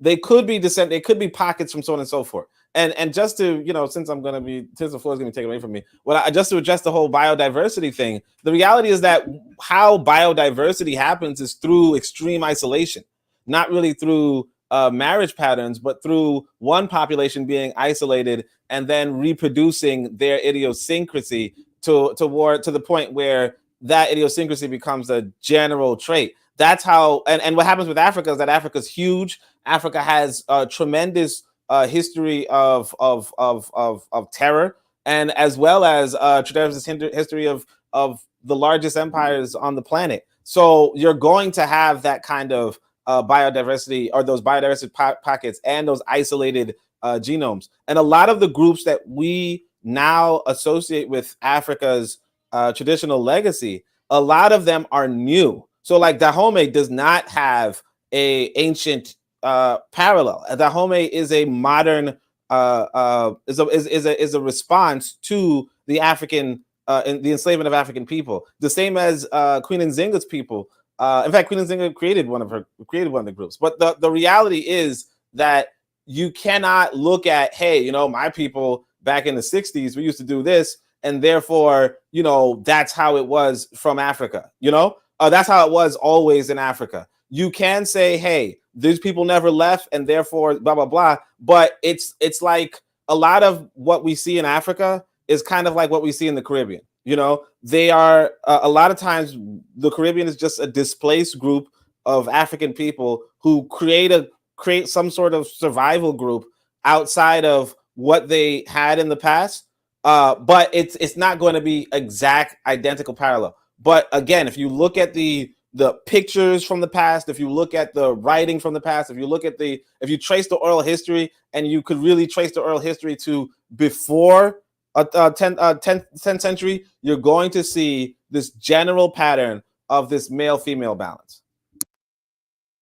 Mr. Untouchable, you said that you posted this video, even though it was a contradiction to what you said last week. My question to you is, after seeing Van Sertima speak in this video, and not having the information to kind of go against it or not, did this video change your view on polygamy as a movement for, you know, for Black equals African men in the West?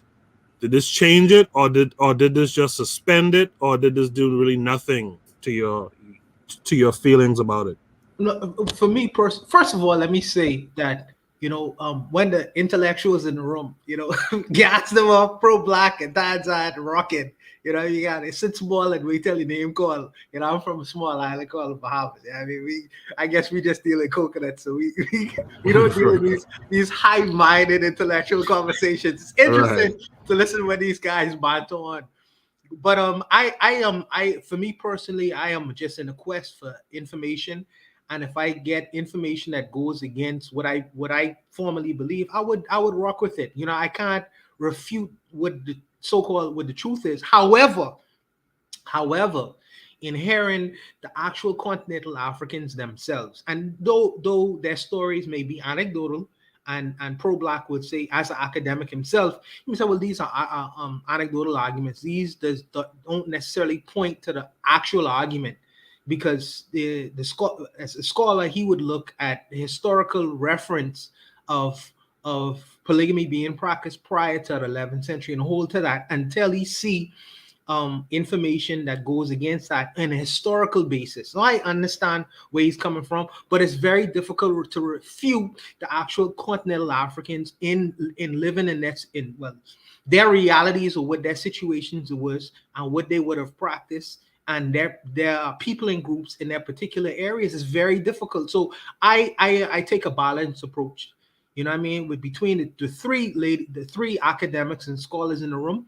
And the only thing I could say is trying to get more information on the topic itself. I'm glad to really just sit down and have the ability to listen to these scholars debate this particular issue out, even though it's an emotive topic. You know, but I'm just glad for the information. And for me personally, to be more and better informed, I just have to do some more research on it. What I have found, though, is as far as on the issue of polygamy, there is the information that I found is they can't point to a specific point to when the polygamy that's practiced in Africa began. That's what I have found so far. You know, besides Ivan Van Sertima. So for me, I have to go and dig a little bit deeper to see if I could find a better reference point. Because when I'm debating with the academics, you know, I have to find better information to refute what that information may be, because I still believe in the back of my mind that that idea of having more than one beautiful big booty African woman is a idea that's based in the mind of an Arab person. I can't believe that. It's like African mind would have come up with that idea long before Islam ever would have reached there. But I agree. That's just for me, on a very practical basis in my own brain. But like I say, I'm in a room of academics and scholars, so I have to bring a little bit of scholarship to the table. But that's where I am on that particular point. Shout out to Elutra, man. That's all I gotta say right now. Shout out to Elutra, the ancestral hometown. She's sleeping, so I wouldn't even be having this argument if she was sleeping. Webb was on the panel. I guess he fell off. At this point, I think Tanzan and maybe a few others wanted to chip in something. So I'll let you do that. Let me see if Webb comes back. Tanzan, do you want to chip in some last thoughts here? Yes, just two things. I think when he's talking about the balance, he seems to think that if there is polygamy, there's going to be an imbalance of the sexes, as if somehow more women are going to be produced or more women are going to exist than men. But actually, that is not the case. There's still going to be a balance of the sexes, even with polygamy, because the children that are going to be produced, they're going to be produced both men and women. I mean, both boys and girls. So there's not going to be an imbalance of the sexes just because of the existence of polygamy. That's the first thing. And the second thing is this influence of before the 10th century or whenever, we put the cutoff date.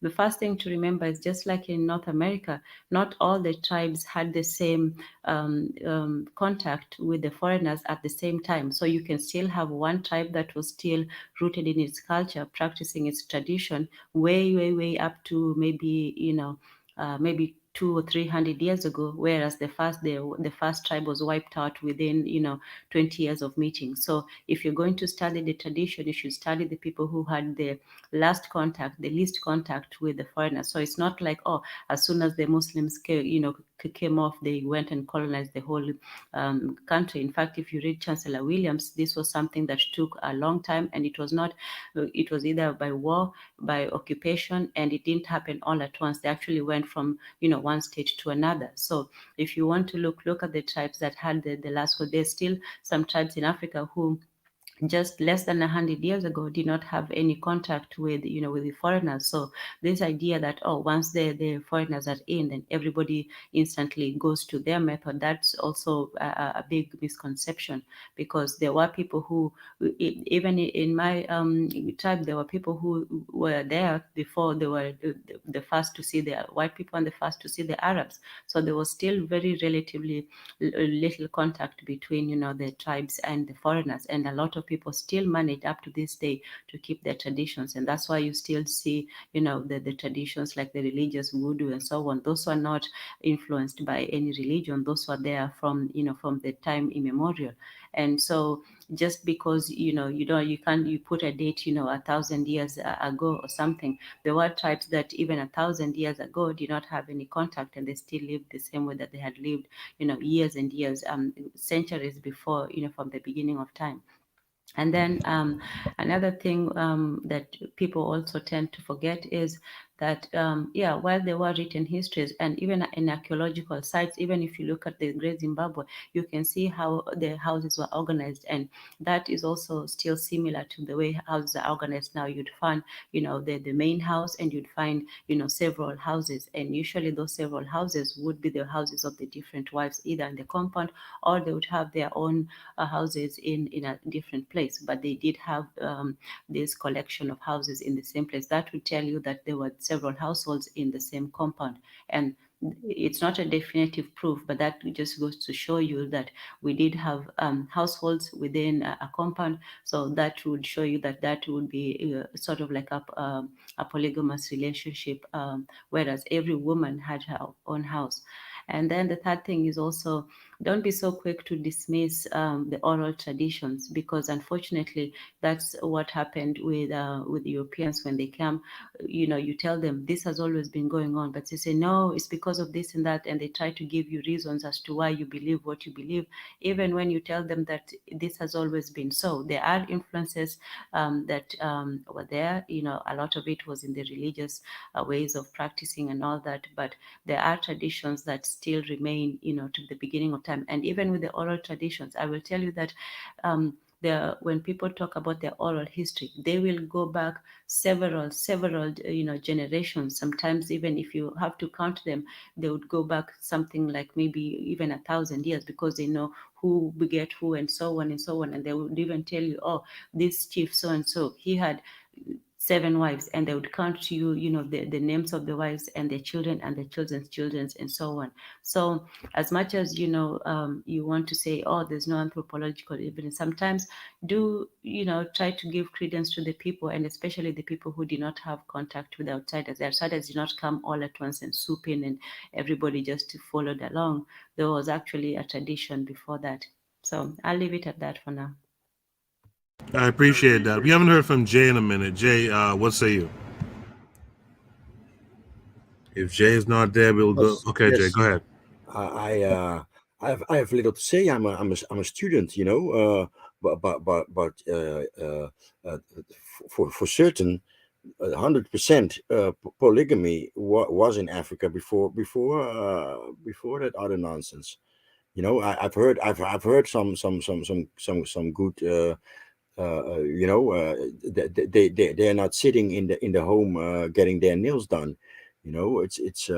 I have an example. A dude that worked the hotel, the prominent hotel in Dakar, in Dakar. That's on all the postcards, right? So this dude was head of the cleaning crew, and he had 4 women. He had 4 women, and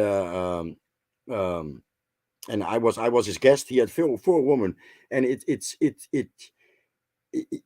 I mean, the women would sit on the floor. They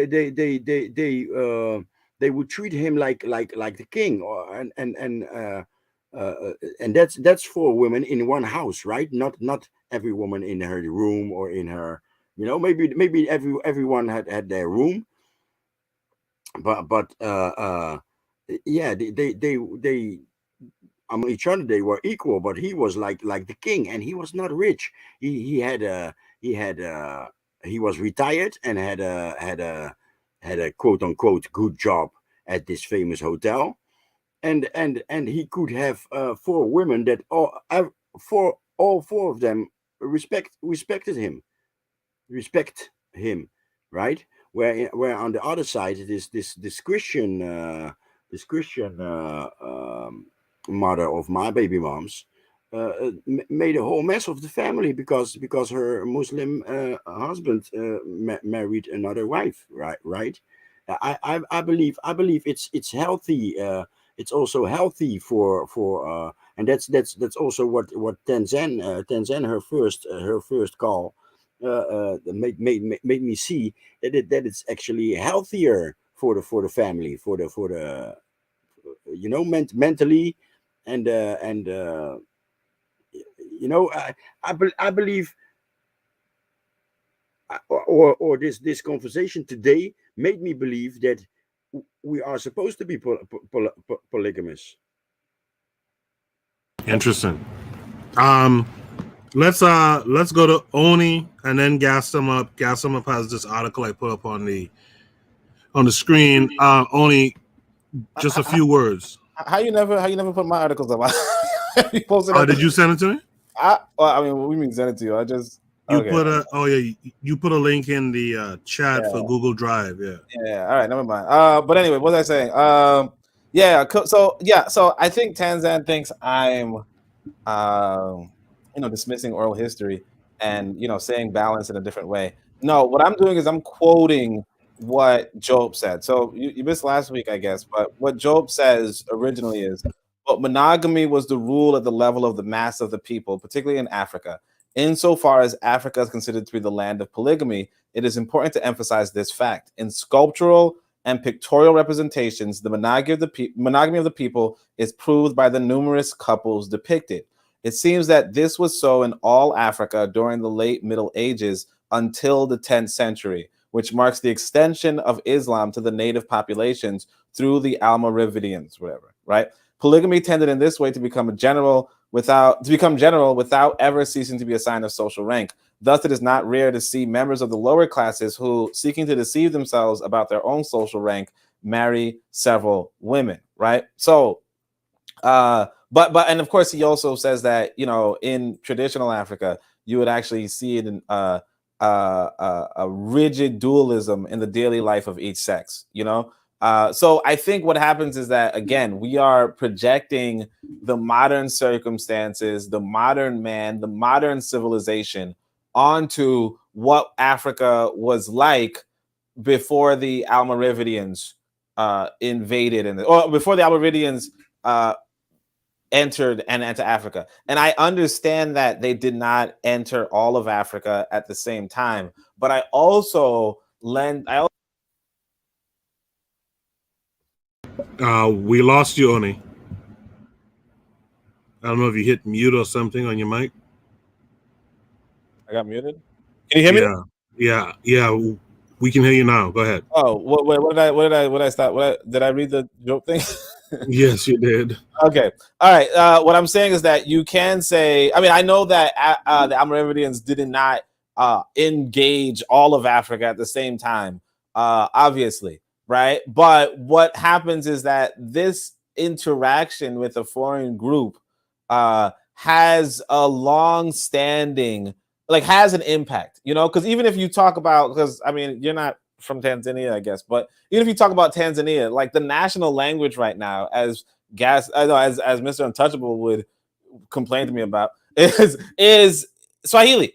And Swahili was it's a group of African people who have been engaging with the Arabs for another 1,000 years on the other side of Africa. Well, not the other side for you, but what I'm saying is that what I'm saying is that there is this deep cultures tend to spread farther than people, you know, and the fact that the Muslims Islam, you know, took over ancient Ghana and then created and not to say that, and that's not lending to the fact that ancient Ghana would have been a massive influence on particularly Western Africa, and then to extend to, you know, Mali and Shanghai and Sunjata and so on and so forth. There was a lot going on. So I just want to just touch on that. So the 10th century is specifically the marker that we're talking about because of what Job said. As far as balance, I understand that birth rates are going to be equal between men and women. So the only reason why people believe that, I mean, when I said balance, I meant that in the pictorial demonstrations, you always saw couples, just not like men and women as couples. You never really saw the harems, although you would see that in Eastern art at the same time period. So you would see it in Arab and Islamic art, or Arab art, in the same time period. As far as oral history, I'm not going to say I don't dismiss it. I think that's a very reliable source, but I also understand that every oral historian is going to engage in embellishment, and you have to, and we have to come to terms with that as well. So as to say that if if multiple wives is a sign of social rank, it would be an embellished story, because if you look at the story of Sunjata, you know, the quote unquote founder of Mali, I believe, or either Shanghai or Mali, but the founder of Mali, if you look at his story, it's a different story depending on which griot is talking about. And just to Jay's point about the guy at the good job at hotel, you know, again, that's a contemporary anecdote, and it's not even a traditional man per se. So I am not saying I'm not saying that polygamy is good or bad. I don't think that was either the argument or what have you. The argument was how widespread polygamy was before the 10th century, and the evidence lends to, if it was there, it was rare, and it was limited to an upper class. and that's it. Like if the So, chief. so only, are you basically saying that it was monogamous? So let's go along with your premise. If that is the case, there's no way that monogamy would have created the populations for your, not your per se, but for what you reference as the slave trades that occurred with the quote unquote Arabs and the transatlantic slave trades. The population density would not have been there to fill in the human labor or the human component of those slave trades. I don't know if that makes sense to you. So, like, basically, let's assume you're correct. If it was monogamy, then there's no way that they reproduced enough to fill both ends of the slave trade that took people away from the continent. Yeah, it came later. That's what I'm saying. No. Let me say it again. The slave trade occurred, right, on the western side and central side, right, on the west. And then you had the Arabs that were, quote unquote, and it was like, sometimes it was a trickle, sometimes it was a steady stream. And black people were taken from the continent. You agree to that, right? Yeah, of course. Okay, so if that's what you're saying, so you're saying prior to the 10th century, so the sources say that the Arab slave trade has been ongoing, right, since we encountered the Arabs. So that's ongoing. Then the first people to grab Africans are in the 1400s, the Portuguese, right, the men of war, Portuguese men of war. So what I'm saying is, from the 14th century and when the Arabs come, before then, Africa is largely monogamous. Before the 10th century, yeah. Yeah, so are you saying that monogamy produced enough people to give away the amount of slaves that both trades took? Is that what you're saying? Yeah, that's what happened. So there was enough. What So the monogamy. No, sorry. What happens is wait. after the trade starts, let me clarify. After the trade starts, then you will see polygamy surging. No, but what I'm saying is, again, you have to have enough people for the trade to so even because monogamy, polygamy wouldn't. If I'm agreeing with you, so then polygamy wouldn't just all of a sudden tomorrow just become widespread all throughout the continent, right? It would have to happen, like you said, culture goes further than people. It would have to trickle. It would have to do this. Have to do this. So it would have to take time. If most of the people were largely monogamous, so let's say they were monogamous in the 10th century, how long would you say it took before they became polygamous, right? Like as things are spreading, it might take, let's say, maybe till the 12th century or the 13th century before everyone becomes fully engaged with polygamy. So what I'm saying is, clarify this. The Arabs, the Almoravids, I think they actually come in the 8th century. But, okay, good. So it takes 200 years for polygamy to become, yeah. Okay, good. So what I'm saying is that they're grabbing people. So the Arab slave trade is longer than the transatlantic. And again, it might, at times it was a trickle, sometimes it was a steady stream, sometimes it was an open faucet. So I'm trying to agree with you to say, can you show me how monogamy produced enough people for the Arab slave trade and then still left over enough people for the transatlantic slave trade before polygamy took hold? Well, I mean, Africa's huge. I think monogamy, like if you actually compare monogamy versus, like they do a comparison between monogamy and polygamy, and realistically, the only difference, like the difference between fertility rates is 40%. So polygamy is 40% more like better for fertility. It's not like it's an advantage, but it's not like, you can't have, it's like you can't have a lot of children with with one woman, because you can. In fact, it doesn't even change. Like it really doesn't even change the amount of, like, I don't think that, like, if there's a balance between men and women, then you will produce the same amount of children, because you remember, you just produce as many children as there are women. Like it doesn't matter if there's one guy with a bunch of women, you just produce as many children as there are women. You couldn't finish that sentence. It doesn't change. It doesn't change. One man and one woman produce a certain amount of children, and one man and several women produce the same amount of children as there are women. Yeah.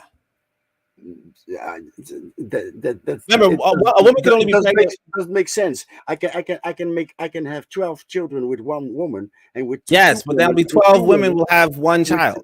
With 2 women, I can make. All right, so 12 guys, 12 women will make 12 children, and one guy with 12 women will make 12 children. I can have 12 children with 1 woman, and I can have 24 children with 2 women. What are you talking about? Yes, but again, so 24 guys can have 24 children with 24 women, and one guy could have 24 children with 1 woman. I mean, with 24 women. Like the rate doesn't change. Well, the reason why polygamy is better because you're going the reason why polygamy might have a better situation is if the women outnumber the men. But typically that always happened because no, it doesn't always happen. It happened as a response to the slave trade. But wait, men go to war, men take riskier actions, men are often going to probably die out faster. Women are statistically stronger. Well, so I'm just trying not during the certain age, and again, it depends on how peaceful the civilization is. But okay, so I agree with you. Speaking, no. So what I'm saying is, throw what I just said out the window. I'm agreeing with you, but I'm just trying to map the timeline here. So the Arabs coming to Africa, everybody in Africa is largely monogamous, right? Throughout the continent, the Arabs come in, start the Arab slave trade. In response to the Arab slave trade, all of Africa simultaneously adopts polygamy, and that creates more people, which now prepares them for the transatlantic slave trade. I mean, it creates more people. I mean, I think they're replenishing the population. Yeah. I mean, what happens? No, I'm just saying. I'm agreeing with you. So I'm agreeing with you. I'm agreeing with your premise. This whole slave trade, cattle slavery. In cattle slavery, you want the cows, the chickens, and the sheep. Why do you want the cows, the chickens, and the sheep? Because they produce cows, chickens, and sheep. Let's make sense, people. Let's come on. No, I know, Coco, we got to move on, but I just want to make sure that I agree with this timeline. If everyone could follow along with me, what the gentleman is saying is that the Arabs come in, and most of Africa is monogamous at that time. The slave trade with the Arabs starts. They start grabbing Africans, and so Africa simultaneously agrees to become polygamous in response to what the Arabs are doing. So that bolsters the population, right? So that the Arab slave trade is not affecting them as much. So if the Arab slave trade is a trickle, it's an open faucet. Now, okay, we're monogamous, so you pump more water into the reservoir. Then the transatlantic slave trade happens, you pump more water into the reservoir, and that's what sustains Africa's population during those 2 slave trades. Am I correct? Well, I mean, it's not a simultaneous transformation, but the idea is that you don't really see the evidence of polygamy until the 10th century. And it's probably it could be due to. But you agree with my summation of what you said? Yeah, it could, but I'm not going to say it's simultaneous because that sounds a little ridiculous that everybody just wakes up and says, "Hey, we're going to be polygamous." But I mean, you said over 200 years. Sure, like what I'm saying is that you don't really see evidence. Basically, yeah, Africans were generally the whole premise, the whole beginning of this conversation was you said, what were our ancestors doing? And I was like, well, I don't that's tough. Like, what do you mean by ancestors? Because if you mean our ancestors in the 14th century, they were probably polygamous. If you mean our ancestors in the 8th century, then they probably weren't. That's what I'm saying. Let's bring in D-Web before we move on. D-Web, you heard all the conversations. You heard Tanzan, you heard Mr. Untouchable, etc. D-Web, what say you to this prompt, polygamy in Africa? I didn't get all of it. I got most of it, but I was putting a little one to bed, man. I figured. But from what I understand and from what I think the biggest argument you could make or hindrance or a proponent of polygamy you can make is religion, right?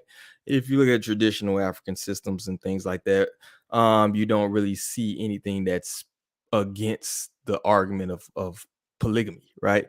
And so I agree that to me it seems as though just studying the history of Europe and European and their systems of why even monogamy became a thing, it was just more so they were even into polygamous relationships, but they more so was under the concubine system, right? If you look at what was going on there.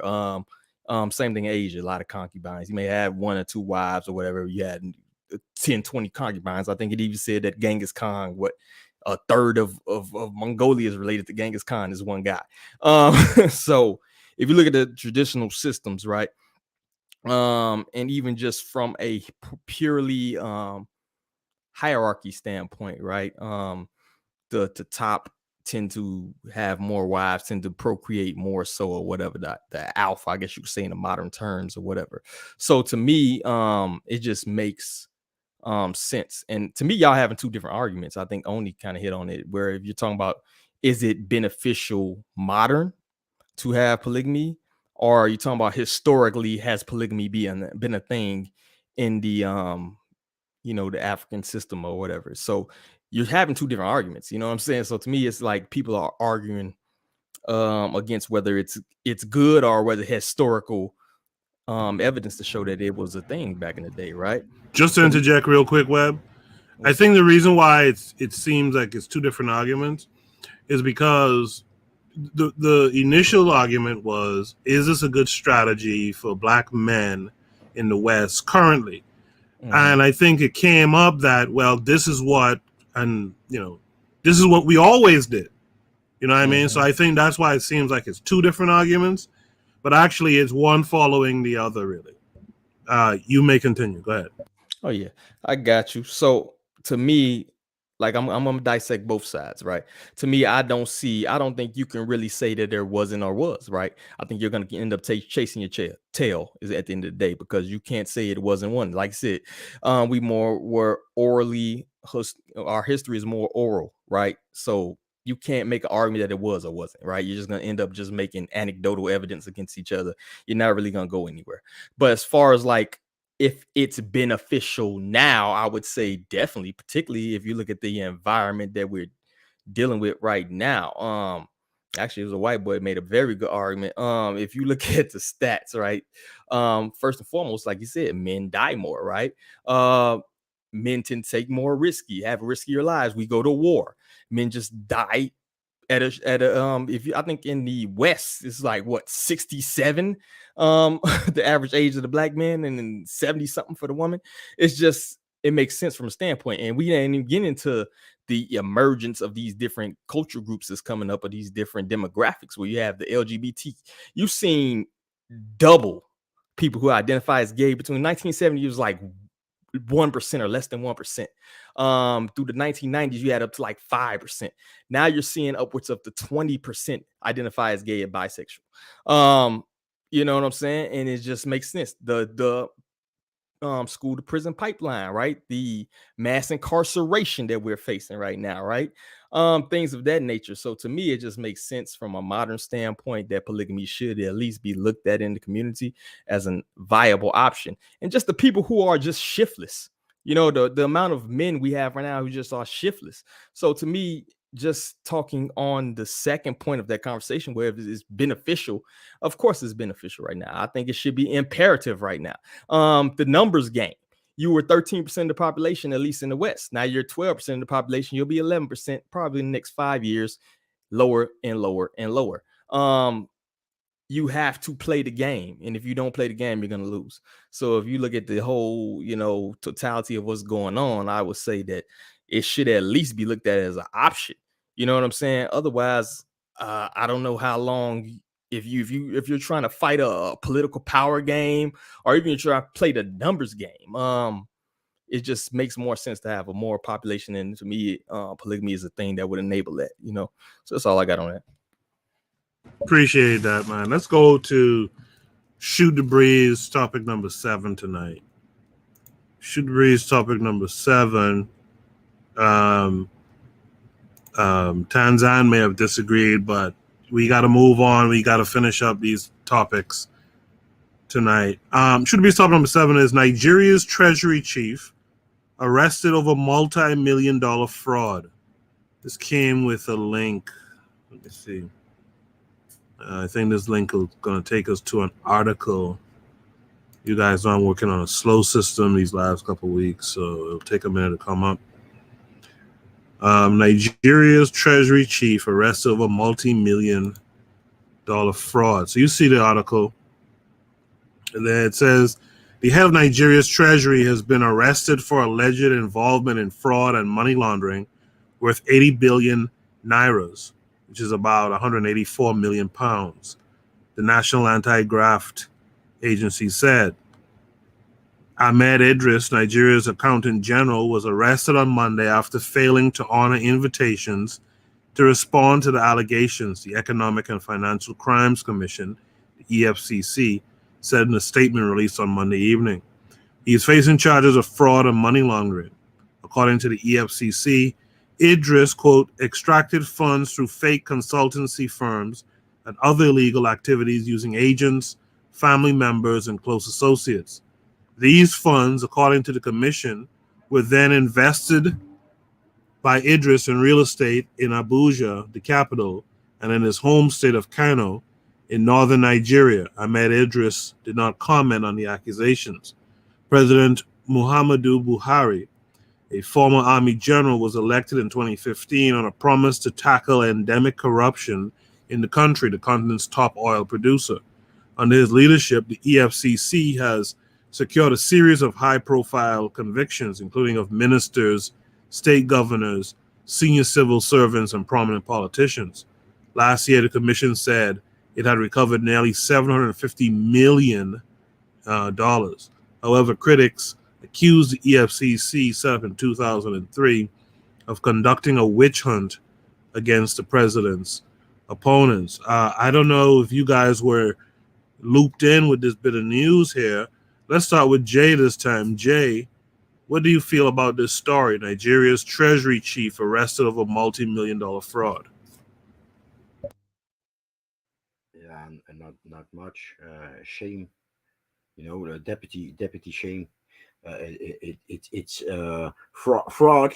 The home of fraud is Europe, of course. You know, I always have the argument that with who do they commit fraud when African when fraud or corruption in Africa is touched.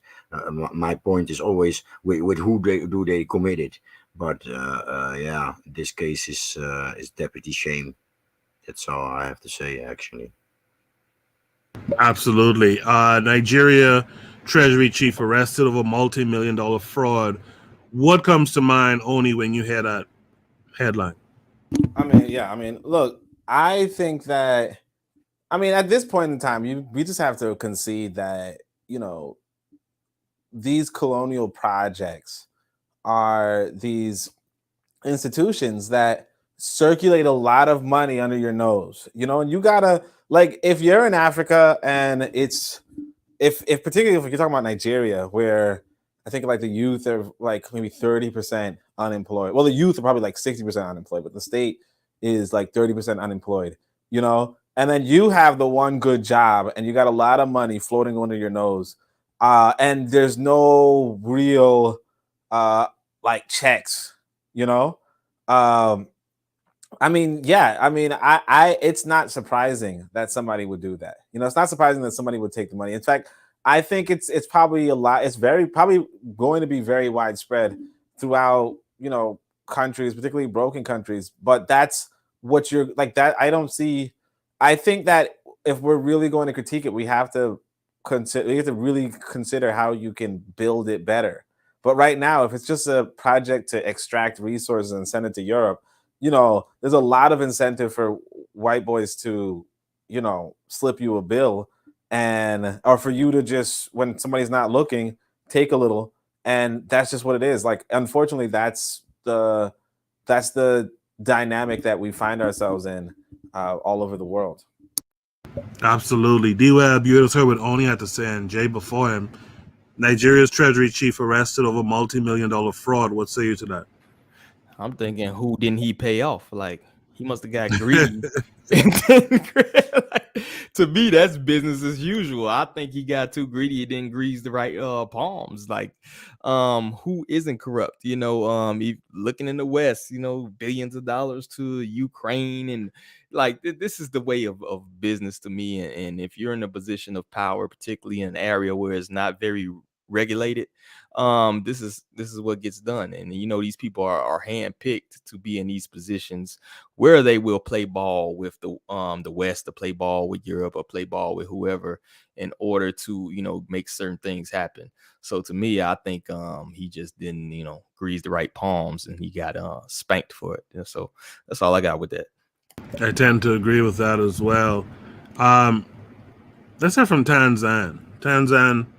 Nigeria's treasury chief arrested over multi-million-dollar fraud. How do you feel about that?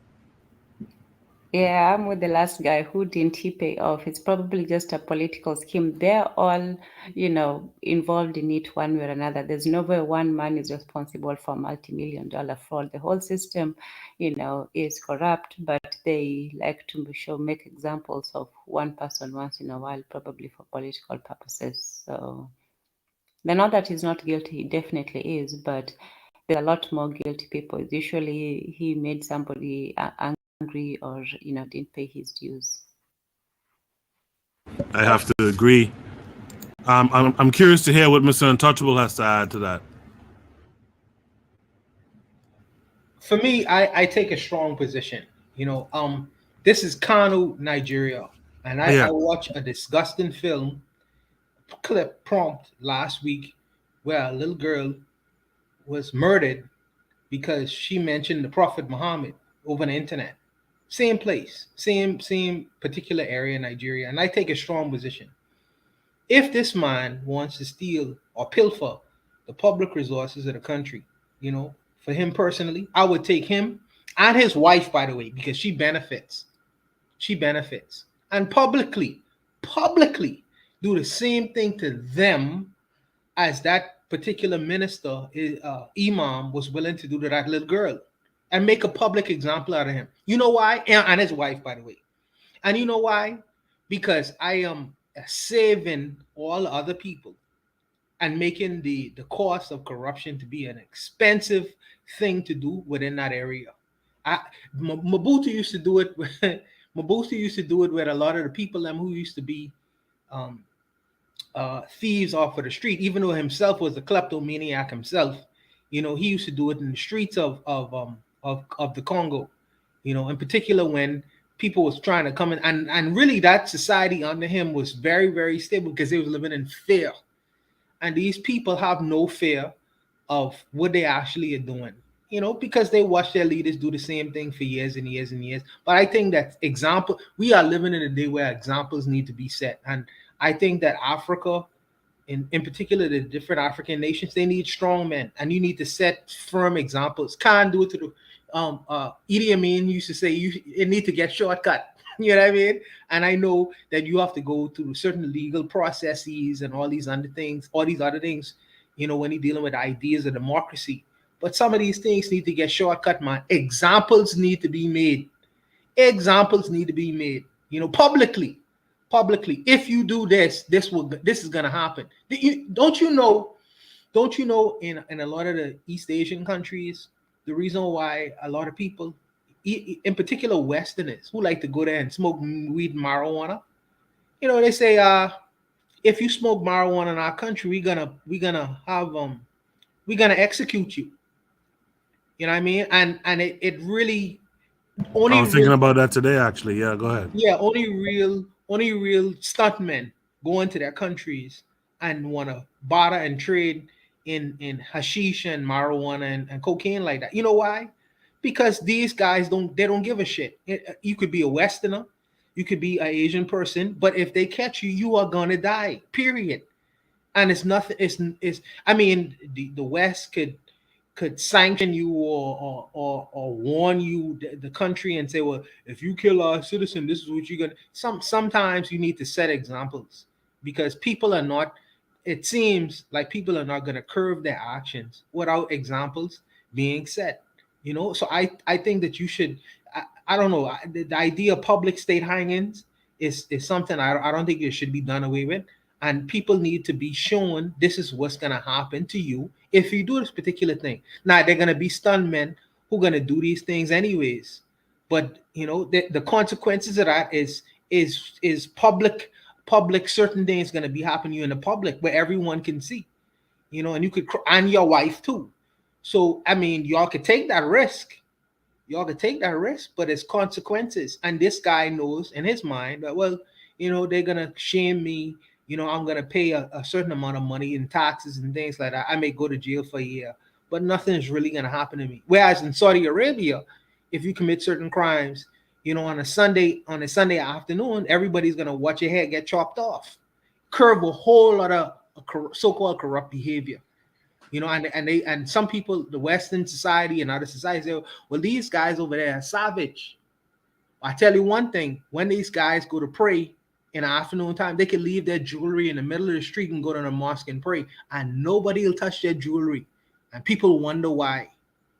You know, I think that sometimes examples need to be made, and I think that Nigeria need to pull the trigger, not just on so-called religious fanatics, because I've yet to see that psychopath get arrested yet for dissing for burning that girl to death for dissing the Prophet Muhammad.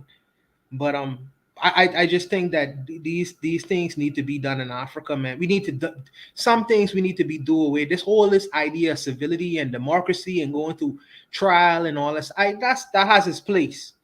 But some of these suckers who pilfer and steal from the public treasury and leave the people them destitute, examples need to be made of these suckers. Well stated. Well stated. Last but not least, let's go to Gas Them Up, who's from the area. Gas Them Up, what say you to this? I'm Isoko. I'm not Nigerian. I don't claim Nigeria per se. I mean, so what if this guy was from where you're from? I mean, no one should be stealing, right? Unfortunately, but the fact of the matter is that if you look at most politicians all around the world, but especially the black ones, they have very low business acumen. Not all of them, but most of them. So the state is the only interaction or the only place where they can get access to capital. In many ways, the states in Africa function just like the stock market functions for venture capitalists in America. Because when you get into a state position, that's when you're able to get access to funds and things of that nature. So like they said, he probably, you know, didn't pay off the right people, and you know, that's the game when you dance with the devil. You know, it could be political, because he's from the northern part, so they typically stick together. So the fact that the president kind of, you know, and other people in the north are leaving him high to dry. But keep in mind, it said that he was arrested not because of the actual corruption, but because he refused to answer inquiries and show up. So the fact that he didn't show up and he's not running or fleeing the country, you know, probably tells you that they just did it for political grandstanding. So we'll see if you know, if they follow through with anything meaningful in terms of the prosecution. I like what what Mr. Untouchable said. In our country, like many of the Commonwealth countries, we have this thing called the Commission of Inquiry. And I remember after we had a regime change in 92, 93, I know that's a long time ago for a lot of y'all, but after we had a regime change, I remember there was a Commission of Inquiry that they were showing how the former regime, you know, was stealing all this money through Bahamas Air and all this type of stuff. And the reality of it was, and again, I agree with Mr. Untouchable, the reality of it was, and the problem is, a lot of these guys are really friends, even they might be on opposite sides of the aisle, so to speak. They're really friends. They'll air out this business so that they have a better chance at attaining power the next election cycle. But there's no punishment really. Like when I think back to that Commission of Inquiry in my hometown, like These guys knew fellas was just teething left and right from the air carrier, and nothing was done. It was just a show. It was just a way of trying to kind of sway people, towards them, etc. It was just a joke, and the reality of it again was that these folks, albeit on opposite sides of the aisle, are really just friends, right? Mr. Untouchable, Christie and Ingram and them are former law partners and all this kind of stuff like that. So it's just a sham, really. But the idea of punishment, though, I mean, serious punishments, I do agree with. Did I cut out? Did my sound cut out? No, you're good. I heard you. Okay. Yeah, I heard you too. All right. So yeah, that's my take on that. Let's go, for the sake of time, let's go to Shoot the Breeze topic number 8, unless someone had something to really share about that topic. Shoot the Breeze topic number 8 is newsflash shocker. BLM actually helped some black men. Y'all excuse the noise. There's like a church revival going on outside or some stupid shit. Hallelujah. Revealed, BLM founder Patrice Coolers paid her baby father $970,000 for quote-unquote creative services. Her brother, $840K for security. A fellow director, $2.1 million, and reimbursed the organization $73,000 for a charter flight. Black Lives Matter spent millions on consulting services in 2021. Newly released tax filings reveal that BLM paid $970K, like I said, to Patrice Coolers' baby father, right? The memo reads to produce live events. The foundation also paid her brother $800K for security. And a consulting firm by one of the former board members, Shallow Meyer Bowers, was paid $2.1 million. Bowers said that the last BLM board approved the contract with his firm when he was not a board member. The filing also revealed that Coolers reimbursed BLM $73K for a charter flight and paid the foundation $390 for private use of its $6 million Los Angeles mansion. Coolers resigned from BLM last year amid a wave of scrutiny surrounding the charity's finances. Controversy surrounding the organization's finances has elicited probes by at least 2 state attorney generals. Let's start with Jay. Jay, you're familiar with BLM. What do you think of this story that I just read the highlights for? In Dutch, they say "breek me de bek niet open," and it literally is don't break open my mouth. Meaning, I have so much to say about this. I don't know where to start. You know, in the beginning, it were the friends of Brown, right? The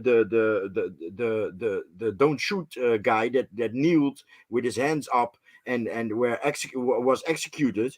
His friends, entrepreneurs in organizing parties, they organized these protests, and a few of them were killed. One committed suicide at the door of the county house, and one, I met him in Amsterdam, right? And another one is somewhere hidden. Sometimes he makes a video in an alley, right? So I'm so suspicious about these so black men die, and then three dykes take it over at the cost of lives of yet other black men that were protesting or organizing protests, and now these family members and baby daddies receive this money. I suspect all of them are gay because the so-called cis man was not the so-called black cis man was the enemy. So I'm expecting that these guys that received money are fruity. I'm doing my best to keep it civil. The Shalo Maya, whatever that name is, let me see if I can see it again. The Shalom Maya Bowers, that fella seems like a hand for sure. But it's interesting when you consider BLM as a group that didn't really care for black men and families for that matter, black fathers. And there's a few on the panel here tonight. But yet, in their work and all that money that they generated, that they raised, they were definitely looking out for the men in their families. And these are supposed to be lesbians, by the way, with baby fathers and whatnot. Let's go to D Webb. D Webb, what say you to this story? Is Webb with us? Yeah, I'm here. My bad, man. Yeah, this is Darren Seals told you this in 2016, man. A lot of people they now calling like, these hoteps or these, these sellouts, whatever. They was telling you this in 2018, 2019. You know what I'm saying? Like that this organization was flawed and fraud, flawed from the beginning. So the fact that this is just now coming up and it's so old news. I don't even look at these articles about BLM anymore, because if you were stupid enough to give $1 to this organization that didn't do anything in the hood, I'm from Chicago. I'm from one of the worst neighborhoods in Chicago. There's no BLM schools. There's no BLM, school drives to get out book bags to the kids. There's no BLM turkey drives in November or whatever. In fact, when they tried to march through one of the neighborhoods, Inglewood, they told them, no, we don't want y'all coming through here. Most of them didn't even look like us. You know what I'm saying? So if you were stupid enough to fall for this charade and didn't do your research, who cares at this point? You're a day late and $1 short. So the fact this is just now coming out, is kind of ridiculous. I don't even think it's going to make that big of a difference anymore, because if you're so indoctrinated into this whole scheme, because honestly, this whole activism thing is nothing but a money laundering scheme from the jump. You know what I'm saying? Like the poor righteous teachers, that's why they call them poor righteous teachers, because they die poor and destitute. If you're actually trying to make a difference for your people, you die poor. You know what I'm saying? That's the way it goes. So if you see these people doing Cadillac, they had Cadillac commercials, bro. They had NBA court emblazoned with their logo on it. You know what I'm saying? Like my mind is blown that people even feel for this. You know what I'm saying? And these people supposed to be Marxists, yet they're buying mansions. Yep. Champagne socialists, man. So if you're falling for this, I don't even know what to say to you at this point. Good luck. You know what I'm saying? Donate your brain to somebody who can use it. But this is just business as usual with these cats, man. I'm curious, before I go to the next panelist, I'm curious what, just in general, and you guys, as you step up to answer or speak to the prompt in the future, I'm curious, what was the grifter equivalent, say, during the civil rights movement? What was that group's name in particular? I'm just curious about that.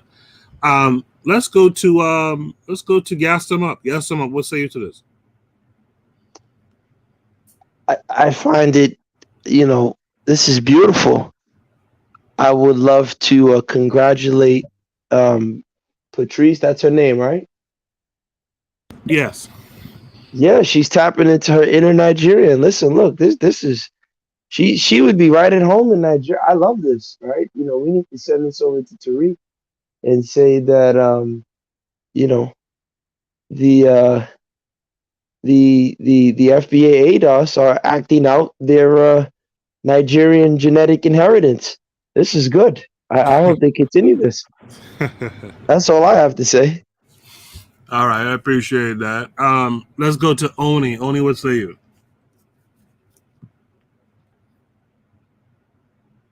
Oni, you're muted if you're there.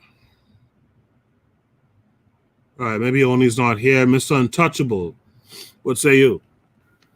I agree with my brothers. The rest of my brothers. I don't think that Black Lives Matter is a black organization. It is they have conscripted the word black, to solicit monies, and they have up to $90 million, I think, a year. But and this lady was supposed to be like a Marxist socialist lesbian. So I don't know, It's interesting how she she wear her baby daddy's beak, because that's not a usual thing, especially from a feminist. I would have thought she would hate his guts, but that's interesting. She wear his beak. She hook up her brother. But let me be consistent though, because I condemn the Nigerian person for acting outrageous, and even though Black Lives Matter is not a black organization, I still say I cry shame on her too, and I think that she should get her just desserts, just like the Nigerian politician or official who was trying to pilfer all them funds and put it in his own pocket. I have to remain consistent, even though I can't be too mad at her giving my baby daddy $1 million, man. That's strange. Yeah, that's some wild stuff. Yeah, right there. that's some strange shit. But I do not believe that Black Lives Matter is a black organization. I just think that they conscripted the word black, and all what that means to really solicit a whole lot of monies, and they use black people as test tube dummies, unfortunately, because we become emotionalized under the idea of our lives matter too. So we need to get behind this banner. But I don't believe that's a black organization. It's not been a black organization since the last brother was murdered and put in the back of a trunk. But that's a whole other matter. And burned to death, yeah. The pro-black perspective has a computer issue. So we're gonna go finally to Tanzania. I'd like to hear a woman's perspective on what happened here. Tanzania, are you still with us? Yes. Yes, ma'am. For me, there is a difference in the two. With the BLM one, I really don't care that they took the money, because we all know who funded the prayer program. This was just simply controlled opposition. So when it was time for them to be swept away, that's what happened. So for me, I really don't think that, what she did was so great, unless she took from the people. The difference between that and the Nigerian guy is the Nigerian guy stole from the people. This is public money and he's stealing from the people. Yes, it is systematic within the government, but you're still stealing from the people. And this was stealing, using the people, but it wasn't. BLM was stealing using the people, but it wasn't stealing from the people. The government, the African government, they're actually stealing from the people and making people poorer. So if the lady can enrich herself, hey, I don't support the principle behind it, but I'd rather she take the money from, some people rather than, from our people. That's all. Absolutely. I appreciate that. KW7 in the chat, he's still with us. He says they both use the black sun in their symbolism. Hold on a second. Sorry. It seems like an odd way to spend a. I hate this computer I'm on. Yeah, he says they both use the black sun in their symbolism. Actually, I think he's responding to the next prompt. So I'm sorry about that. I think I got everyone there. With that said, let's go to Shoot the Breeze prompt number 9. Prompt number 9 is, what does the Ukraine and Payton Gendron have in common? Payton Gendron is the white supremacist who committed a racial killing spree last Saturday in Buffalo, New York, in America. So the prompt is, what does this dude have in common with the Ukraine? And this comes with a video. Let's check out the video. The Saturday, watching the blood sports at a festival for far-right extremists. This was the summer of 2019, and I'd gone to Ukraine to learn more about these groups. From the crowds, one thing seemed pretty clear about them. They weren't bothered by the fact that this event was organized by the Azov movement, a far-right group that has increasingly been linked to violence around the world. The shooter is linked to a 74-page manifesto filled with white supremacist rhetoric. FBI agents say he expressed a desire to travel to Ukraine to fight with a far-right paramilitary group. At least one member of an American hate group also trained in Ukraine with Azov Battalion.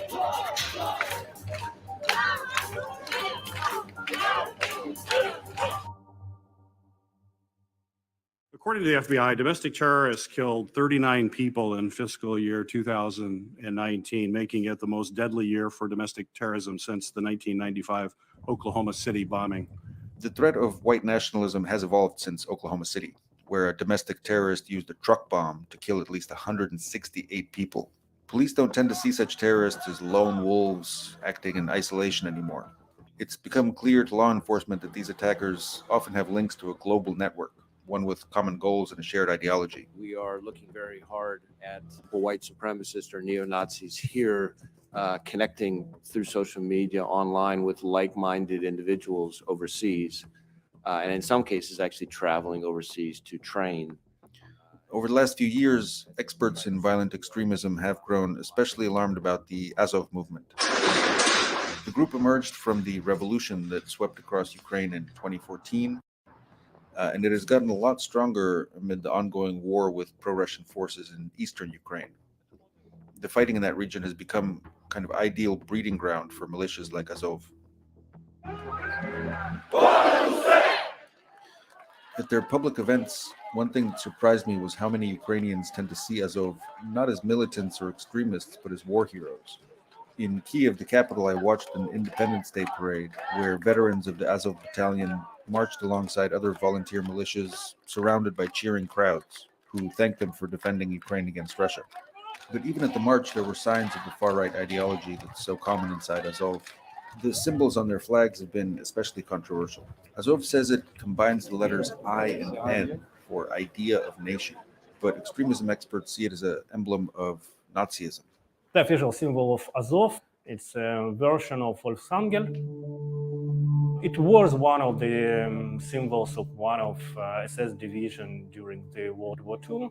It is one of more or less usual symbols for neo-Nazi groups all over the world.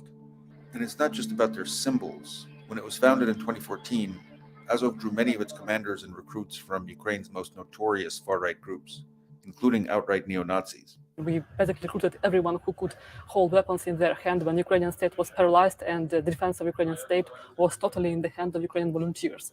So there were many war adventurers, guys who believed that they are on kind of ideological tour to save maybe the future of the West and so on and so forth. So the future of the white race? Or, yes. Azov's paramilitary wing is now a major fighting force, with its own bases and training grounds near the front lines of the war against pro-Russian forces. After the Veterans Parade in Kiev, I interviewed Andrei Biletsky, who founded the Azov movement in 2014.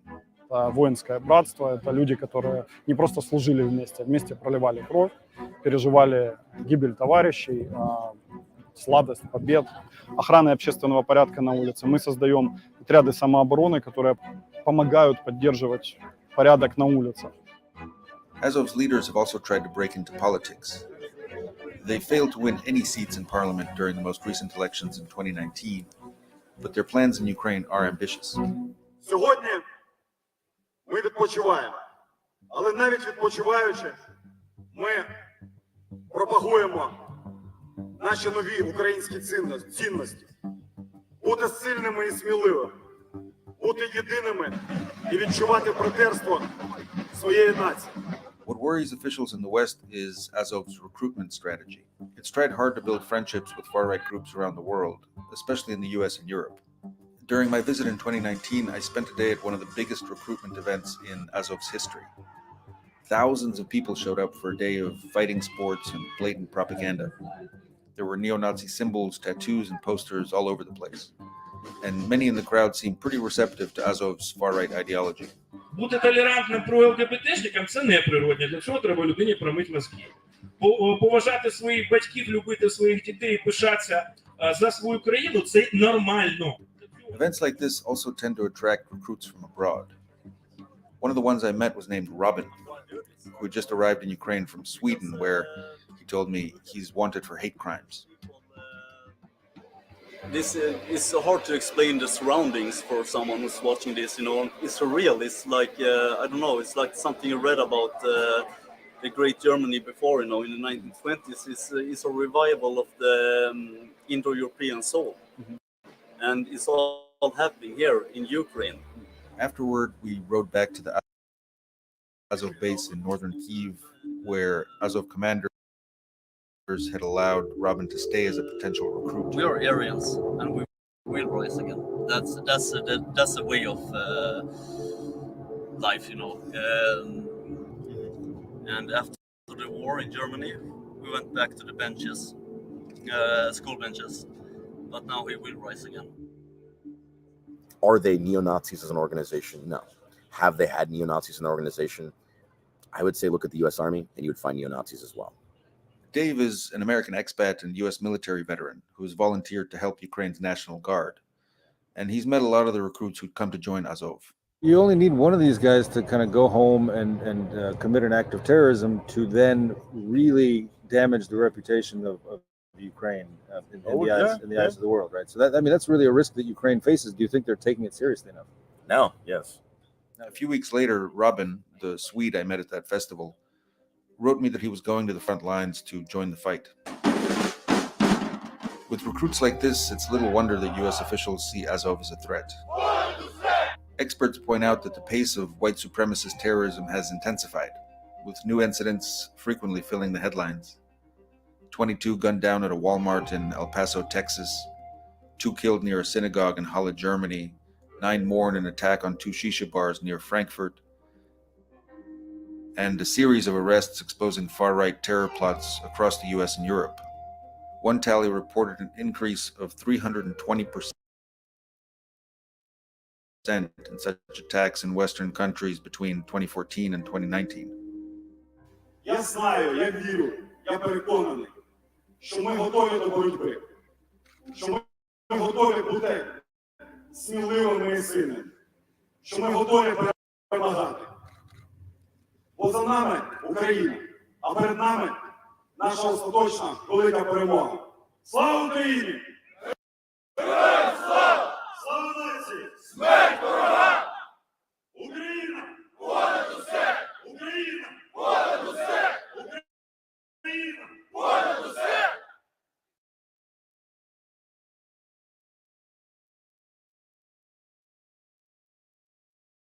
All right.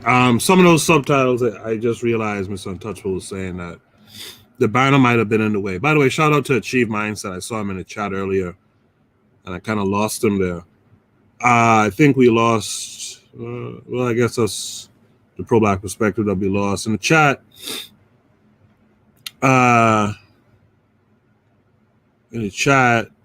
Achieve Mindset said nothing. I'm not sure why. KW7 says Jim Crow Joe Biden is funding the Azov battalion to the tune of $40 billion. The Ukraine is an epicenter for white nationalists globally to train. He goes on to say, if you think Payton Gendron is a lone wolf, you have got another thing coming. Pro-black perspective says he's restarting his computer. The prompt says, what does the Ukraine and Payton Gendron have in common? Now I understand what Achieve Mindset was saying. He's saying they have nothing in common. All right. Jay, do you see what they have in common? Did you know that neo-Nazis worldwide were doing how do you call it, training, prep training in Ukraine? Yeah. You know, so the teacher of your child in New York could have been over there doing a training camp of 1 or 2 or 2 weeks. You know, it's these motherfuckers. Hey, we are so not ready for what we have coming. I mean, this Payton Gendron also were the Black Sun, right? And where did he get it? Did he also visit these camps in Ukraine? You know, what inspired him to wear that occult sign? By the way, you know, I suspect these motherfuckers to be connected and to know each other. You know, there's how we meet each other online. They meet each other also online. True. Good point. Great point. Let me hear from D Webb, a former military guy. Do you see Do you see a connection between these two entities? I see a whole lot of alphabets. Smell like bacon in here. Real talk, man. A lot of these incidents are alphabet initiated, man. And if you know anything about the weapons and the training and the things you have to do to commit these acts, you have to have some kind of training. As far as I know, this boy was just a, you know what I'm saying, just a regular normie dude. He didn't have any kind of background, any of this, any kind of training. All of a sudden, he decides to go, Rambo. And apparently, he had COVID, and COVID made him go, go Rambo. Yeah, whatever. And to me, this whole, as far as this article goes, it's me as a propaganda piece. Because if you know anything about history, or what's going on, they in the very beginning they mentioned Timothy McVeigh. Timothy McVeigh apparently did what he did because of the Waco incident. It was a retaliation for Waco. If you know anything about Waco and what went on there, a whole lot of black folk died in Waco as well. Absolutely. Yeah. So, to me, this is ridiculous. And they was talking about the increase in white supremacist acts. Do they know what happened in Tasmania? Do they know anything about the slave trade in Rosewood, Tulsa, where entire black towns was wiped out? All of a sudden, one shooting incident here, this is the worst increase in white bro. They wiped out whole sections of black folks. But you talk about an increase in white supremacist act. You know what I'm saying? What was Manifest Destiny? So to me, this reeks of a propaganda piece to me. And we seeing this whole, if you know about Ukraine and what went on prior, man, that whole thing is nothing but money laundering scheme. They robbing and looting the banks before they get up out of here. And then the guy talks about if you weep, that the guy talks about the Azov Battalion, which is avowed neo-Nazis, right? Who have been in Ukraine. A bunch of them have been in Ukraine. But he talks like, just because you got one doesn't mean the whole, a rotten apple doesn't spoil the bunch type of deal, right? It's like this whole article or whatever. If you know how to read propaganda and watch this, it's like, oh my God. You know what I mean? It's just pretty much, to me, just a hit piece. You know what I'm saying? But until you change the dynamic, until you are willing to see what's going on in the world and what they're trying to do, and as a result, organize and protect each other, then this is going to keep going on until they get, the race war, whatever the hell they trying to, get going on. But I digress. That's going farther down the rabbit hole than I want to for this conversation. I appreciate that. Achieve, you could hop on real quick because you said nothing. Let's go to Tanzan. Tanzan, what say you to this? I think it's the same, just one has a message and one had a mission. So one had the message but no opportunity, but he actually acted on it. And I think, they do get together, not just to talk, but also to plan and organize. So, yeah. Appreciate that. Oni, what say you to this? Yeah, I mean, what does Ukrainian? Yeah, I mean, obviously, there's some relation. There's this, as they call it, neo-Nazi movement, and it's inspiring these people. They, we talked about this. I think you pointed out earlier where there's this quote unquote great replacement theory, and then there's this, and then this is what it manifests in.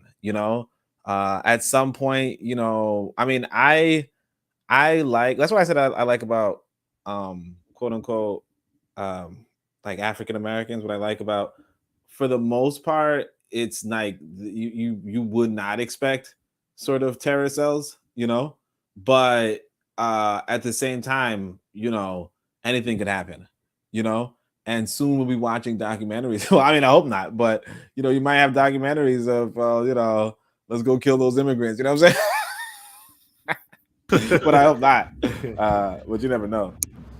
Yeah. Mr. Untouchable, what say you to this? Oh, did I hear from Gaston up yet? No. Oh, Gaston up, you go ahead, because I know sometimes you like to leave. So Gaston up, what say you to this? No, I'm here. I don't have anything to say. This is look. If we're not on code and you don't understand the game, hey, this you running off to Ukraine to get training in Ukraine to come back to America to kill people that look like you and I. They know what the game is. So I hope our people figure it out. Absolutely. KW Don 7 says Dylan Roof also waved the Black Sun flag. The Chief Mindset said this is going to be stopped when we face the truth that we need to defend ourselves. He goes on to say, I meant nothing and they are the same. Gendron is Ukraine. Ukraine is Gendron. Okay, finally, Mr. Untouchable, what say you to this? No, I find that there's a lot of similarities with what this guy did, and the Ukraine in particular, the so-called Azov movement, and as far as him being radicalized, he didn't necessarily need to go to the Ukraine to be radicalized. He could sit in his bedroom in his pajamas and watch enough videos and be radicalized, and we've seen it within our own ranks, our own community, or with people who've been radicalized with the idea of this so-called othering of groups of people who look just like us. They've been radicalized too, and we have postulated the idea of what if a crazy person was to hear or be radicalized online and take it out on the streets, and that's not really so far-fetched. I don't believe it is to be. But if you was to look at the insignias these two people, Dylan Roof and this particular guy, Gendron, was wearing, they was wearing things, with the Azov movement things, that symbology.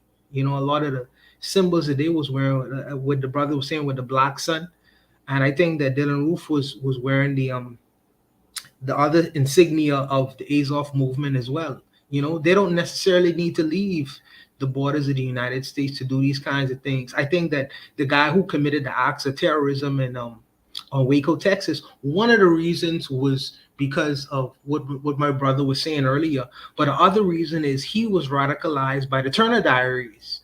I don't know if your brothers read through that book, but if you really was to see what it actually, in fact, played out, it's almost like case and chapter with what you would have read in the Turner Diaries. This whole idea of what's being pushed in the media as this lone wolf bullshit ideology that's a nonsense. These people have their affiliates, their associates online, and while we try to disassociate ourselves from the ideas of Pan-Africanism, these guys are pushing Pan-Europeanism to the max. As a matter of fact, they're turning up the volume of Pan-Europeanism. The guy in the car say, well, it's Aryanism or nothing. And we sitting here talking about I ain't African. What are you talking about? Do you know where you are? Do you know what's going on? And you trying to disassociate with people who look just like you, who might be of aid and assistance to you when the shit actually goes down? I find it to be, I don't know, man. I think that it's interesting because I wonder, when these so-called purges start happening, will we be in the streets partying like it's 1999, as if nothing is happening? Nothing is going on. Yeah, it is. It's just interesting, but I find it's many various different associations that you could connect to with this guy and Dylan Roof and all these other people who they describe as lone wolves and crazy. They are useful idiots, just like how we have useful idiots in our communities. And they sit down to this computer screen and get radicalized and do harmful things to people who look just like me and you. And my thing is to just champion this idea of awareness. You need to be aware because these people exist within your own societies. Some of these people even wear police uniforms, and we know that they exist. Yep. We know they exist, but my mantra is for us to at least be aware and get ready, for what's down the pipeline. And people say, "Oh, how are you gonna be ready for this?" Well, awareness is a part of a battle, but I would say that practice your Second Amendment rights that you all have. We don't in our countries. I wish we had them, but practice your Second Amendment rights. You know what I mean? And do things that's necessary to be done. I ain't gonna discuss them over the internet. But don't just leave yourself out there like you know what I mean, like sticking your head in the sand as if nothing is coming down the pipeline. Yeah, the president of the United States has funded these people up to $80 billion. $80 billion. Imagine what they could do with that kind of money. You know, in particular, and also, let me also say this. They were permitting U.S. citizens to go, people who wanted to fight in the Ukraine, to go and fight in the Ukraine, in particular United States citizens, and get specialized training. What are these people going to do when they come back here? In particular, people who have a particular bend against people who look like me and you. What are they going to do with military style training? It's not the fact that police ain't already been doing it, but what are these people going to do? You know, so didn't the president of Rwanda say he wants to keep some of them in his country? Yeah. Did he? Yeah, they were going to take a certain number of them to Rwanda, in Rwanda. This was early in the skirmish, yeah. Well, he is inviting a coup on his own self, you know, and that's going to be to his folly. And I actually like the guy, but my thing is just awareness. I know we even got our own people who's going to do us, would be willing to do us harm without the Azov. You know what I mean?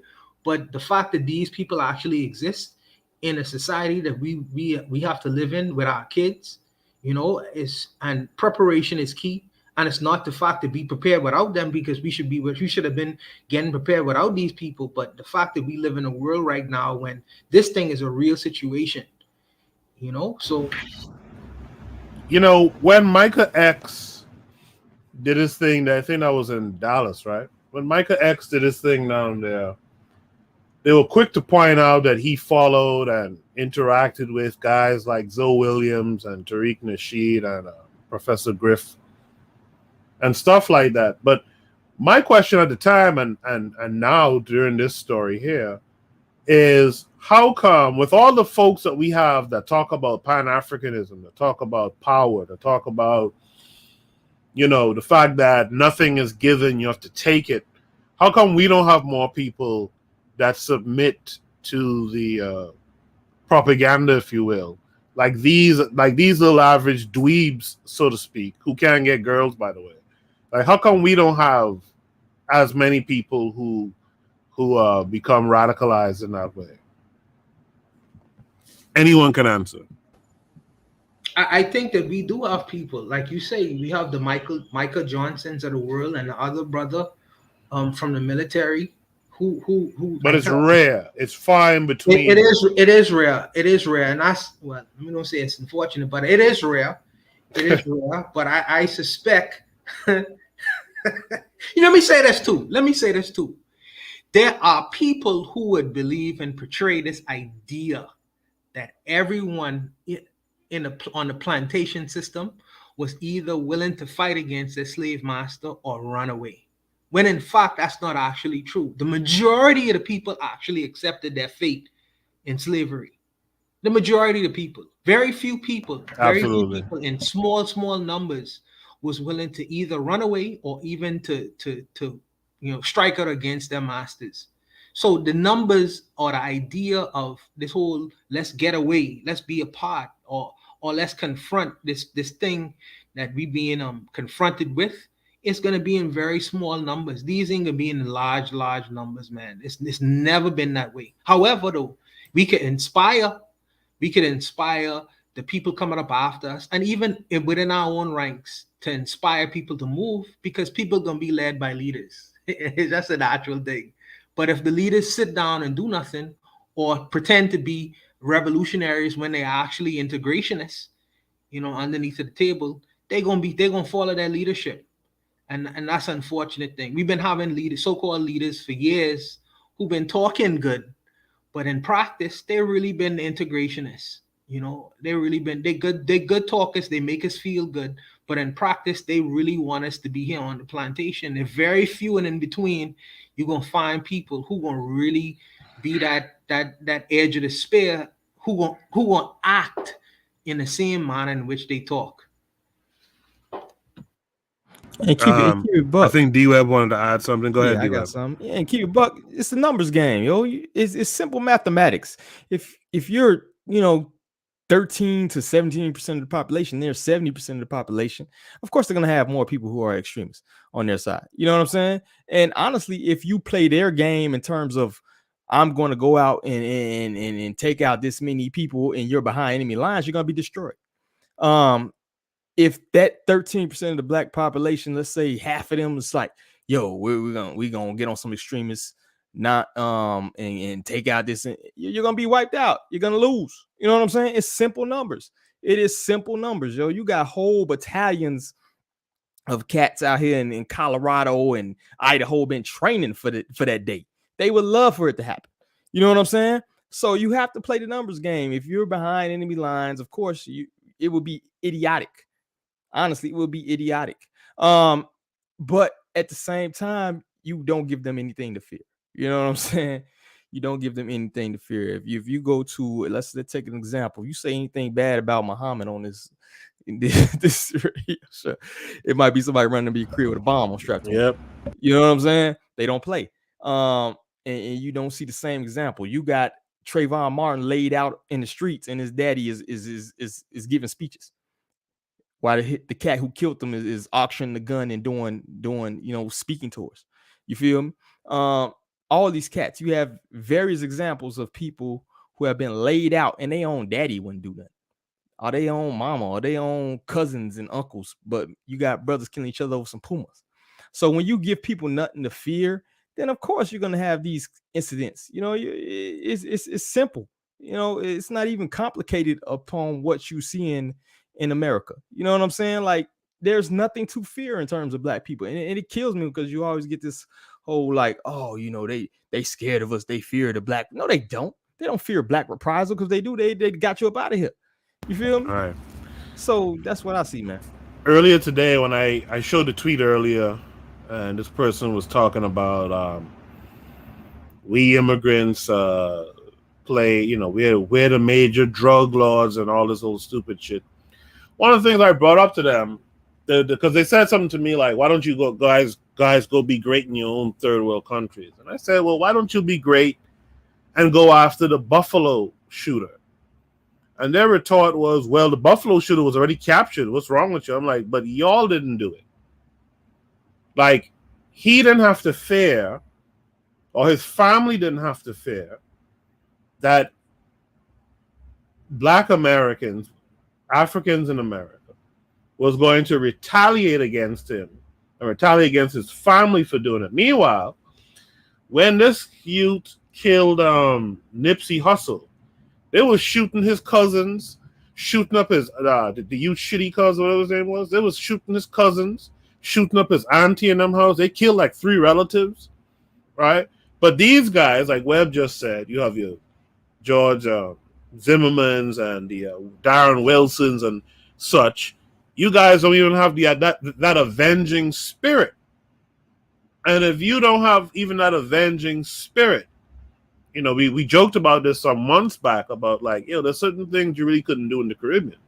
Like, and I know I'm not trying to be divisive, but I'm just saying, you know what I mean? Where's that avenging spirit? You know what I mean? I think Tanzan stepped away, but in the chat. One more thing, Goku, real quick. Yeah, go ahead. And I put up something earlier too on Twitter, man. And I said and it was inspired. I was watching a documentary about these 2 brothers was killed sleeping by another brother, right? They was killed, and then the mother got up there and said, yo, I don't want any vengeance in my son's name. I don't, turn your cheek. She holding the Bible. I said, this is some bullshit, bro. Like, this is some bullshit, yo. Vengeance needs to be done. You feel me?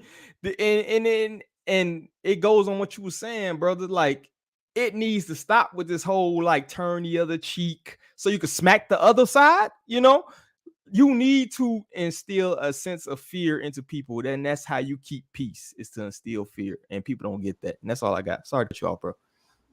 No. That's good stuff. I like that. Yeah, I can remember it's close to 20 years now.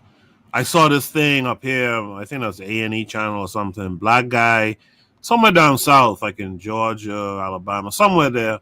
Black guy gets him and his friend get pulled off their mother's off one of their mother's porches or something, taken out to the countryside and beaten badly. One of them is killed out in the countryside. They bring the other guy back to his mama's house, hang him in a tree next to the porch where they had originally grabbed him. The next morning, the mama comes out, sees her badly beaten son and lynched. This lady, they go to trial. They catch the two white boys who do it. One of the white boys says on the stand, "Ma'am, I'm really sorry for what I did. I hope someday you could find it in your heart to forgive me." And she says, and I saw this woman say it out of her mouth, she says, "Son, I have already forgiven you."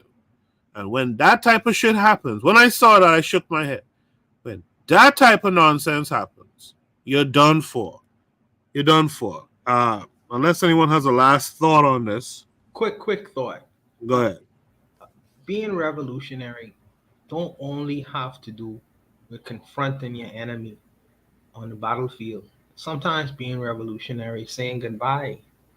You know, sometimes if a wife is being abused, continuously being abused, and she is so afraid of the unknown that she decides to stay in that situation and not confront the person who's abusing her, but continues to abuse her.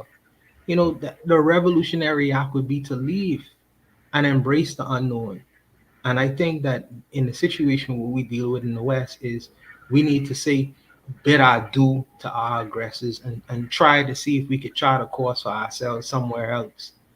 If we are in a situation where we are outgunned and they could slaughter us wholesale, we just need to remove we talked about Theodore Herzl last week, and he had his dream that he eventually actualized after his death. And I think that if the situation is that we will not confront our enemies because we will be slaughtered, we are outgunned. They make guns, they make gunpowder. Then not all of us are gonna do it, and I don't expect all of us to do it. But for some of us who are willing to, and we can't live in a continual, perpetual persecution that we exist in the West, we have to bid our enemies, our husband, our mother, we have to bid them goodbye and chart a course for ourselves into the unknown. Now, whether that be in Africa or somewhere else, that's what we must do. The last thing I'll say to that is, as you're leaving, you could bust some shots behind you too. You could leave, you could bust some shots behind you too. In the chat, KW7 says they used a robot to take out Michael Xavier Johnson and took in Payton Gendron unscathed. That's your answer as to why there aren't more Gavin Longs on Michael Johnsons. He says FBA or ADOS are a coward group that would rather brag about building a nation that they do not own or control than bust a grape to fight white tyranny. We lost Tanzan. She had to run, I do believe. Oh, I could say I'm going to show this video tomorrow, but there's actually a video of this lady. She's being interviewed, and she's asked whatever about the Buffalo shooting, and she goes, "I forgive the guy." And then the white man's interviewing her, and he's like, "You know, you don't have to." Right? like even because I don't know if y'all know. I mean, like this was like, let's be like, I don't know, but this Buffalo thing was just like, it kind of like usually like I'd be like, you know, human death, what is that, right? But like this one kind of hit us, you know. I think maybe because it's in New York and we're like, this don't really happen in New York, but like I even remember like I was walking by some white boy, right, and I'm coming from a grocery store, and he just looking at me like he can't say shit, and I'm just like you know, like what they did to them, what they did to those shoppers, what that little 18-year-old boy did to the shoppers was like, you know, it was something to see, you know, because one of the ladies who was laying there, like she laid there because like most people just kind of just went on the ground, like maybe he's trying to shoot somebody, you know, like maybe he's trying to shoot somebody else, and they just don't want to be in the crossfire. And I remember seeing, because I saw the video, and one of the ladies just laying there, and then he just walks over her and guns her, and it's just like you know, to live that life, like to have that life, and then for, you know, fast forward and black folk talking about, I forgive that guy. Like there was nothing like, yeah, you know, so like, I mean, I think everybody kind of like, even white folk are kind of like, yeah, that shit's kind of wild, you know? Like it's one thing to go and shoot up somebody you don't like somebody you don't like, somebody who did you wrong, but it's a whole other thing to like shoot up people in a grocery store. And I mean, you know, as KW7 is saying, you know, probably more to come. So you know, there's a lot to consider here, but I would say about that is you know, America likes these people. You know, these are America's allies. America's putting somebody told me Russia is spending $1 billion a year for this. I mean, right, $1 billion a day for this war. But if you do the calculation, if America approves $40 billion and then approves another $40 billion, it's also putting $1 billion into this war. But it's putting it into these neo-Nazis. You know? So what we really have to process, like come to terms with like what it is, like what this nation is, and like whether or not you want to say you built it, or whether or not you want to say you're foundational, whatever, you have to come to terms with this is a nation that is sponsoring this sort of behavior. This is a nation that protects that this young boy was about to, like, before, like, they stop him from shooting himself in the mouth. Okay? He kills these people and he's about to shoot himself in the mouth, go out the easy way, I guess, right? And they stop him and keep him alive. And black folk are just sitting around. And I saw when they were arresting him, they were like, oh, it's just a little boy. Like, what do you mean it's just a little boy? Yeah. What? Yeah. Oh, I'm sorry. No, you're right. Someone pointed that out too. Like Mike Brown, who was 18, gets killed and he was a man. And this 18-year-old fella is a boy. Yeah. I'm saying the black people on the scene. Oh, black people on the scene were saying that. Okay. Being arrested, like when you see the video of him being arrested, like, you know, he's whatever, like you hear them like over talking and they're like, oh, it's just a little kid, it's just a little boy. And you're like, what are you fucking, like, he just gunned this lady in the, like. Yeah, you're supposed to be trying to stomp him into wine. Supposed to be charging them, like, whoa, hold on a second, get the rope. like, glad you got him, get the fucking rope. Nope. It's like, oh, it's just a little kid. You know, how cute. Like, what? No.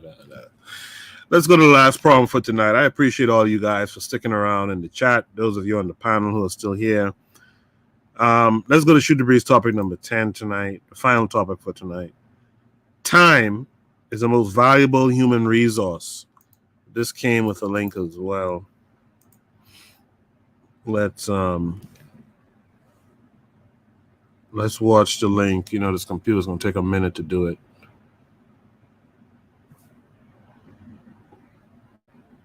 Make sure you guys are tuning into the Pro-Black Perspective at 11 a.m. Eastern Standard Time tomorrow morning. Make sure to check out the other shows on KWAZ Radio too. And let's check out this video before we go.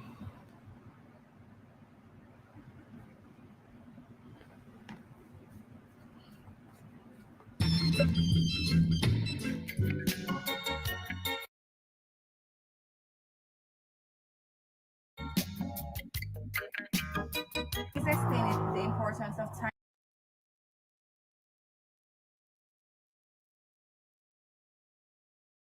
management in achieving.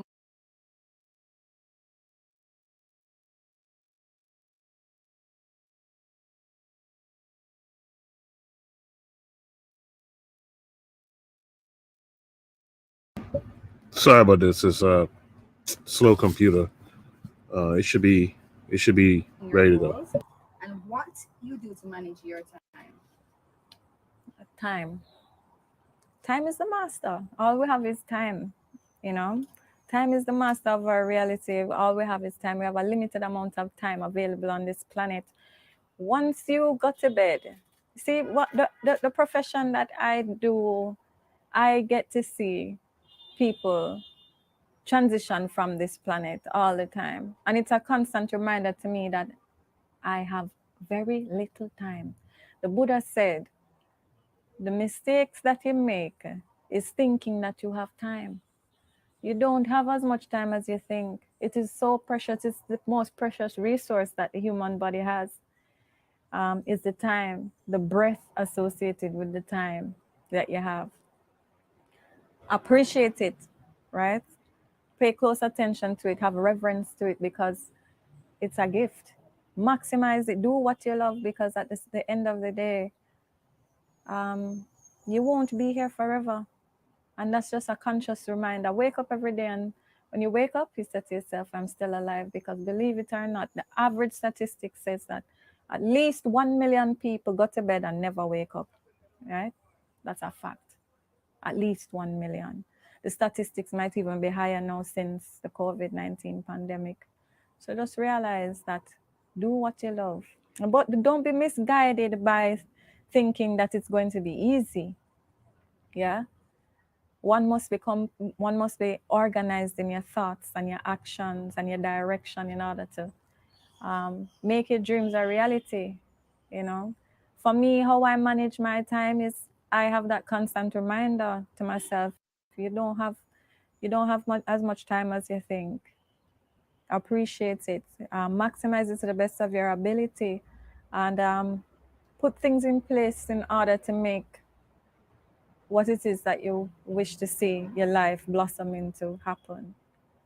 Don't move in a cycle, right? See, that's the dharma of being born on a planet that is moving in a cyclic direction, is that you're governed by the dharma of the planet, because you are a part of that physical space. And so the motion of physical life, three-dimensional life on this planet, is subject to cyclic movements. And we go through cycles within ourselves, but through extreme discipline, one can break that chain of cyclic movement. If you move in a circle, you go nowhere. So don't focus on the distractions. Just keep on moving slowly, slowly, slowly. Do it every day. It might seem like it's not going anywhere, but action compounded over a period of time produces an effect.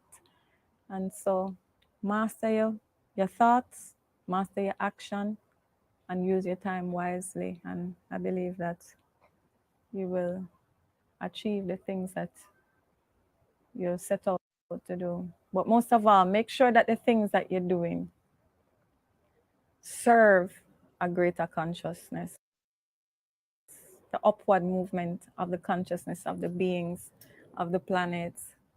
You know, don't think that just doing self-service that the creation will reward you. This is just not the natural isness of life. Is self-service don't get rewarded with abundance. Yeah. So don't dedicate your time to your own destruction, because if you don't flow with life, that's ultimately self-destruction, you know. Well, let me hear you say mountain, mountain, mountain. No. Yes, indeed. Come on. All right. Time is the most valuable human resource. Jay, are you still with us? Maybe Yes. Jay Bones. Oh, Yes. Jay, you're still here. What do you say to that about time and being our most valuable human resource? I doubt if time exists. To be talk about it.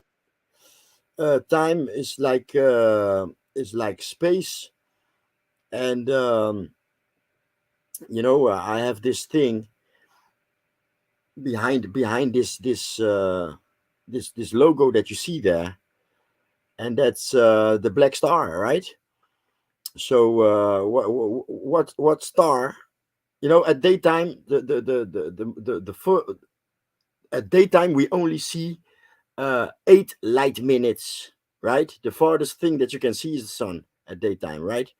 And when the sun sets, the 8 sets also, because at night you can see infinite, right? And which star is the largest? It's the black star. It makes all the other stars, although they are huge, humongous, it makes the other stars look tiny, right? And when you close your eyes, boom, there it is, the same black star, right? So what is space? What is space? You know, um, and with space comes time, and I doubt they both exist. You know, go stand on the moon, and what and a day means nothing anymore. You know, or better yet, don't stand on the moon, just float, just float over Earth at the same distance as the moon or whatever. And then suddenly, what is a day? What is it? And then suddenly, what is a day? You know, I doubt time exists. But I get your meaning. I get your meaning, but I think it's about foci, right? I think it's about relative to where you are. There's how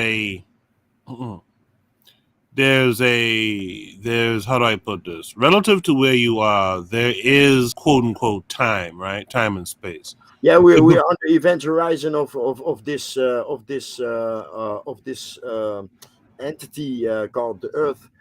We are at the event horizon of this thing, and that's why time exists. And yeah, time is the most valuable human resource. Yes, but time does not exist. But yeah, it's the most valuable human resource.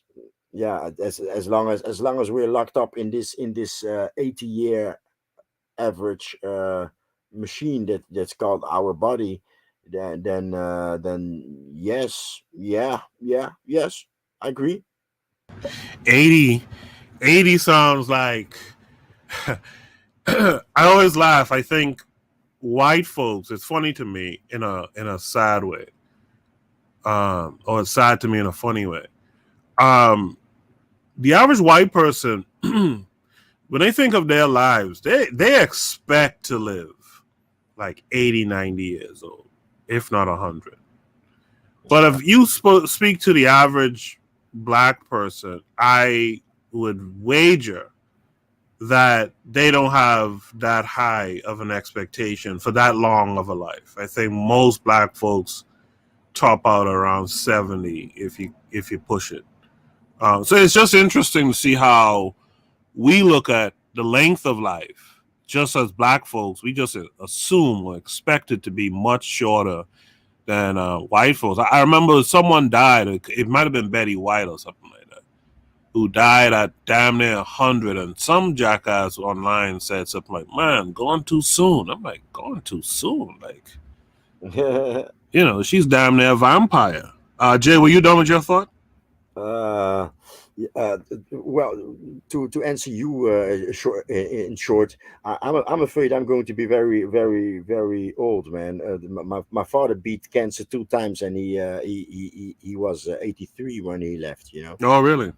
Yeah, and my I believe my mother's father is still around, man. And I'm fucking 52. You know, I'm afraid if I don't have to beat something like that, you know, if I don't have those type of physical battles in life, I'm afraid I'm a touch that 100 too, man. Oh yeah, you might be here forever, man. Yeah. D Web, what say you? Yeah, I agree. I might add she's a cutie too as well. I enjoy the speech. Yeah, of course. Yeah, but Man, this brother star. Yeah, brother star, right? Come from Oni of all people. But anyway, I agree wholeheartedly about the time. If you think about time in a vacuum, right? Particularly if you're working a traditional 9 to 5, right? You spend 8 hours, right? 8 of your waking hours, you know, trying to enrich somebody else, right? If you sleep in the 8 hours that you're supposed to sleep, right? And then you have maybe 8 hours behind it, and minus what you're doing in traffic. If you have to drive, you have to commute. If you got kids, you might as well wipe that last 8 out, right? So it's I wholeheartedly agree with the sentiment that time is the most valuable thing. I think the dumbest thing you do is trade hours for money. You know what I'm saying? You're trading a finite source for infinite source, which is the Yeah. money we see as they print the hell out of money right now. So that's one thing I try to encourage the people, that if you have the means, if you have the capability and the drive to start your own business, man, start something, find a ways that you can maximize the time that you have with friends and family and loved ones, because you're not here long, man. And the worst thing you do is spend a third of your life simply grinding to make somebody else rich. Trying to just survive at some point, because we see how this inflation is eating our asses up. So I wholeheartedly agree with the sentiment, and time is a finite source. You only got so many years on this earth, man. And that should be spent, with your loved ones, making memories and things of that nature. So I think it speaks for itself, and I agree with what I saw in the video.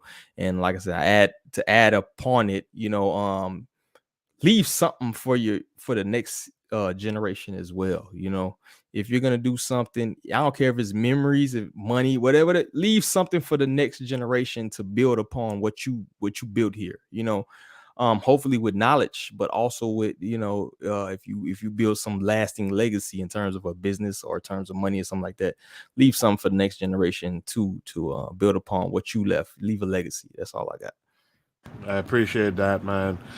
Gas them up. You're still here with us. What say you to this? Yeah, I'm more along the lines of what Jay was saying. Time definitely is a fiction of our imagination. We have an observation, right? That's all we have. We have observation, but we don't have time. I mean, I understand what the sister is saying, and on that level does she speak? Yes, but keep in mind, nature doesn't make clocks; man makes them. So who's clocking you, right? Um, the idea to me of time is just kind of like something that's invented. A lot of times when you look at other traditional languages, other than a few, and they had certain conditions, you can't approach someone and say, "What time is it?" Like you can't ask somebody what time is it in most traditional African languages, but you can ask in European languages and some Indian languages, and there's a reason why, the way their society was organized and structured. So Let me ask a quick question. Could you have asked an African how old they were? it wouldn't be like I'm 47 years old. They might tell you like I was born around the time when Great Shaka flood, or something. yeah, maybe it was a great flood, or when Shaka was breakdancing. Remember when Shaka was breakdancing and then his wife came and told him, "Shaka, good in the house, what's wrong with you?" I was born around that time. It'd be something like that, it'd be like a marker, but it wouldn't be like, as a matter of fact, the birth certificate actually originates with the Catholic Church, right? Because these people were sick people, but they were keeping records. Even the modern concept of time that we are held hostage by comes from the church, with the church bells, right? And that's why everything is right now, the world revolves around GMT, Greenwich Meridian Time. So, that to me is the real audacity. If we want to escape the European system, we have to destroy Greenwich Meridian Time and then start breaking away these Berlin created colonial districts, to quote Jose. But that's just my little piece. I agree with her on the surface level. Like, yeah, of course, don't waste your time, blah blah blah. And as the brother said, leave some memories, leave some life insurance, leave some property if you can for those who who are there. But I don't think in my opinion, I don't think we should kid ourselves that time makes it. Like, there's no clock. Nature doesn't create clocks for us. Let's hear from the astrophysicists on the panel. Oni, is there time? Is there such a thing as time, and should we waste it or not? Oh, I mean, as far as time, I mean, I could see some argument for time not existing per se. I mean, because there is that relativity thing where it's technically, space-time is connected, or space-time is one, and space-time is one. Yeah, realistically, time is affected by acceleration, and so the like the rate of time in a sense, or the rate of time in a sense is impacted by what planet you're on. And like, I guess technically, if you were not on a planet, then you would not experience time. Of course, you wouldn't experience anything, right? But so like you'd be frozen in time technically. So so it is kind of relative, but you know, I think the lady also pointed out that we're on Earth, and because we're on Earth, we're definitely going to experience that sort of thing. I would say though, what I was thinking about today, because I wanted to find some pictures from when I was in Ghana the other day. And I'm scrolling through and I noticed that I had some pictures of my family members and they all looked incredibly different.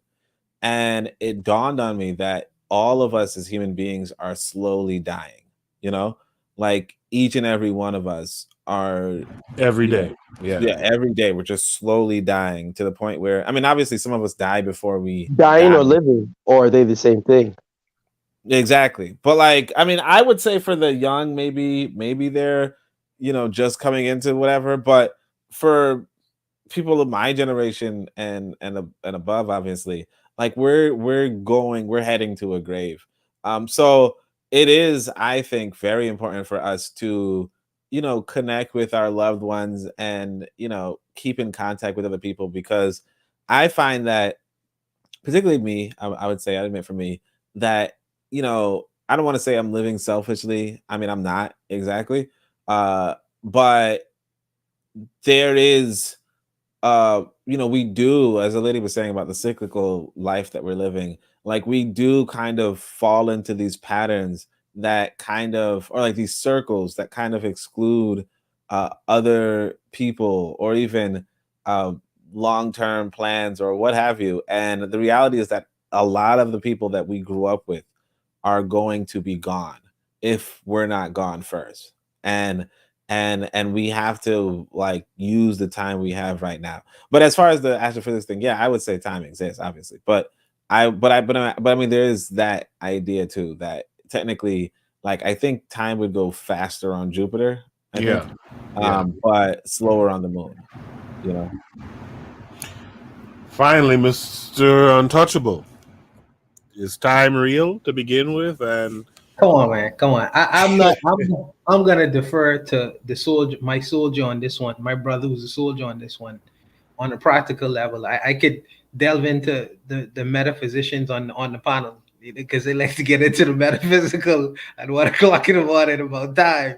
But I just think that an 80-year-old body is an 80-year-old body, regardless if we had like clocks or not, you know.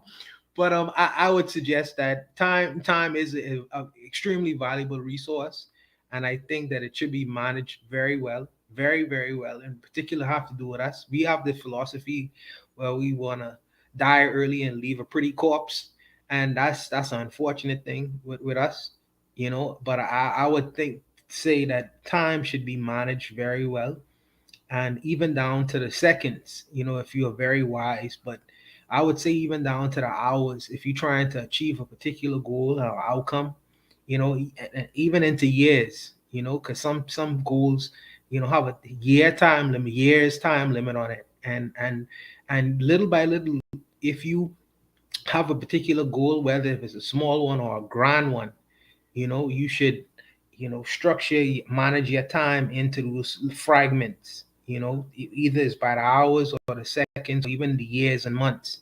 And whatever it is, you know, you just take continuous bites of that apple until you achieve that particular thing that you may have in mind. And I also agree with my soldier on the panel who says that you should spend your time wisely with your family, and not necessarily enriching the pockets of others, but enriching the lives of the people who you really care about and love. And I would stop there with that rant. But that's where I am with that.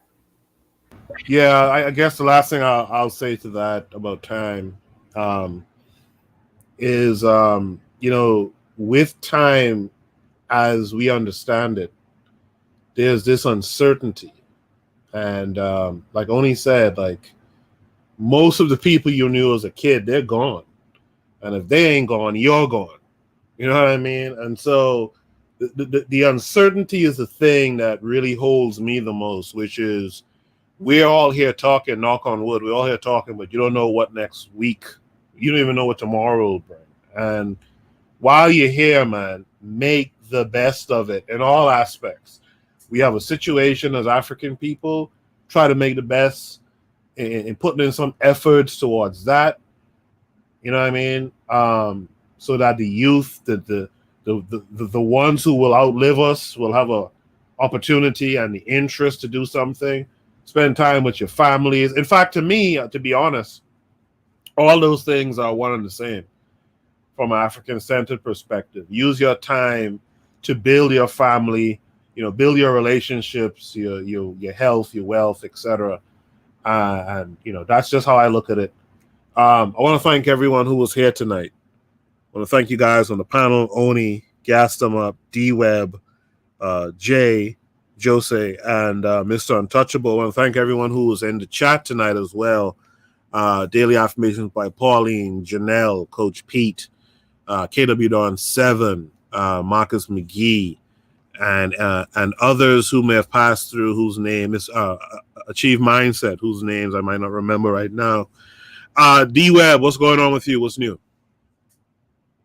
Nothing much, man. I'm doing the usual, man. I'm working my ass off to take care of these babies. Outside of that, I'm planning on doing a relaunch of the podcast come towards the end of summer, like end of July, early August is what I'm shooting for. Currently, I want to do a little changes up and kind of come back fresh for you guys. As I'm kind of transitioning careers and things like that. So that's my plan so far. If anything changes, I'll definitely let you know. But that's what I'm planning for right now, brother. All right, only tomorrow you have The Enemy Is Within.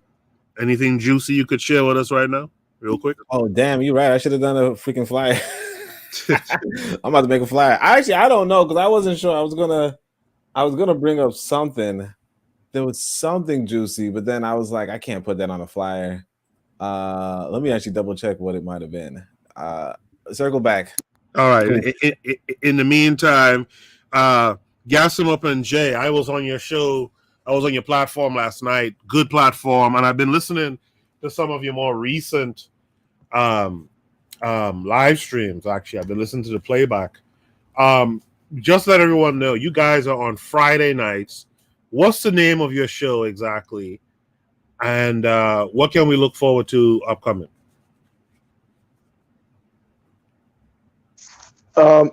So yeah, we typically have it Friday. Depending on the Friday, it might be 4 or 8 in the evening. So either 4 like in the afternoon or 8 in the evening because of the time difference. Right, going back to that concept of time. But Jose's in Europe, so they're a few hours ahead. So it's not always fair for them to be on our side. You know, sometimes hosted earlier. So I think next week episode will be earlier. Will be at 4 instead of last week's time, which was at 8:30. But yeah, no, the topics are a lot. You know, the shows is the Black Pentagrammers, but the topics are just looking at the occult and the unseen things that are hidden, the metaphysical things that are hidden within our daily existence. So the week before the last episode, we looked at cities and how most of the the European cities are built on burial grounds, and so that's kind of occultic to use the energy of the dead. Then we tie that in with industrialism being a form of sacrifice, or using sacrifice in order to get that technology. So just continuing those type of things. I don't know if Jose wants to add anything. Yeah, Jay, did you want to add something?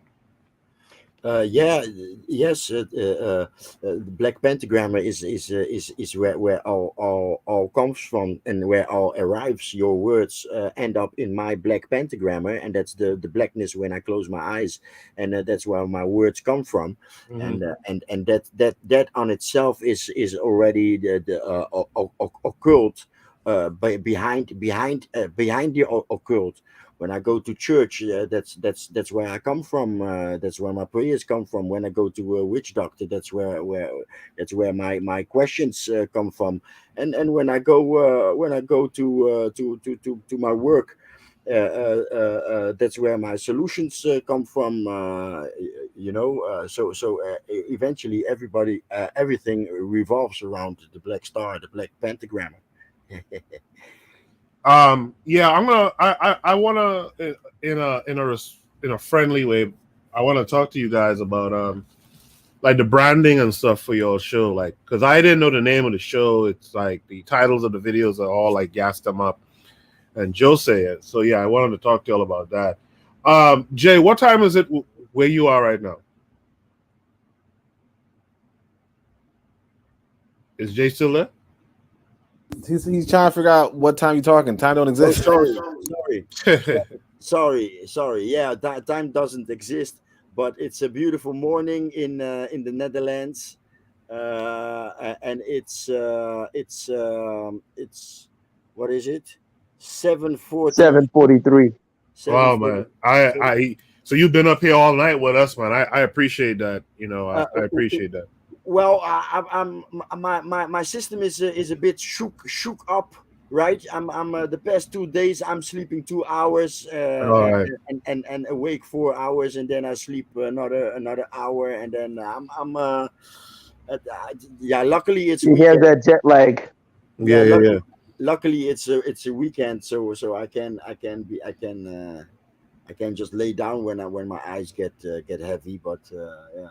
Yeah, Kofi must be in the Netherlands right now as well. This guy just showed up and said greetings at this hour of the show. Mr. Untouchable, what's going on with you? Anything to report?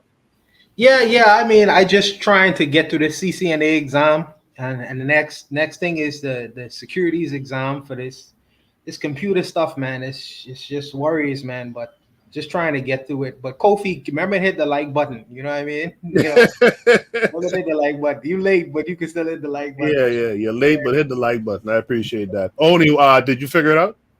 Oh yeah, I realized. So I think the probably two bigger ones is Du Bois, the connection between Du Bois and Nazism, I guess, or Du Bois like praising the Nazi system, right. And then of course Wodemaya talking about with Musk, right? Yeah, with Musk. Yeah, I mean, I don't know if I could put that in the title, but I might. Wait, what did he do? What did Wodemaya do? He didn't really do nothing. He just said he says, "Yo, Elon Musk, my name is Wodemaya, Africa's most influential YouTuber. Can we collaborate on how to convince more Africans to use more sustainable cars like Tesla? Patiently waiting for your response." So it's not like the worst thing, but can I puke? What do you say? Can I puke? It's I mean, yeah, the puke bucket's in the corner, right? But yeah, I mean, like it is kind of like, that's the thing. I tell you, like I'm going to talk like we always do this. Like this is how it is. We big up somebody. When is that? Sorry to interrupt you. When is that? When is what? Your show? Oh, that's tomorrow in like 2 hours. No, I'm joking. At 11 a.m. Eastern Standard Time. I don't know what time that is for you, but just add 6. So that's what. 5 p.m. or something. Yeah. Yeah, like 5. Yeah. But yeah. But I mean, it's just like, but it's not like, I don't know. I mean, like I said, I expect this at some point. Like I expect this from pretty much every influencer. Yeah, Dubois and Nazism sounds interesting. I believe the whole world was a Nazi fan in those days. Yeah, but Dubois, like that's the thing. So, but that I'm trying not to do that because I'm trying to, attract this socialist lady, but. Don't do it. You need to keep her, man. You need to attract her, so don't do it. You get her first, then you make the show. No, you get her first, then you make the show.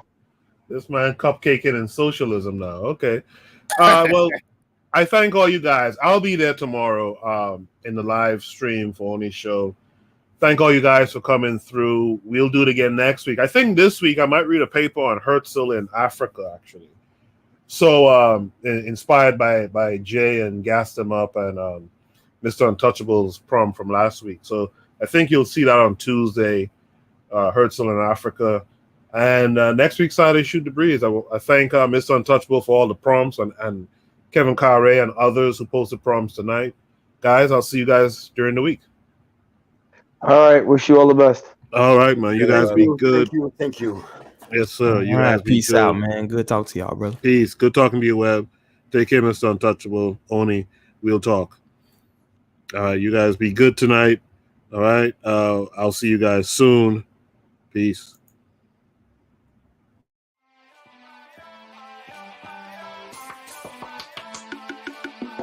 Thanks for listening to the Bitter Medicine Podcast with your host, Koku. If you like what you just heard, we hope you pass along our web address, bittermedicineblogs.com, to your friends and colleagues, and share our show to all your social media. Be sure to check out our archive section on our website for previous podcasts. This has been a KWAZ radio production. Join us next time for another session of the Bitter Medicine Podcast. Follow us on Facebook at Bitter Medicine Show, Twitter, Bitter Meds, Tumblr, Bitter Meds, Instagram, Bitter Medicine.